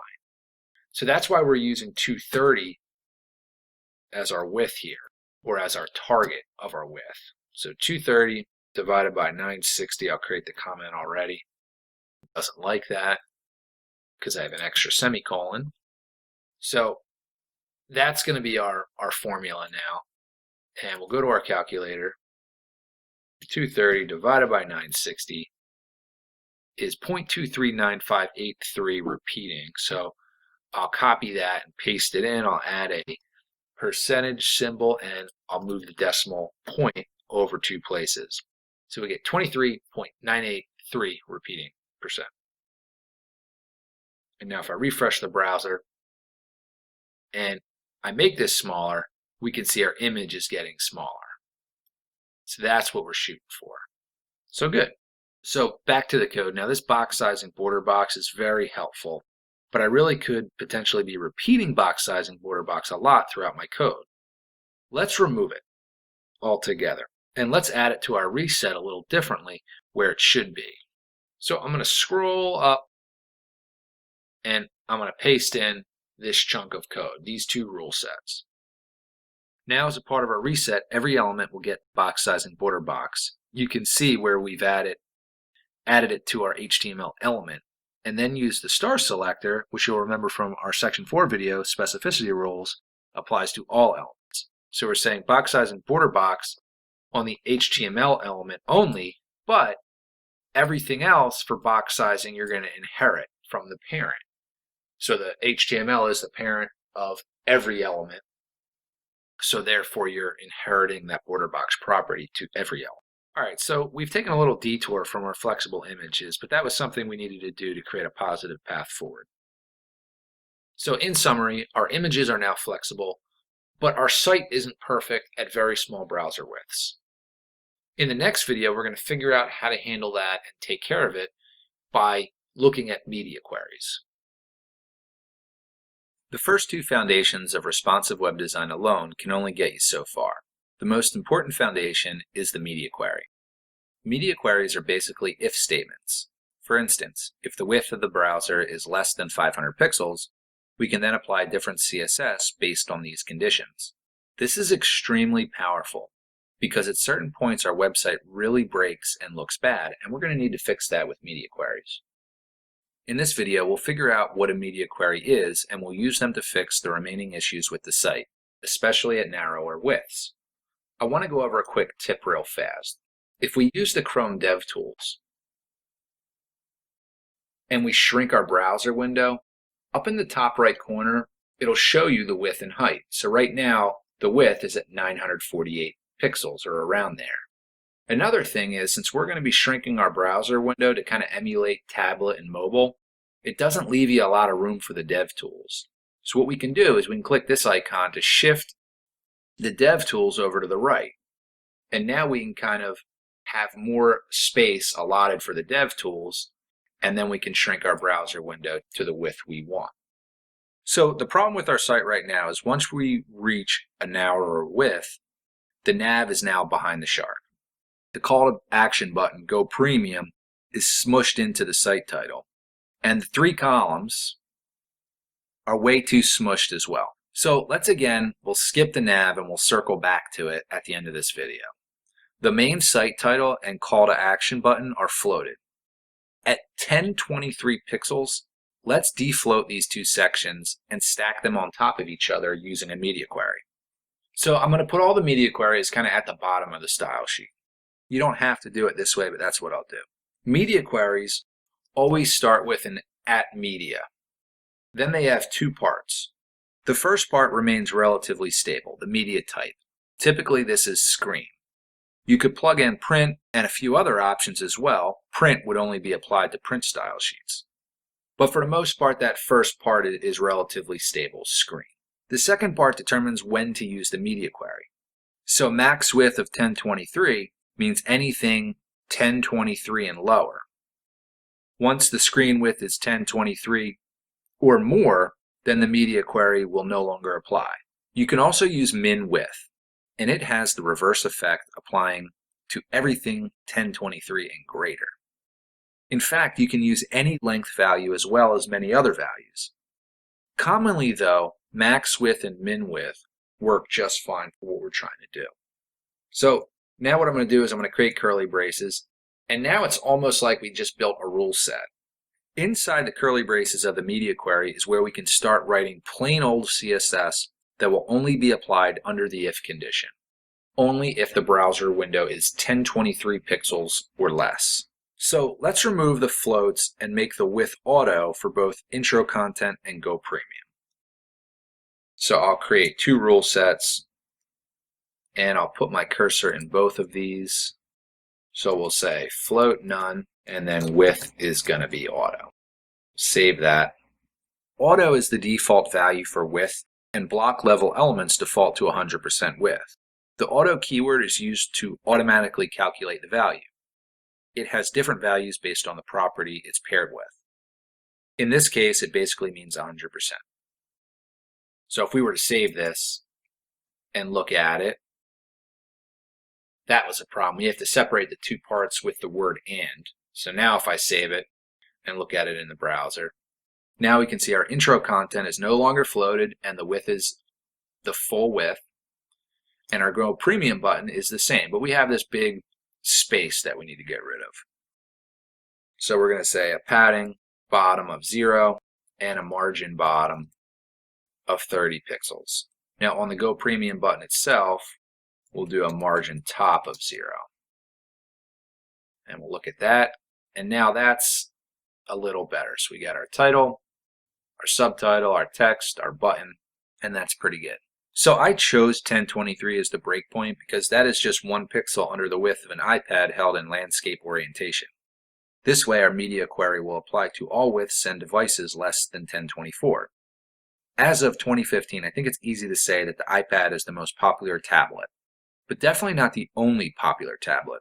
In fact, it's amazing just how many different tablet devices and widths there are out there, so you may not want to necessarily use 1024 and 768 respectively as the basis for your breakpoints. Figure out generally where your layout starts to break or look funny and determine a breakpoint from there. Then test your site on iPads and any other devices or emulators you can find in order to make sure your site looks good. We'll just use 1023 as our baseline since at 1024 the layout still looks good in our case.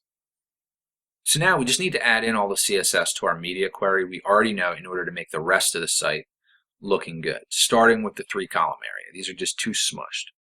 So it's kind of standard practice to create a tube of content for smaller devices, getting rid of any multi-column floated layout. So I'll remove the float again from .column and make the width the full width of the parent by specifying the keyword of auto. So we're kind of doing the same thing here. Float none, width auto. So there you go. Now each of those 3 columns is the full width and not floated. The problem is we should probably center this text and the image itself. So we'll target .column figure first, and we'll say margin is 0 top and bottom, auto left and right, and that's not going to do anything unless we calculate a width. So what I'm going to do is I'm going to use a max width of 250 pixels because I don't want the width to be a static thing. So I'm saying it never be bigger than 250 pixels inside of this media query. And then the width is going to be 100% otherwise if it's not bigger than 250. And now for the heading, we'll do dot column H2, and it's easier to center that. Text, we can just text align at center. And there you go.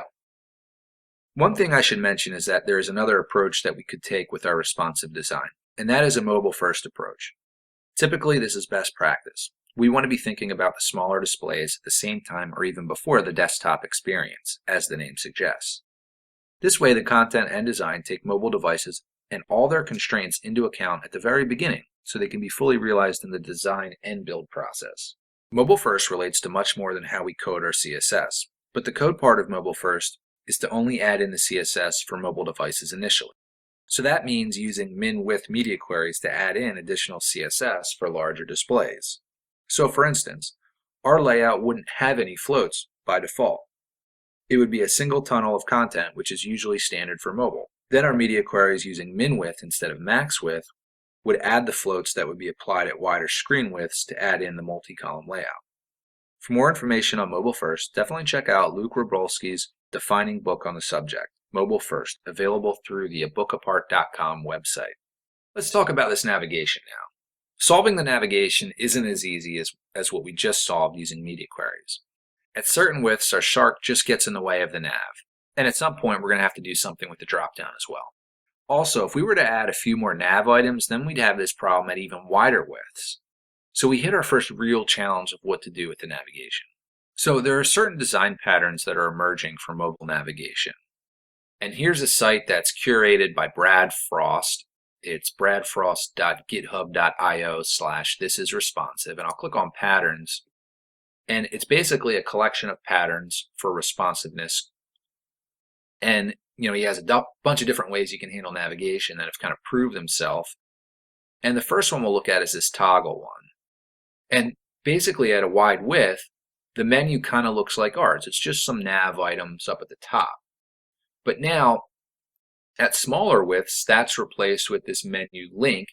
And when you click on it, that expands a menu open. And when you click on it again, it hides it.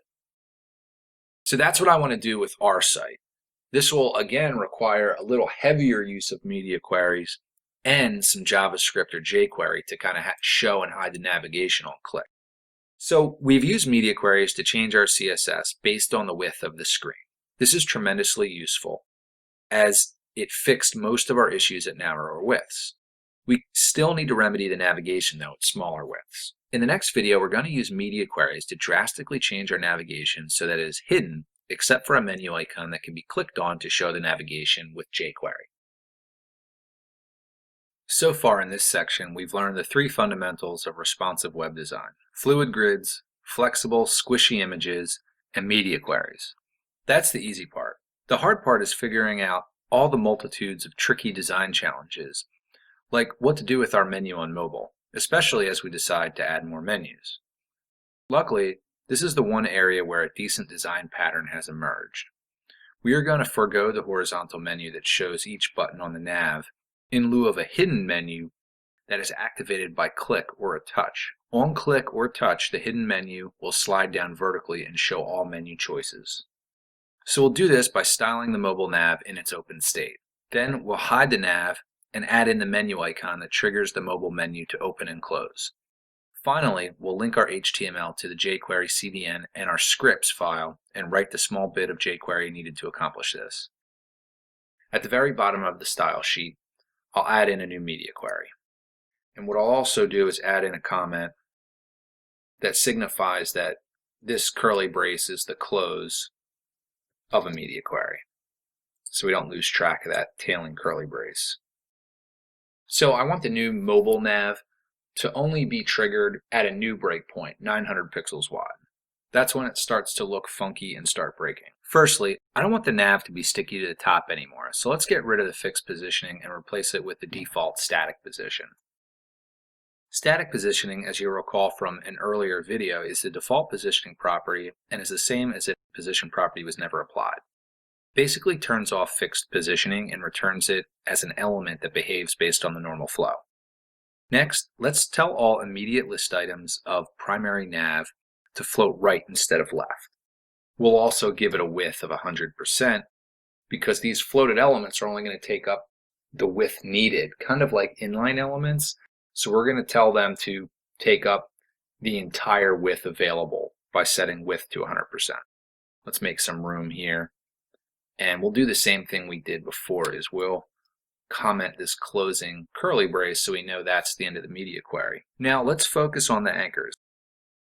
Let's align the text right, standardize the padding, remove the border on the left, but add a border on the bottom, and let's give it a font size of 13 pixels, a little smaller, and a width of 100%. So we're going to do a lot right there. Okay, so this is what it looked like before, and now when we refresh it, now it's starting to look like a mobile navigation. Now the problem is the width of 100% didn't really work. Well, actually it did. The anchors are 100% of their container, but it's their container that needs to also be 100%. So let's make primary nav have a width of 100%.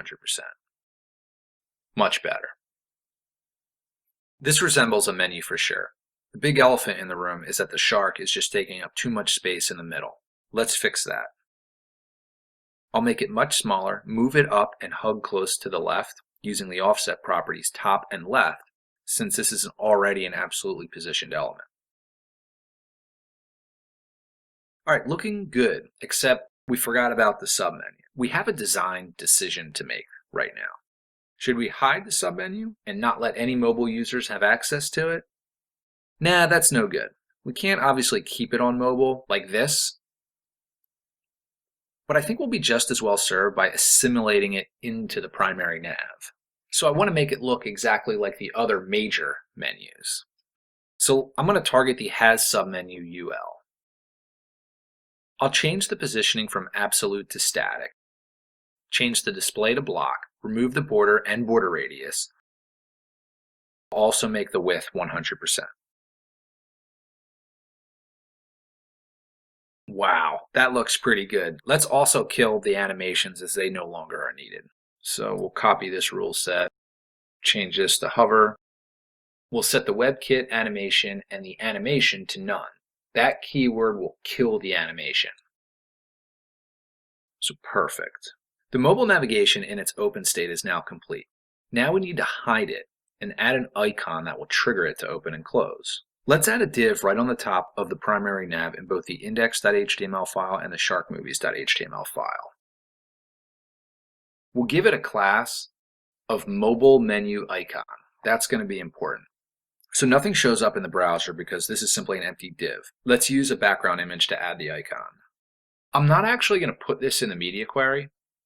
I'm actually going to move this all the way up to where the nav originally sits.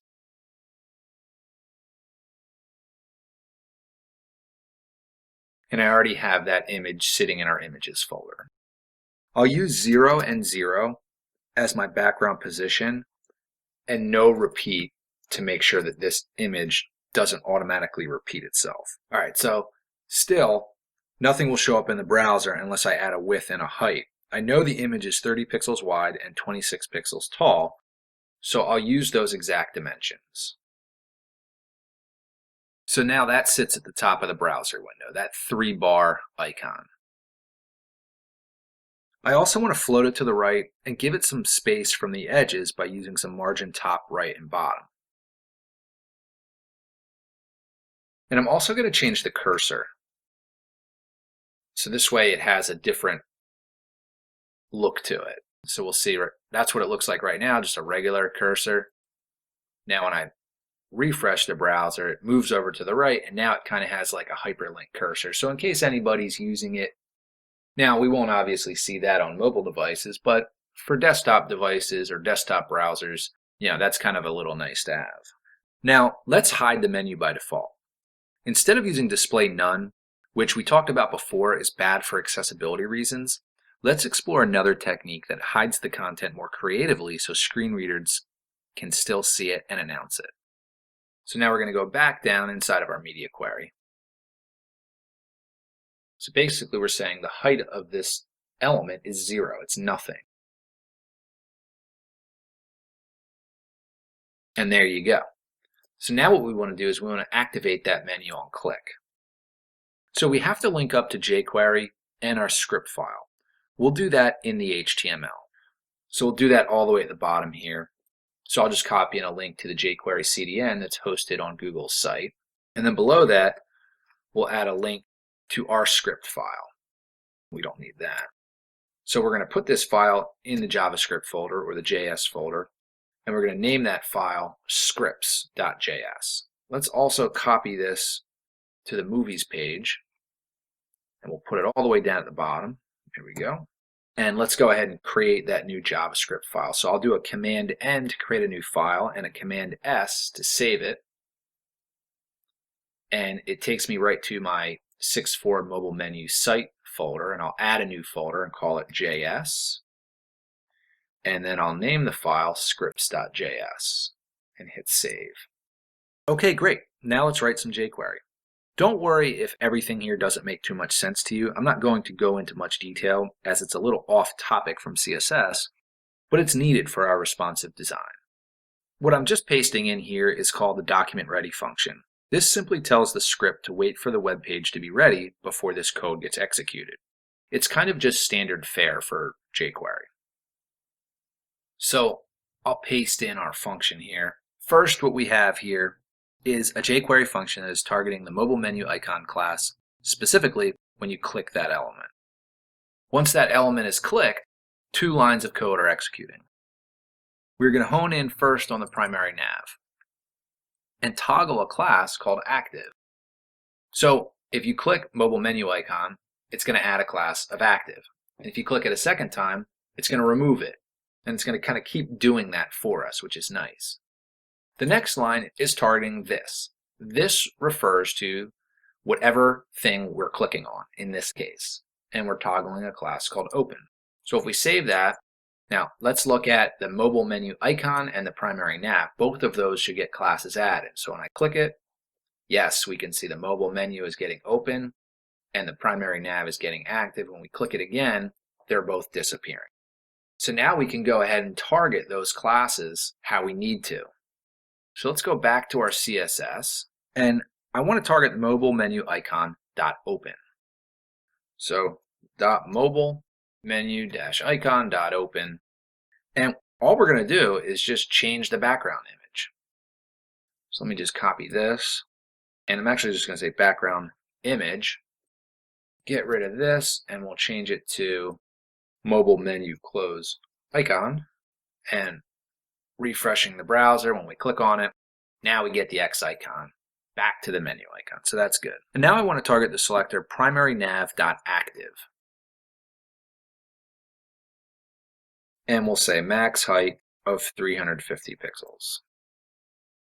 So now on click, we get our menu. On click again, it disappears. So an immediate appear and disappear, so we want to add a transition to that. So let's go to our .primary nav and add a transition. We'll say all, ease in, out, and then we'll make it 0.35 seconds. So we'll add the WebKit mods and Opera prefixes. And there you go, that is a thing of beauty. So our mobile navigation is done with quite a bit of CSS and a touch of JavaScript. And our site is widely responsive now. There's just one thing we have left to do. We need to test our site on our mobile device. We'll notice that the result is very different than when we resize our browser to the width of a phone or tablet. Luckily, the solution is very simple, the viewport meta tag. We're just about done with our responsive site. We've got everything in place, except we haven't actually tested on a mobile device yet.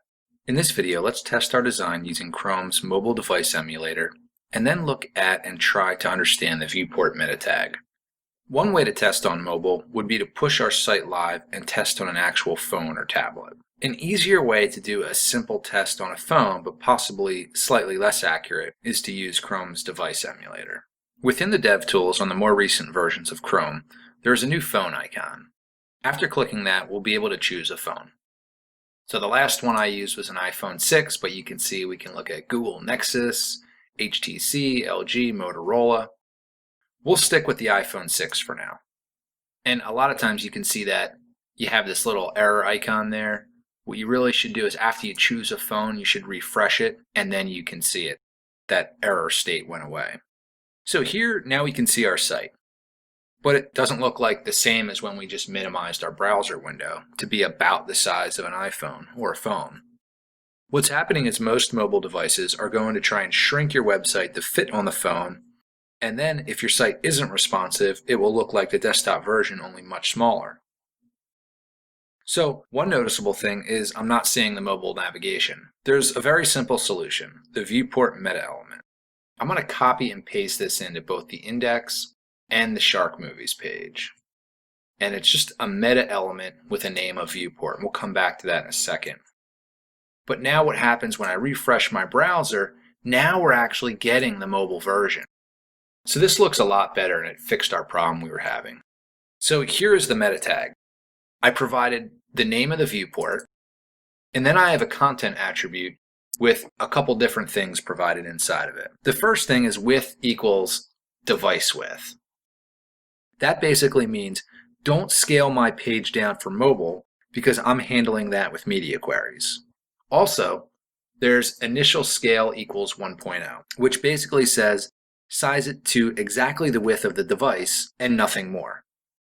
And minimum scale 1.0, this kind of helps when you rotate your phone so the website stays exactly the width of the device after the width of the device has changed. So meaning gone from portrait mode to landscape mode and vice versa. There's more to the viewport meta tag. Specifically, we could say user scalable no. User scalable no doesn't allow the user to zoom in or out on their phone. I find sites that have this can be very annoying, which is why we're not going to include it on our site. So we'll delete that and save it. In conclusion, I recommend adding the viewport meta tag to your site's boilerplate to use it on every site. Also, there's no substitute for actual device testing, as an actual phone and an emulator are never quite the same. Finally, we've covered the core concepts in responsive web design that will allow you to make your sites look good on any device. I strongly urge you, though, to consider the mobile experience from the very beginning, especially in the design process. In the next section, we'll discuss web fonts. Welcome back to Mastering CSS with me, Rich Finelli. For the longest time, we were stuck with a few basic fonts like Times New Roman, Georgia, and Arial. If you wanted to deviate much farther than that, you ran the risk that the font wasn't going to show up when someone viewed your site because they may not have that font installed on their computer. If we wanted to use a fancy font, we'd have to save it as an image, which posed many problems. Luckily for us now, web fonts have officially emerged, which gives the ability to use a multitude of great fonts that will work on all computers. In this section, we're going to learn about web fonts. First, we'll learn about the basic syntax of the @fontface rule, and we'll go over the font services like Font Squirrel. We'll then get into places that provide fonts and deliver them to your website like Google Web Fonts and Typekit. We'll finish up the section with icon fonts. In this video, let's start by learning about the @fontface property to add a web font to our site. First, we'll add the OTF file to a folder on our site, then we'll define the new font in our CSS, and finally, we'll apply that CSS to elements on our web page. So, in our project files for this section, we have a new folder called Fonts. Inside this folder, there's an OTF file called League Gothic Regular that I downloaded from the League of Movable Type website. Don't worry so much where we got this from. We're going to cover the different places you can get fonts in subsequent videos in this section. So now this font lives in our sites folder, and the end user visiting our website will download this font onto their computer just like they downloaded the HTML, CSS file, and images. But first, we have to tell it to do that and look for it in our CSS. Near the top of our CSS file, right underneath our reset, there's a new section, Fonts. I'll add in the @fontface property, and this will allow us to declare a new font. I'm going to declare the font name first, which can be anything. So even though the font is called League Gothic Regular, I can name it Bananas Serif if I chose to do so. Let's call it League Gothic though, because that makes the most sense.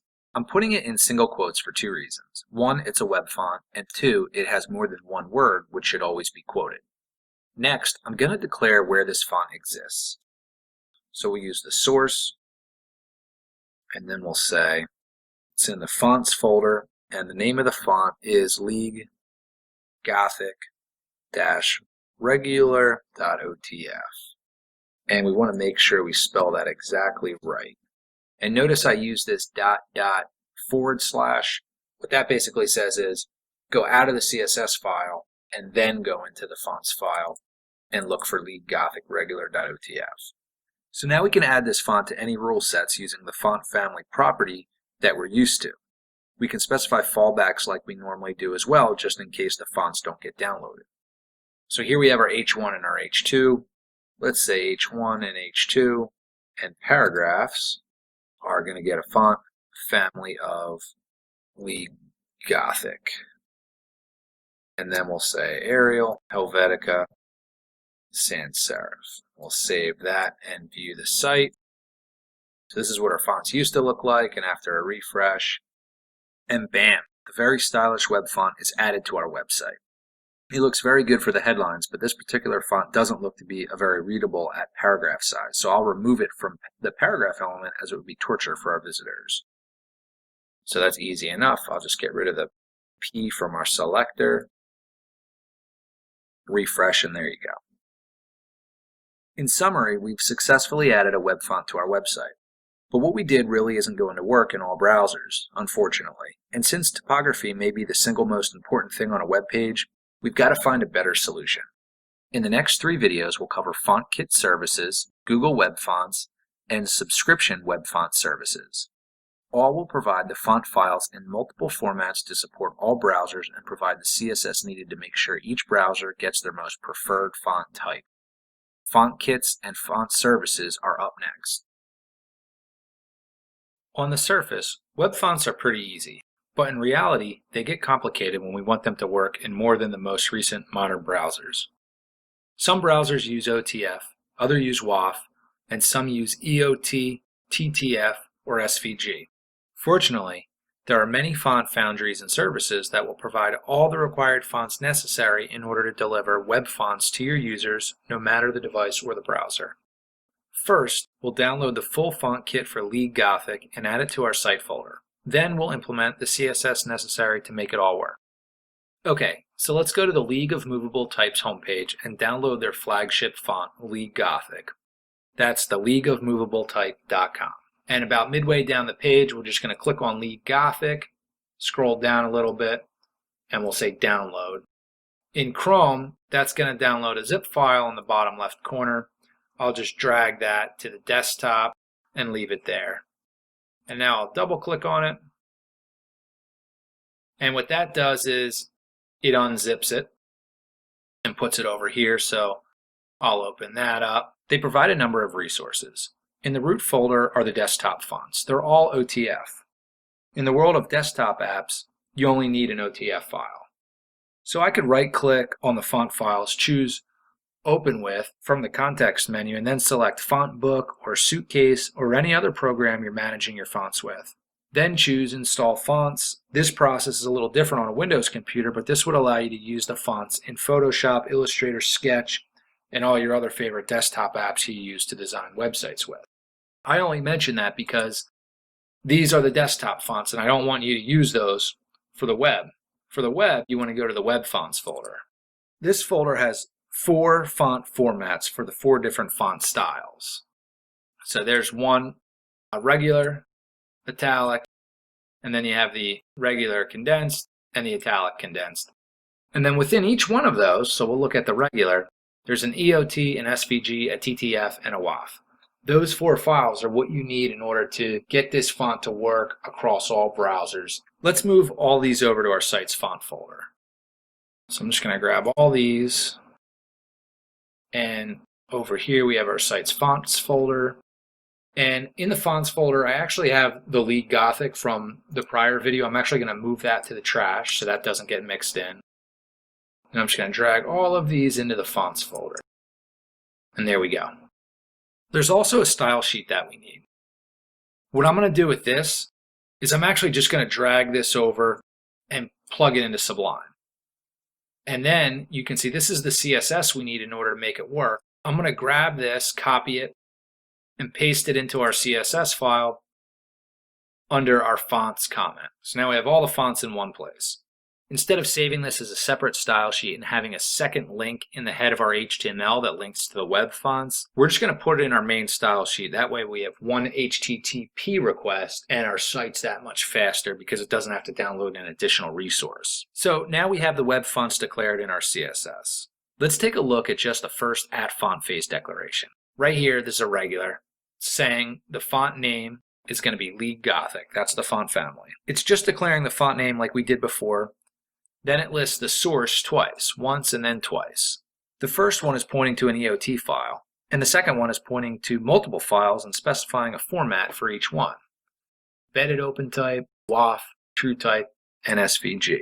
This is classic CSS, where you list the same property multiple times, and if the browser doesn't support it, it skips and goes on to the next. Web fonts are sort of like how gradients are. I personally don't involve myself too much in the details, as it's much easier to have the font experts figure it out for me. What we do have to do though is change the URL. They aren't pointing to the proper folder. I'm going to use Sublime Text multiple cursor feature, so I'm going to hold down the Alt key, and now I'm going to hold down the Command key as well, and we'll point it right to our fonts folder. Real quick before we test this out, notice that the regular and italic fonts are using the same font family, both League Gothic.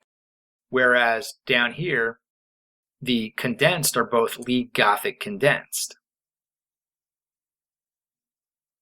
So out of the 4 different @font face declarations, they're really only declaring 2 different names. However, they're pointing to different font files ultimately. So we can see this one is pointing to the italic, this one's pointing to the regular. Yeah, and that's actually backwards because this one says it's italic, but it's the regular. So let's do this. Let's actually switch these out. Say this one is italic and this one is regular. That makes more sense. The only difference is the regular has a font style of normal, where the italic has a font style of italic. The font style is what determines in this case if it's regular or italic. So now we just add the League Gothic font family to our H1 and H2, and I'll use font style normal on the H1 and font style italic on the H2. So let's go down to it.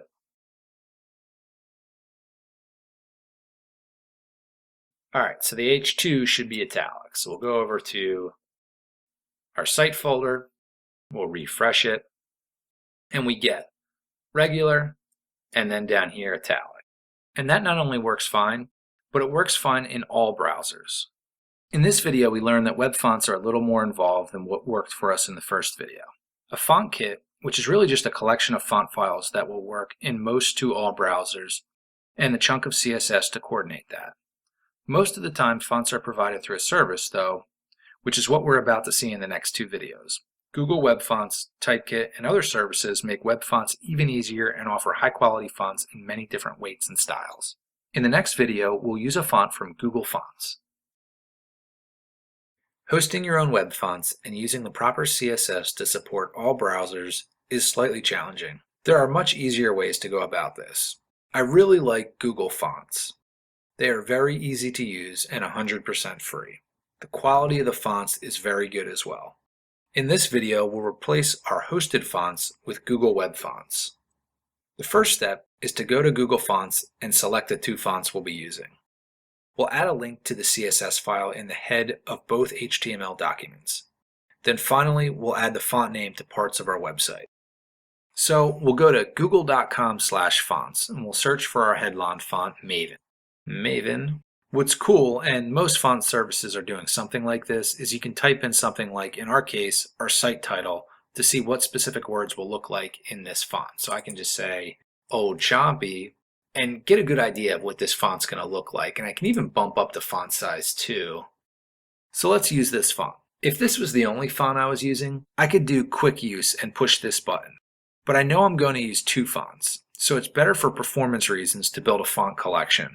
So I'll click Add to Collection. And now at the bottom of the screen, I have 1 font added to my collection. It's in Maven Pro. The next font I'm looking for is Droid Serif. So I'll also click on Add to Collection there. And now once I have both the fonts I want, my collection's complete, I can click on Use. And now, like it says, we're almost done. We just kind of verify and review this. So you want to pick the font styles that you're going to need. And we're going to need normal italic, bold for the droid serif. And you can see how this odometer is going up.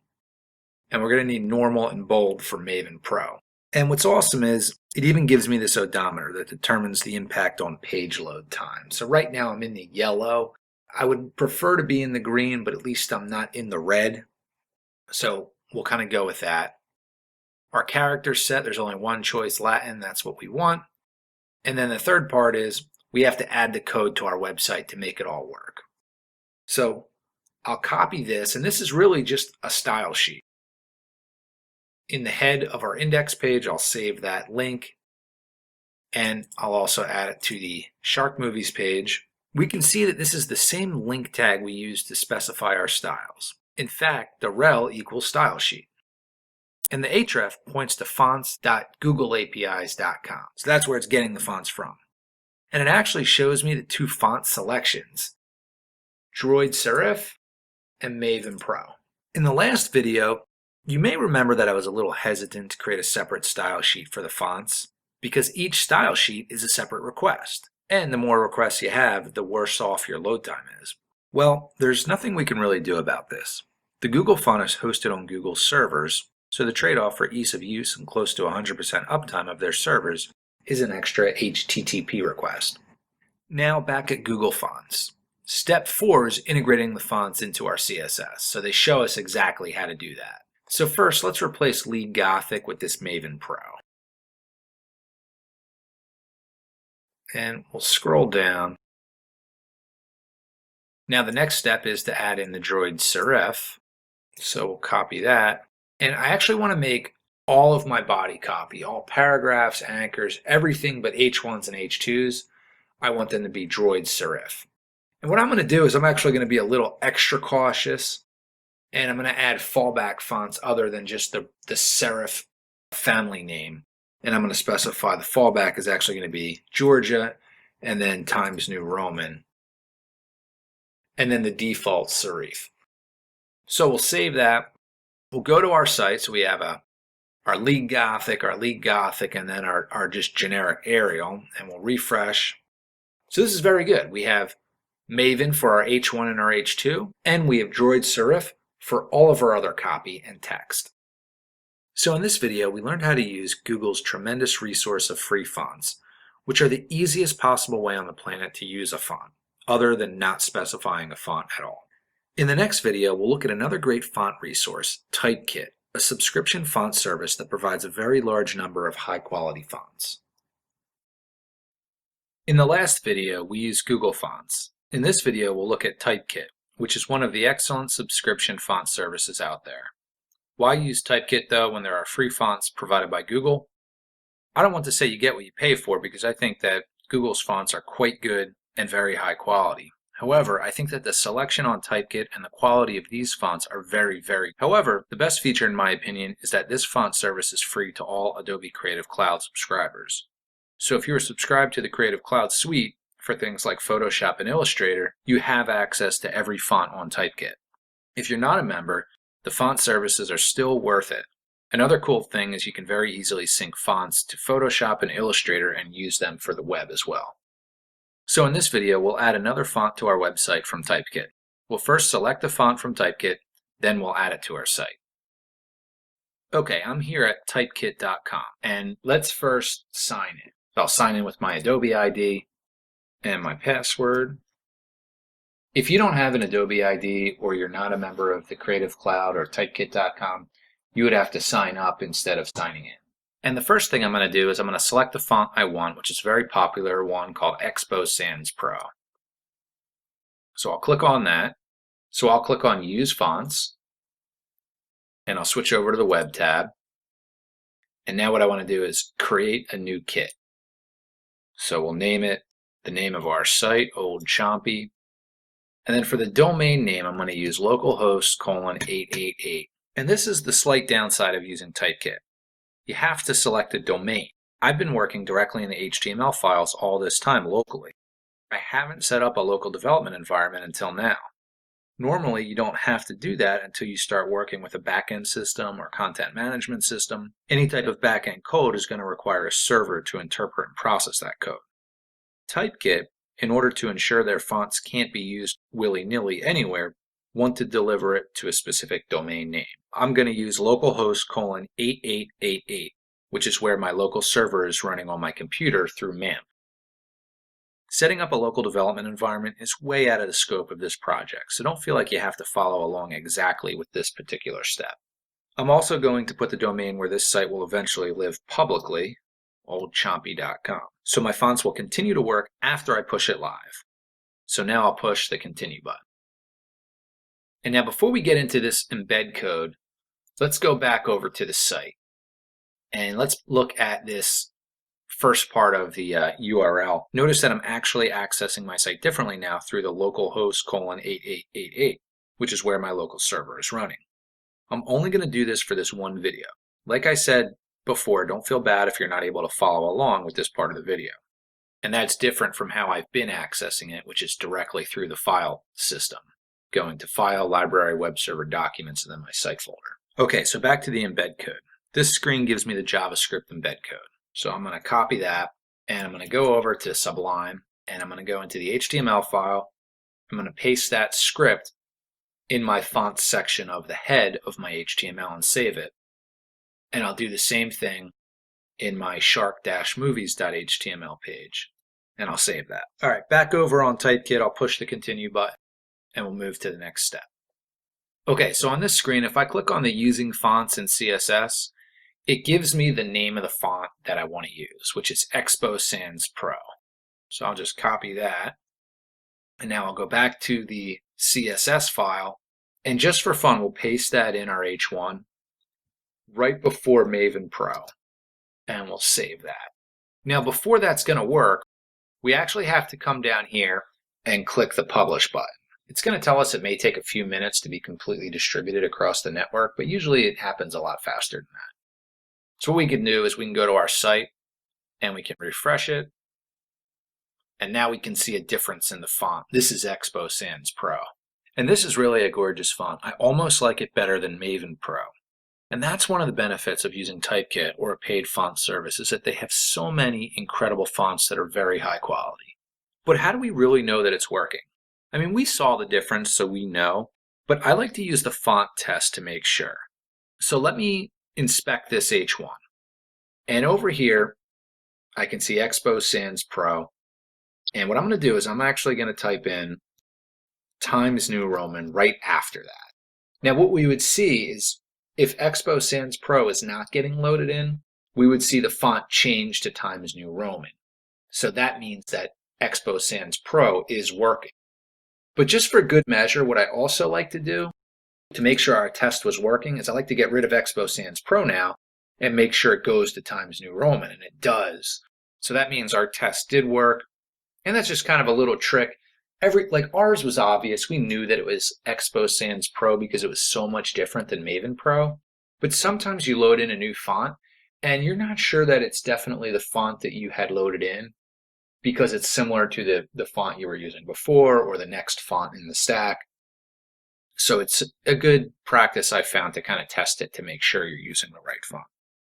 So in conclusion, we've used a beautiful font from Typekit that I'm tempted to use instead of Maven Pro, but I think we'll leave Maven in there. Applying fonts from a service like Typekit has a few extra steps, but all in all, it's still easier than hosting the fonts ourselves by far. Because I'm a subscriber to the Creative Cloud, this subscription font service is included, and I don't have to pay anything extra. If you're not a Creative Cloud member, you can still use this service at a very decent price. In the next video, we'll look at another kind of font we can use, icon fonts. In this video, we'll look at how we can add an icon font to our website. Icon fonts are great when you have solid colored icons that are used on your site. Instead of having every image be a separate request, all icons are part of one request for the entire font, which will be faster. Since we're not using images, we can use CSS to provide the color and size of the image, meaning we can make the icons larger without losing fidelity. First we'll add our footer HTML to both pages. Then we'll download a free icon font from Zerb Foundation. Next, we'll use CSS to add the icon fonts to our website. Then we'll add a hover state to our icons to experiment how we can use CSS to change the appearance of icons. So here's what we're going for in the footer of our final website. 3 columns of links. Each link is accompanied with an icon. So typically you'd do this with images. That can be a performance hit if you have 10 images like we do. Traditionally, you would group all of those icons into one image file called an image sprite and load them as a background image. This would make sure that you had one request instead of 10 because you're using one image file, but it was tricky because you'd have to use background position to find the image you were looking for. The bigger issue is when it came to changing a color or adding a new icon, you had to update the sprite and then the CSS. The biggest issue with an image sprite is when you had to go ahead and support HiDPI or Retina devices. Icon fonts aren't perfect, but they solve these tricky problems. Okay, so in our HTML, let's copy in the footer. Copy that into both of our pages. It's basically the footer element wrapped in a div with 3 unordered lists. Each unordered list has list items, and inside the list items are an anchor tag and then a span tag. The span tag is what will hold the icon itself. So I'll save both of these. And when I refresh our site, we have the footer, but it doesn't look too fancy. We need to clean it up. Right before the media queries, I'll drop in some CSS to make the footer snap into place. So that looks a little better. Let's go download the icon font from Zurb now. Here we are at the Zurb website and looking at their icon font 3. Zurb.com/playground/foundation icon fonts 3. Alright, so if I scroll down, you can see there are quite a few different icon fonts that come standard with this icon set. I'm going to click the button to download the font, and in Chrome, that's going to download it into the bottom left corner. And I'm just going to place that onto my desktop, double click it to unzip it, and now I'll open up that folder. Inside this folder is a CSS file, several font files, a preview HTML, and then a folder full of SVGs. I'm going to open the CSS file in Sublime Text. I can see the @fontface rule loading in the different font files, just like it did with the web fonts we looked at in video number 2 of this section. Below that is the class name for every single icon font, followed by the pseudo element before. We learned about pseudo classes, but not pseudo elements. Pseudo elements before and after are basically a make-believe element that will appear before or after the element you are calling. It's a neat way to add content using CSS. The content that it's adding is the icon that relates to the class name. So if we go down to the bottom of this selector, oh wow, quite a few icons they have. Here we see that it's actually kind of setting up, okay, this is the font family, all the different font properties, a couple other things. Next, each icon is getting content added to its pseudo element. The content is code that corresponds to a letter in the font family. So we can say it's saying, here's the content of this before pseudo element, and it's \F100. That's the content which corresponds to the address book icon in the font family. FI prefix just stands for foundation icon. Don't worry if you're not totally understanding all of that. The main thing is we need to copy the CSS into our CSS file. But it's 594 lines of code, so I don't want to include it with our existing style sheet because it will just overly bloat it more than I care to. So we have 2 choices. We could lint out and figure out only the icons we plan to use from the CSS file, or we could just link to the CSS file separately. Let's link to it separately. This way we have the entire icon font library at our disposal if we need it. So the fastest way to do that is let's just save this file into our project folder. We're going to save it right in our CSS folder, and we're going to call it icons.css. All right, so now I'll go into my index.html file, and I'm going to add a link to our icons.css in the head of this file, right underneath the link to our style.css. We'll call it icons.css. We'll copy that, we'll save it. We'll jump over to Shark Movies, and then we'll paste that in there as well and save that one. Next, I'll create a new folder called icons, and I'll drag the 4 different font files into this new folder. new folder, icon.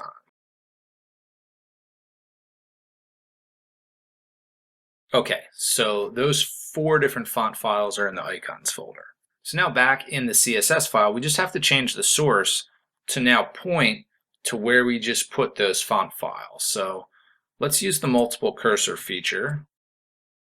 And I'm going to do a .. icon/. So now we have these URLs pointing to the proper folder. So now we need to add the icon classes to elements in our HTML to load in the icon. So let's close this and let's go to our index file. We'll go all the way down to the footer, and in this span element we'll add a class. So now we need to add the icon classes to elements in our HTML to load in the icon. The preview.html file helps find the icon we're looking for. So let's open that one up.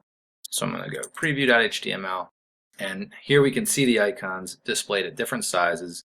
I'm going to search for Facebook, and here we can see the Facebook icon that we're looking for and the class name that corresponds to it. So I'm going to copy everything but the period. So I'm going to copy that in next to the link to Facebook. I'm going to make sure I don't have that period. Get rid of that, and we'll save it. And now we'll go to our site, and then there we can see the Facebook icon. We got 2 problems. 1, it's too small, and 2, it's really close to the word. So really what we should do is add a margin right to every icon and make it larger. So every span tag in the HTML is going to need a class. So what I'm going to do is use multiple cursors here. Icon, there we go. So I just typed in icon using multiple cursors, and I need to also add that to this first one. Save that. And now in the CSS, I'll make some room, and I'll do footer.icon, margin right 10 pixels, font size 30 pixels. So that'll make it bigger, and it'll give a margin between the icon and the text next to the icon. The other thing I want to do is add a transition, because I know I'm going to have a hover effect and I want to ease that state change. So I'm going to say it's a 1/4 second, it's the color property, and the timing function is going to be ease in out. And then I'll copy and paste that 3 additional times and add the vendor prefixes to support the older browsers. And save that. So now, if I refresh, oh, that was my problem. I lost the closing angle bracket on these guys. So now I refresh and I get my Facebook icon, which is a little bit bigger and it's got some space. I fixed these 3 guys on the right who were a little bit messed up. And now what I need to do is I need to add the corresponding class for Twitter, Google, and Dribble. And I'll do that now. So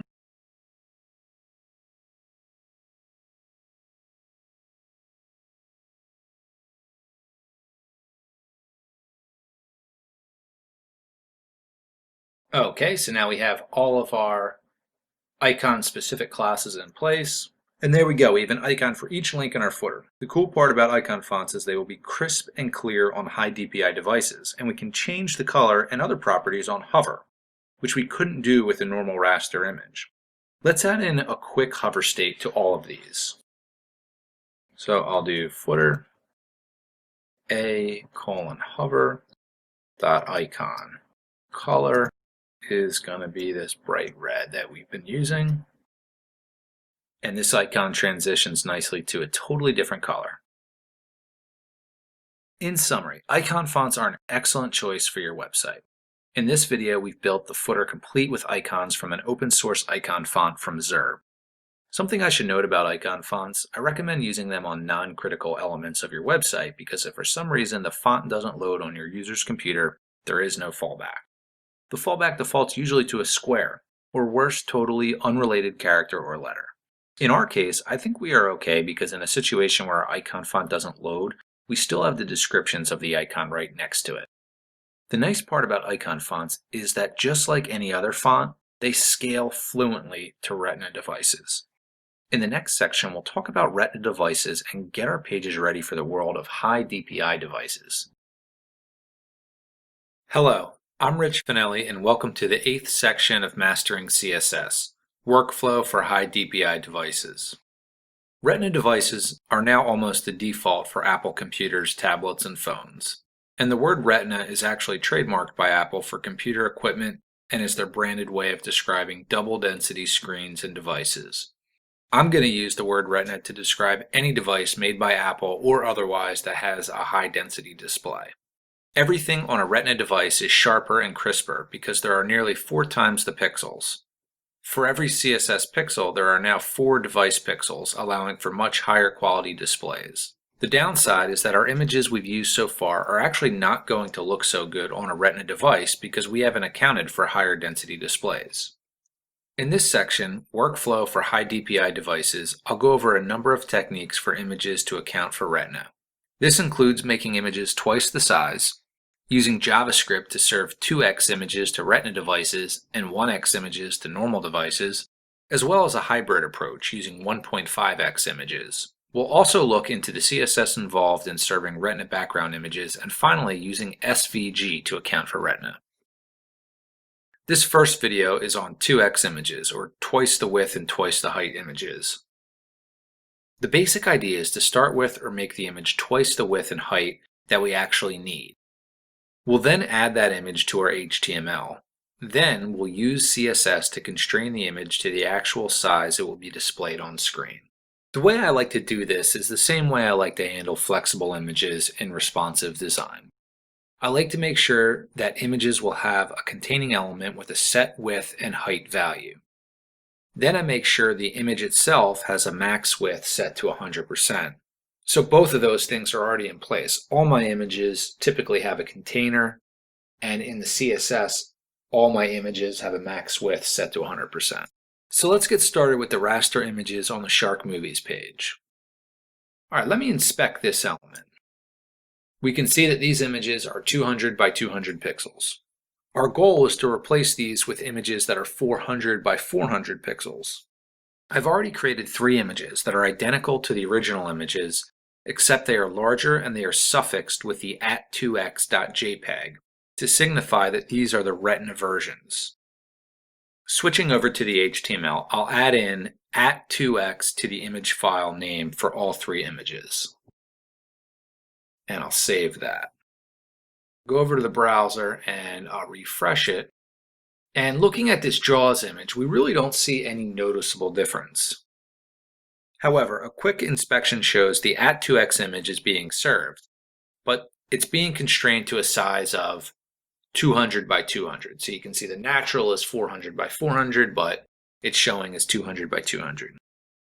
Because of our foundation of responsive design, the immediate containing element .figure already has a width set of 23.9583 repeating percent, which is equal to 200 pixels in the website's widest context. If I remove that width now, you can see the image blows up to its actual size, 400 by 400. So it's the containing element along with, now if I put that back, along with the max width set to 100%, if I remove that, so you can see the image is no longer constrained. The parent element has overflow set to hidden, which is why the image isn't getting any wider than 23.95%. So let's refresh that again and have it snap back to where we want it. Now, how do we know that the image is going to look good on a Retina device? Best thing to do is test on a Retina device. But we can also cheat a little bit and increase Chrome's zoom to 200%. So first, let's set this width to 200 pixels.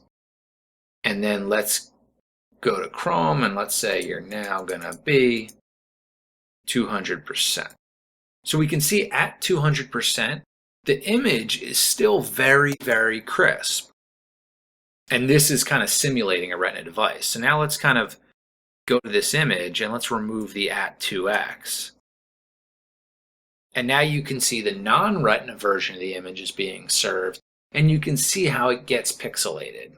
So it's not as crisp, it's not as clear. So that's what it would look like on a Retina device if we weren't serving the Retina version, but if we serve the 2x version, now it looks very crisp. We can reset that and refresh that. And now we're looking pretty good. So not bad really to get your images Retina ready. Well, if it were only that easy. It turns out that making your images twice the height and twice the width really makes them about 3 to 4 times bigger than their 1x counterparts. So if you look at this JAWS image, the original is 28K, the 2x version, the double density version, is 107K. That's 4 times as large. So in conclusion, this is just the beginning of preparing for the Retina web. Our biggest issue right now is we are serving a huge Retina size image to all devices, even those that aren't Retina. So that's extra download and page weight to sites that won't get any benefit from it, which is not very responsible. In the next video, we'll use JavaScript to make sure Retina devices receive the 2x version and non-Retina devices only get the 1x version. In the last video, we used a twice the size image, or what we were calling a 2x image, to account for Retina devices. Just providing a 2x image is fine for Retina devices, but non-Retina devices are still getting the large-sized image, which will downgrade performance and is not very responsible on our part as developers. However, with the use of a little JavaScript, we may be able to load the Retina version to Retina devices and only serve the regular 1x version to all other devices. So here's what we'll do. We'll first check out the retina.js website and grab the script we need and add it to our site's JS folder. Next, we'll include the script in our HTML, and finally, we'll see how we made out by checking out the image in Chrome and the DevTools. Here's the retina.js website. You can get to it by going to retinajs.com. Let's check out this site a little bit. If we scroll down, it first mentions that the script assumes we are using Apple's prescribed @2x modifier to denote high-resolution images, and it just so happens we are doing that. The instructions then say to add the retina.js file to our server, then include the script tag right before the closing body tag, and we're done. Notice it says to place the retina.js file on our server. This is another instance where we should be running a local server in order for the retina.js script to do its thing. We'll get more into that later on in the video. Alright, so I'll scroll back up to the top and I'll click on the download zip and I'll grab that and I'll drag it over to the desktop. I'll unzip it and then we'll open up this folder. And there are 2 files, retina.js and retina.min.js. Both contain the same code, just one is minified and the other isn't. The minified version is 3K and the regular version is 6K. Normally I'd use the minified version, but in our case, we're going to look under the hood a little at the code. So we want to use the non-minified version. Alright, I'll just open it up in Sublime Text by just dragging it over there. And what I'm going to do is I'm going to save this as, and I'm going to save it in the JS folder. I'm going to leave it as retina.js and click Save. Now I'll scroll down to the bottom of the HTML file and I'll make a copy of this script. And instead of calling it jsscripts.js, we'll refer to retina.js. So now what I want to do is go back to all my images with the @2x.jpg suffix and remove that. So we can see Open Water has @2x.jpg. I'll get rid of that. Get rid of Sharknado at 2x and Jaws at 2x. So now I just have the regular versions getting served up. I want to start with the 1x version and let retina.js handle the @2x version. And now we have to make sure that we have 2 versions of each image. So I'll scroll over to Finder, we'll close this. And now we have to make sure 2 versions of each image. And the retina-sized image must have the @2x suffix to signal to retina.js that it will be the retina-sized image it should use in place of the regular image for retina devices. And you can see I have that for my 3 movie images. Alright, so now let's go over to the browser and we'll look at the movies page. We'll refresh it just in case, get rid of that. Everything looks the same, just by looking at it on a non-retina device. We don't know if we're getting served the retina version or the non-retina version, so let's inspect it. And we're getting the regular version because we're not on a retina device. Technically, we don't have to do anything. We could trust that it will work on Retina devices. But I really wouldn't be able to sleep at night. We have to test it to make sure. Let's do some trickery and look at the retina.js file. And if we scroll down to around line 64, where it says if root.device pixel ratio is greater than 1, that is JavaScript for is the device pixel ratio greater than 1? Or is this a Retina device? It's using device pixel ratio of greater than 1 to determine it is a Retina device. And if it's a Retina device, it will do its magic. So what we could do is change the greater than sign to an equal sign. And that will allow us to see if the magic will happen on our non-Retina device. We're basically saying, if you're not on a Retina device now, use the Retina sized image, which is kind of odd, but at the same time, it's going to allow us to test it. So I'll save that. We'll go back to Chrome and we'll refresh it. And we're still not getting the JAWS at 2x. And we can also see that there's 2 errors here. So let's look at the console at those. The first error mentions that cross-origin requests are only supported for protocol schemes, HTTP, data, and few others. So what's happening is we need to serve our files over HTTP, but instead, we're just browsing directly to the file. So we're not serving them over HTTP. So Chrome doesn't want to do everything the retina.js file is asking it to do. Don't worry. When we push our site live, it would be served over HTTP and this would work. But I still want to be sure that this works. So what I can do is switch over to my local server. I already have MAMP running, which is a way to run a local server environment. So I'll just browse to my local host. So I'll get rid of all this and I'll just say localhost colon 8888. Okay, and now we're on a server. So if I go back to the Elements tab and I scroll down to my shark image, I inspect it, now you can see it's using the JAWS at 2x.jpg version. So that means it's working. All right, so let me go back to the retina.js file and I'll change that equal sign back to a greater than sign. We'll go back to Chrome and we'll refresh it. And now we can see it's using the regular image. In order to get this all to work, we need 2 versions of every image, the retina and non-retina versions.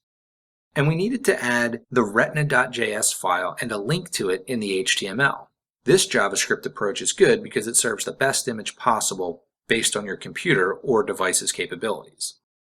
Devices that don't support Retina don't get a super heavy site full of Retina images that they can't benefit from.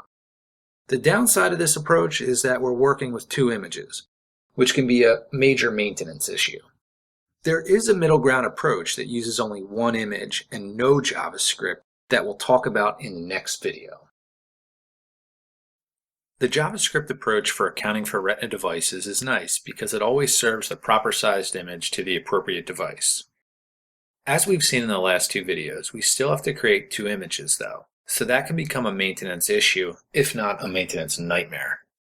In this video, we're going to discuss a middle ground technique that allows for better image quality than doing nothing at all for Retina, but doesn't require us to create 2 images. This is called the 1.5x image approach. We'll create an image that is 1.5 times the display size. Then we'll use CSS to shrink the image down to its display size. In Photoshop, I've already downsized the 2x image, which was 400 pixels wide by 400 pixels tall, to be 1.5 times the original size, which is 300 pixels wide and 300 pixels tall. Exactly 1.5 times the size of the 200 by 200 size image that will display on the screen. Instead of 107K, we're looking at 61K, and the original was 28. So we're kind of literally right in the middle with this. Instead of having 3 to 4 times the image size, we're looking at double the image size. So over in the HTML, I'll change my image to at 1.5x and save that. And over in Chrome, now we have the 1.5x image, and let's inspect that. And we can see it's displaying at 200 by 200, but the natural size is 300 by 300. Okay, so let me highlight the anchor, and as a test, I'm going to change the width to be a hard 230 pixels. With the 15 pixels border left and right, that's going to make the image itself display at 200 by 200. So now as an experiment, let's bump up the zoom in Chrome to be 200%. And let's go ahead and find the image. And there it is. So that's our 1.5x image being simulated on a Retina device. It's kind of a poor man's way of doing that again. And we can see that it's pretty crisp. It doesn't have like that pixelated or blurry look to it. So let's go ahead and kind of compare apples to apples. So let's change this to 1x, and we'll do that just by removing the at 1.5x, and I'll hit enter. And I can noticeably see that get very blurry there. So that's what it would look like, or somewhere around that on a Retina device. So let's change it back to 1.5x. And now we can see it snaps back in and gets crisp again. So let's compare that to the at 2x version. And when I hit enter, so we're still looking at the 1.5x version. When I hit enter, now we get the 2x version. I can notice it does get even more crisp when you change it to at 2x, but not a huge difference between the 1.5x and the 2x image, but noticeably better than the 1x image without as much bloat as the 2x image. So let me refresh the page one more time, and there's the 1.5x image. So the same rules apply to the 1.5x image. The image still needs to be inside of a containing element that has a width defined, and the image should have the max width property set to 100%. And that's just so the 1.5x image is still going to be larger than your display size, so you have to make sure that it's constrained down to the display size. This approach was very simple to implement, which is its biggest strength, but not quite perfect. Site visitors who are exploring your site from a non-Retina device still get an image that is bigger than they need. Retina users will not get the full Retina experience either. I'm not condemning this approach because it has a major benefit. Only one asset is needed. You don't have to create a 1x and 2x image, so the amount of design and Photoshop time is less. In the next video, we'll look at background images and how we account for them on Retina devices. In the last video, we learned how JavaScript can serve the best quality image and no more than that based on the computer or device's capabilities. This only worked though for the image tag. Any background images aren't factored into the equation. So in order to handle background images, we can use a special media query to determine the pixel ratio, and then modify the background image property to serve up the Retina image. In this video, we'll determine how we can account for background images in the sphere of Retina. We'll first create a media query designed for determining pixel ratio, then we'll update the background image being served to be the Retina version. The seaweed in the footer is a background image and thus will be the perfect test for this. And looking at the CSS, all that's happening there is the footer has a repeating background image. So we're saying the background is this seaweed, and we're going to repeat along the x-axis. So we need to have a Retina-sized version of seaweed.jpg, and I have that. And I've named it seaweed at 2x.jpg. So at the very bottom of the style sheet, I have a spot reserved for Retina background images. This is where I'll add the special media query to detect for Retina. All right, so it's going to be at media. It starts just like our responsive media queries with at media. Then we'll declare the media type. And I'm actually going to put it on a separate line. I'm going to say only screen and dash WebKit dash min device pixel dash ratio, and we'll set that to 2. Now I'm going to put in like a second part of a media query. So there's two parts of a media query. It's the media type, so we're saying only screen, and then it's what you're querying for. And I'm going to do this twice in order to account for more devices. So I'm going to say only screen again, and then I'm going to say end min dash resolution is 192 dots per inch.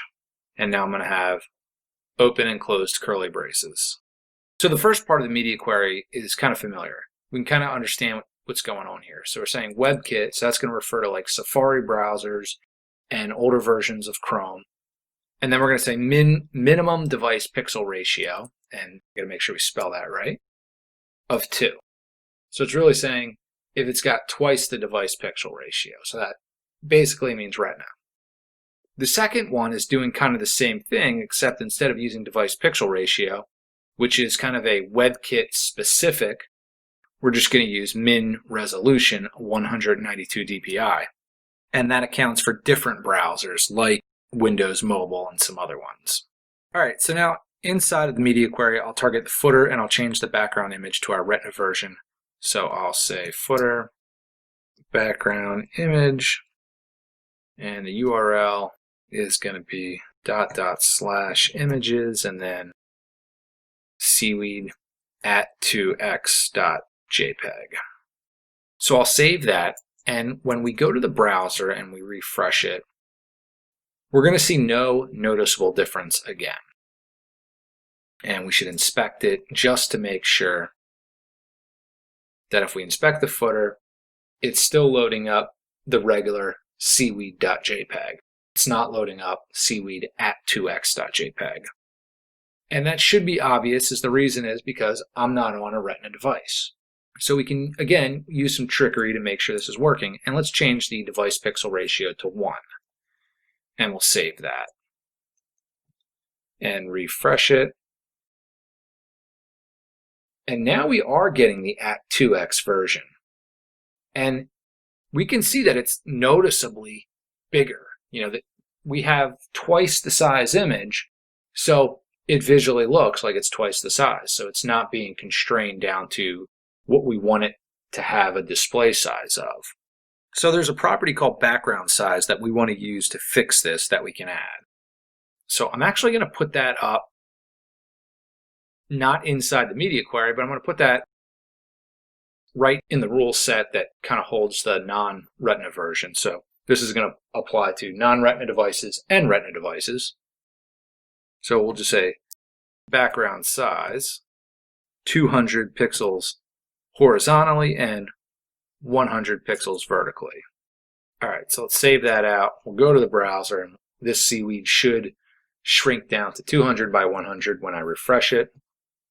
And I'm refreshing it, and now it's back down to the regular size, and I'm getting the at 2x version. And you can see the way the browser is kind of loading in the CSS, it sees the media query on top, so that's what's getting used, and then below that is the non-media query version, which is not getting loaded in.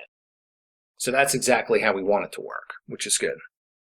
So the last thing we need to do is revert the media query back to a device pixel ratio of 2 instead of 1. So we'll scroll all the way down to the bottom to do that, and we'll say 2. We'll save that, go back to the browser, refresh it, and now it's loading in the non-Retina version because I'm on a non-Retina device. In summary, only the Retina-sized background image is being downloaded by Retina devices, and only the regular size background image is being downloaded by non-Retina devices. All is good, but this is still quite a bit of work. There is a better way we can handle this seaweed that is less work and only requires one image, and that is by using SVG instead of traditional raster graphics, which is what we'll learn about in the next video. Scalable Vector Graphic, or SVG, is an XML-based image format for graphics. It's different than raster formats like JPEG and PNG because they can scale to any size without losing any resolution or looking pixelated. This means that we don't need multiple images for Retina or responsive layouts. Another bonus with SVG is that the file size is typically much smaller than that of the same image saved as a JPEG or PNG. All major browsers support SVG as far back as IE9. SVGs aren't a replacement for every image on your site. They are particularly suited for line drawings, typically generated through design software like Adobe Illustrator. In this video, we're going to look at saving an Illustrator file as SVG in each of the 3 ways we can add SVG to our website, which are 1. Adding SVG as a background image, 2. Adding SVG using the image tag, and finally using inline SVG. We've got plenty of images on our site that would lend themselves well to SVG, including the shark at the top of our site, the different ocean species we have in the middle of our site, and the seaweed we have in the footer that we were working on in the last video. And let's actually start by converting our seaweed to an SVG using Adobe Illustrator. So this seaweed graphic I created in Illustrator, and it's actually the only artwork I created for this entire site. So I have the AI file open in Illustrator. What I'm going to do is use the save as command and change the format from a .ai file to a .svg file. So I'm not going to use save for web to save it down to a PNG or JPEG. I'm just going to use the regular old save as. And what I'll do here is I'll save it in the proper folder. So this is 8.5 SVG, and I'll save it in the images folder, and I'll change it from AI to SVG. I then get a number of SVG options. The default options are usually fine, provided that the profile is SVG 1.1. So then let me click the OK button to continue. So you can see the SVG is 1K. The At2X version we used in the last video was 13K.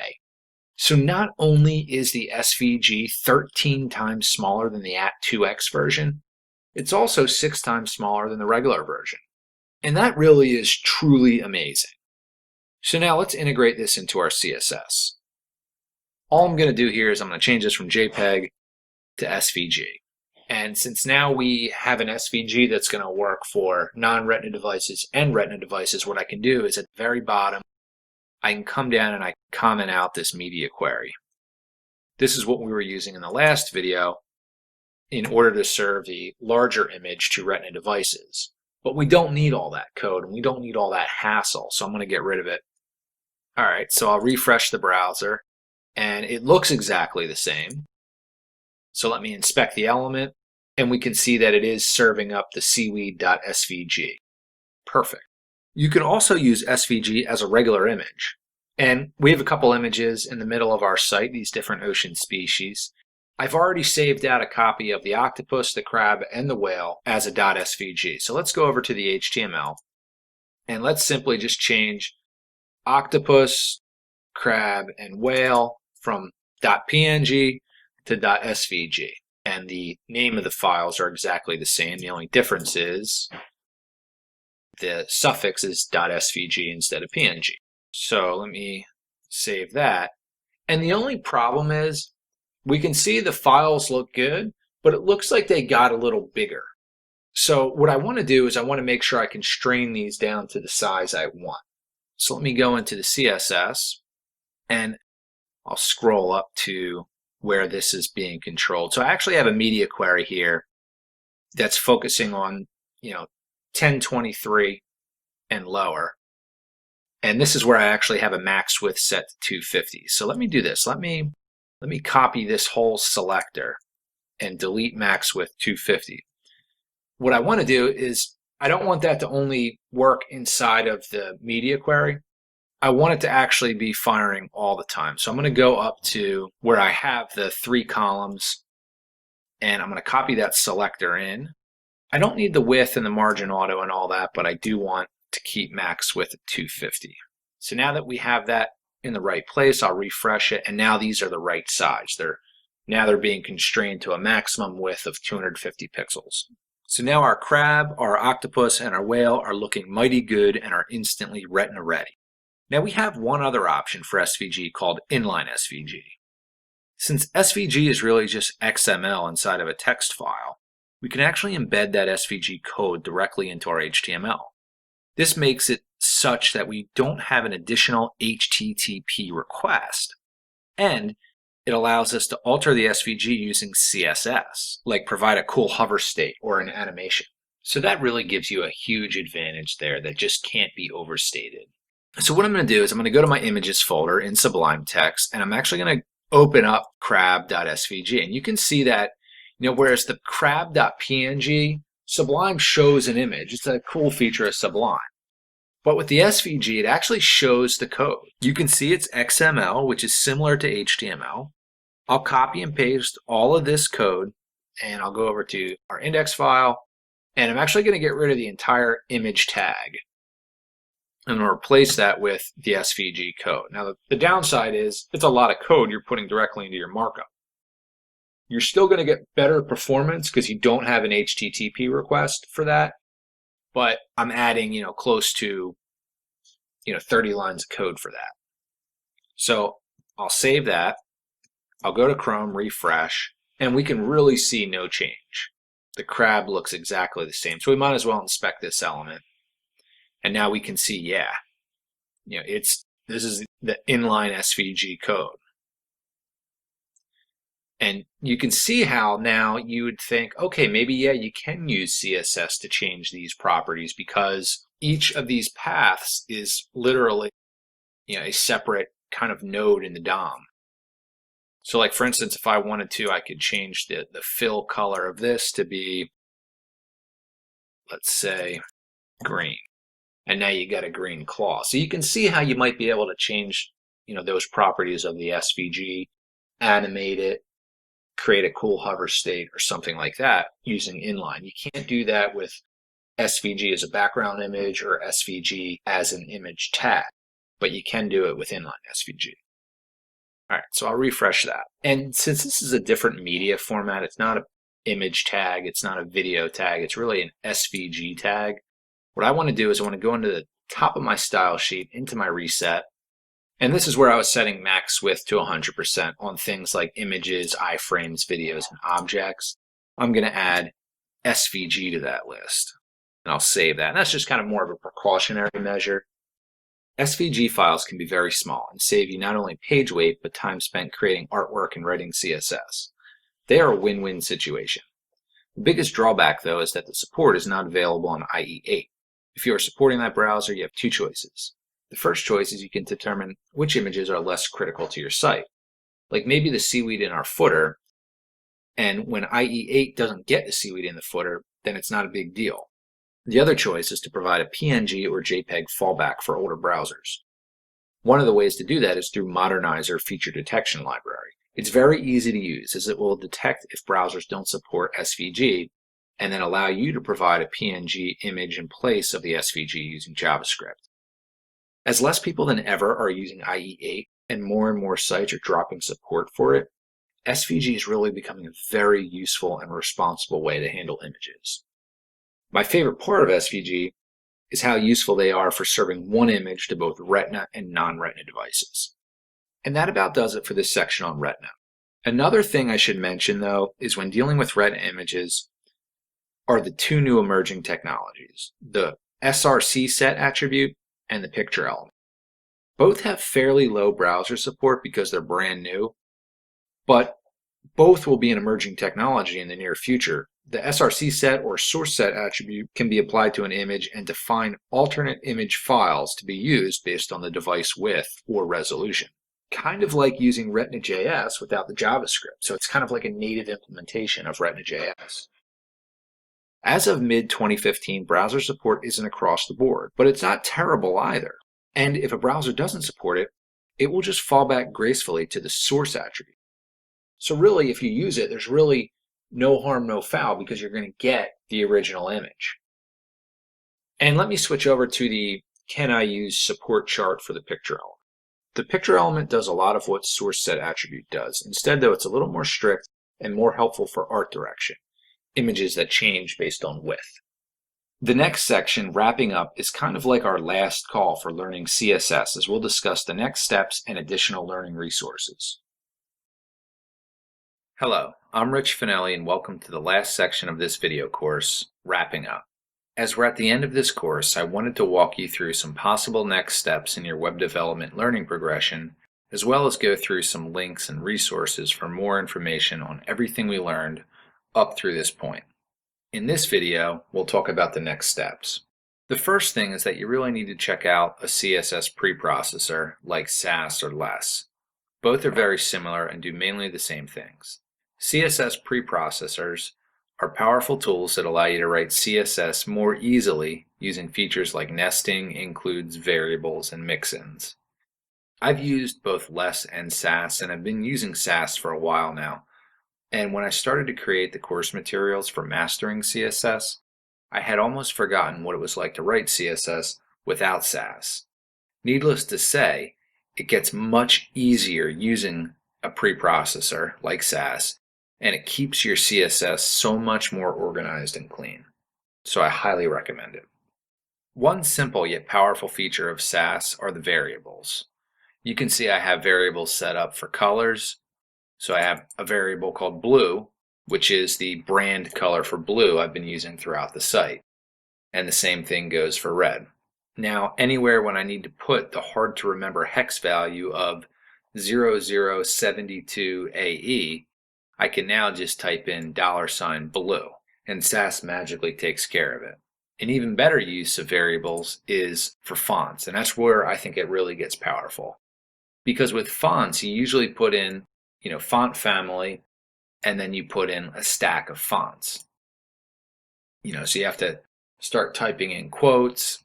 And with web fonts, these two fonts, Maven Pro and Droid Serif, are pretty, they're not too challenging to type in. But a lot of times, font services like Typekit, they give you these very long, kind of almost, a little bit complicated names for the fonts. So plugging all of that information into a variable, very simple one like Maven or Droid, that makes it really easy to use those very quickly anytime you need to. So you can see that, for my font family, for my call to action button, $Maven, and that's going to compile into, really for the font family, this whole string, Droid Serif. And then I have the variable for serif, which is Times New Roman, Georgia, and serif.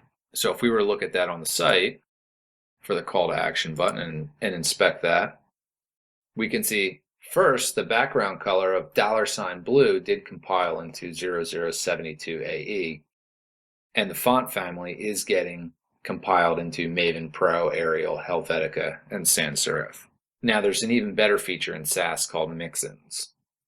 Basically, they're a method for abstracting out repetition.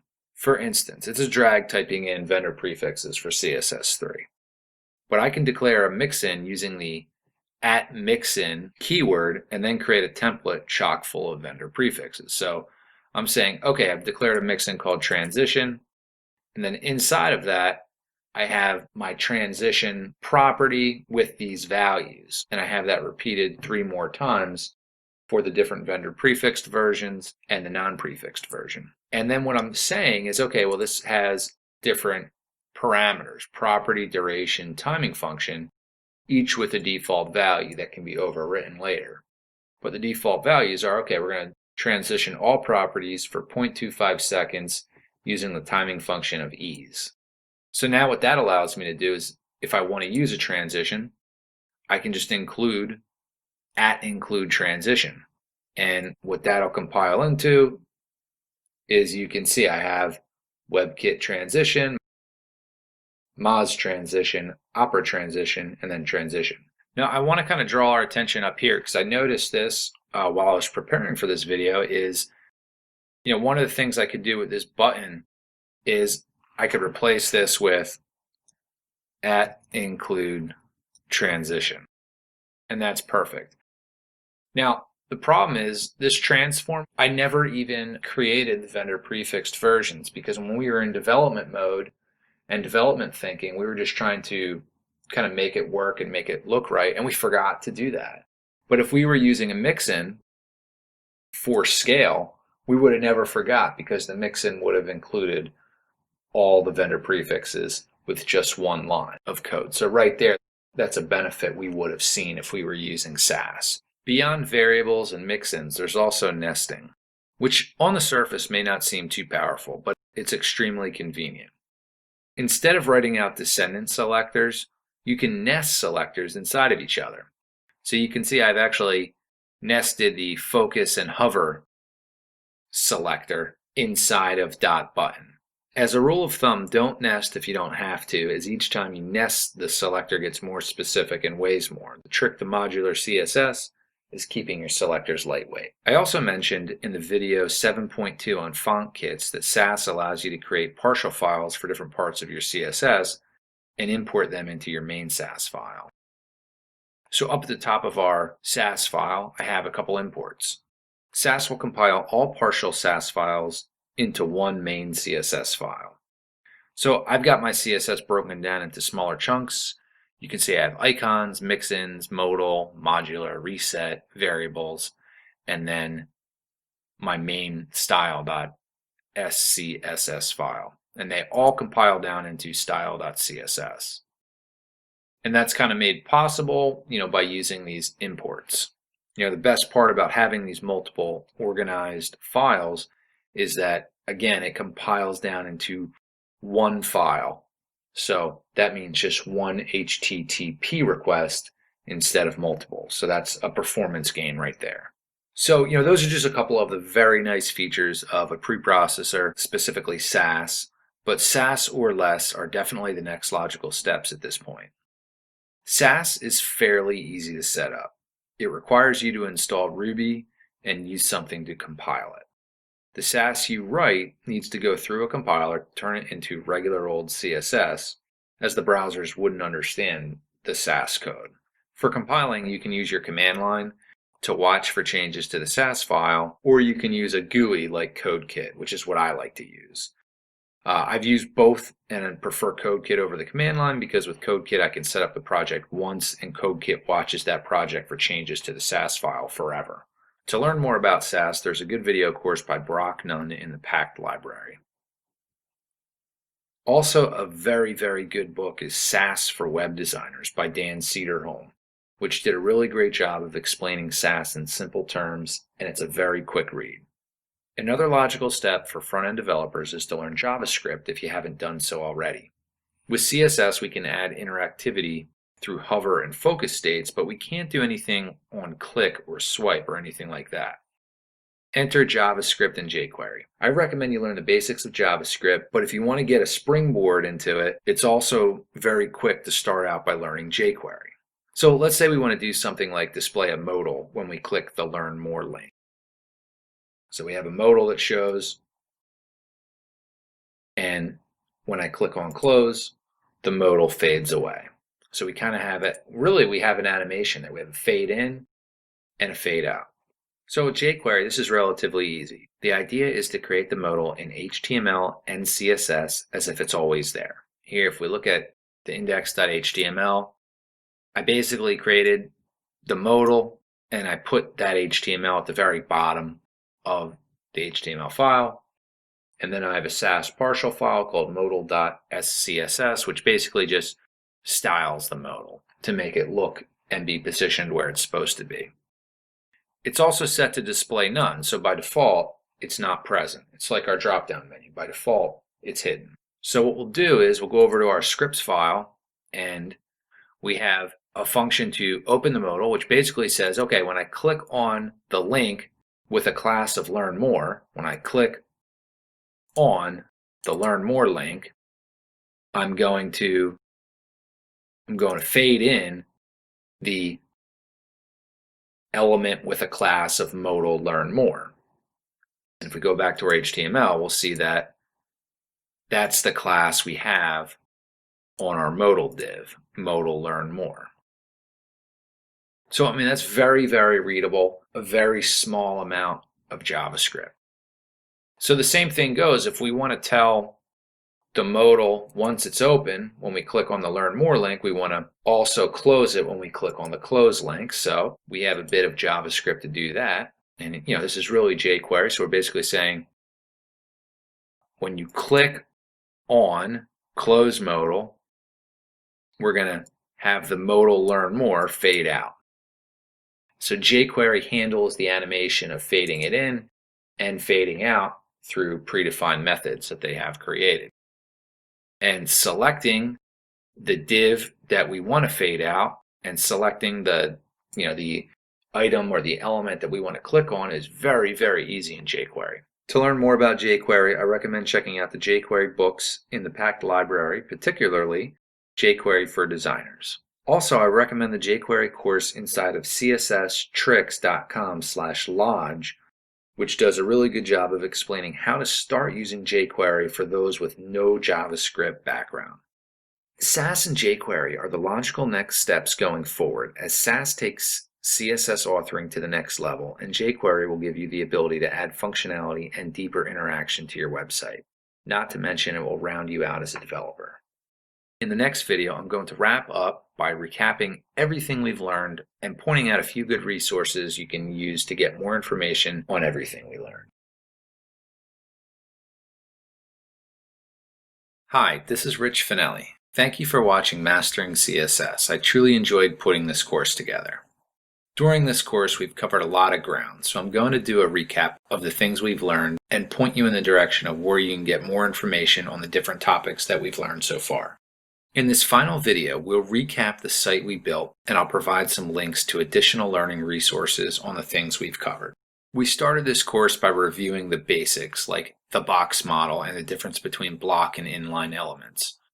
A great place to learn more about these two important fundamental topics is a site called A2ZCSS.com.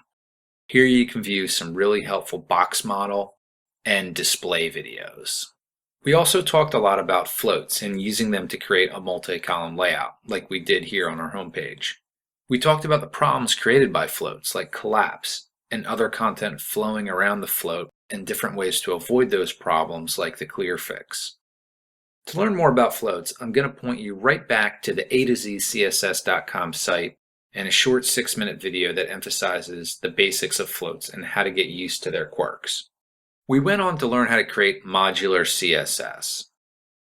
We didn't want to style one piece of our site and then have to redo all those styles again when we style another similar piece of our site. We want to be able to reuse the CSS we've already created by employing modular techniques. I emphasized this when we built our buttons using modular classes. To learn more about modular CSS, you can get smacked over at the smacks.com website. Scalable and modular architecture for CSS. We ended up using a lot of CSS3 at this point for our buttons. A lot of hover effects throughout the site, like we also did on the movies page when you hover over one of the movies images. To learn more about CSS3, there is a great book in the packed library by Sandro Paganotti called Designing Next Generation Web Projects with CSS3. Also, you might want to check out Dan Cederholm's book on CSS3 for web designers, 2nd edition, available through abookapart.com. I strongly recommend it as it's a very quick and easy read. We went on to build one heck of a navigation that was fixed position to the top so our content scrolled underneath of it. It had a nice drop-down menu that animated downward nicely using CSS animations. We also had our shark animate when you refresh the browser to kind of make it look like it was swimming. That was a lot of fun. Shameless plug, I'm proud of an article I wrote on CSS animations on my blog, richfinelli.com. I go into more detail about all of the animation properties and slowly progress you through until we have a rather complex animation. And I find myself referring constantly to the Mozilla Developer Network website for a quick reference on the animation properties. I think MDN is a very reliable and deep resource for all things web. We did a great job of making our site responsive, especially where we completely transformed our menu at small screen sizes to accommodate mobile devices. In my opinion, the best place to learn more about responsive web design is from the man who invented it himself, Ethan Marcotte, by checking out the book that started it all, Responsive Web Design. The 2nd edition of the book was recently released in the end of 2014. In Section 7, we talked about web fonts and icon fonts, and we not only learned about web fonts, but we also learned how a good font can really make a site look great. Back on the A Book Apart website, there's a very good book to learn how to set and pair typefaces by Jason Santamaria called On Web Typography. Finally, in Section 8, we got our site retina ready by learning what we needed to do with images in order to make them look crisp on double density displays like the iPad Retina. We looked at a number of approaches to account for retina, one of which factored in how we can avoid the extra work of creating 2 images by creating a single version of the image that was 1.5 times the size of the desired display size. Both retina and non-retina users got the same image. It's an interesting approach with benefits of less time working with images in Photoshop and no JavaScript dependencies, but it was a little more page weight for non-Retina devices and didn't take the full advantage of Retina devices. There's a great article called Mo Pixels, Mo Problems published on alistapart.com that really goes into the challenge of supporting Retina devices and has some examples of the 1.5x image approach. I strongly recommend you check this out. One of the things I am most excited about in web development is SVG. It really solves some of the glaring problems of Retina. Chris Coyer of CSS Tricks has written a few great articles that sum up SVG and how to use it on his site, including this one titled Using SVG. And over at the Lodge, he has a video course with over 40 videos on SVG. Definitely worth checking out for a deeper dive into SVG. And the same guy that does CSS Tricks also does an audio podcast called Shop Talk. This is the last thing I want to mention because it's one of my favorite places to learn. If you're like me and you have a strong desire to keep up to date on the web and learn new things all the time, listening to podcasts about web design during a morning commute can really be an inspiring place to start the day. There are a lot of excellent podcasts out there on web design and development, but far and away, this one is my favorite one, the Shop Talk Show, hosted again by Chris Coyer and another expert in front-end web development, Dave Rupert. This is a question and answer show, so most of their content is listener-submitted questions that they answer. It's a lot of fun, too. They do a great job. In the end, I think we created one heck of a little site here, learning a lot about CSS and web development. So once again, thanks for watching this course. I really did have a lot of fun putting it together. I wish you much success and continue to learn and develop your skills.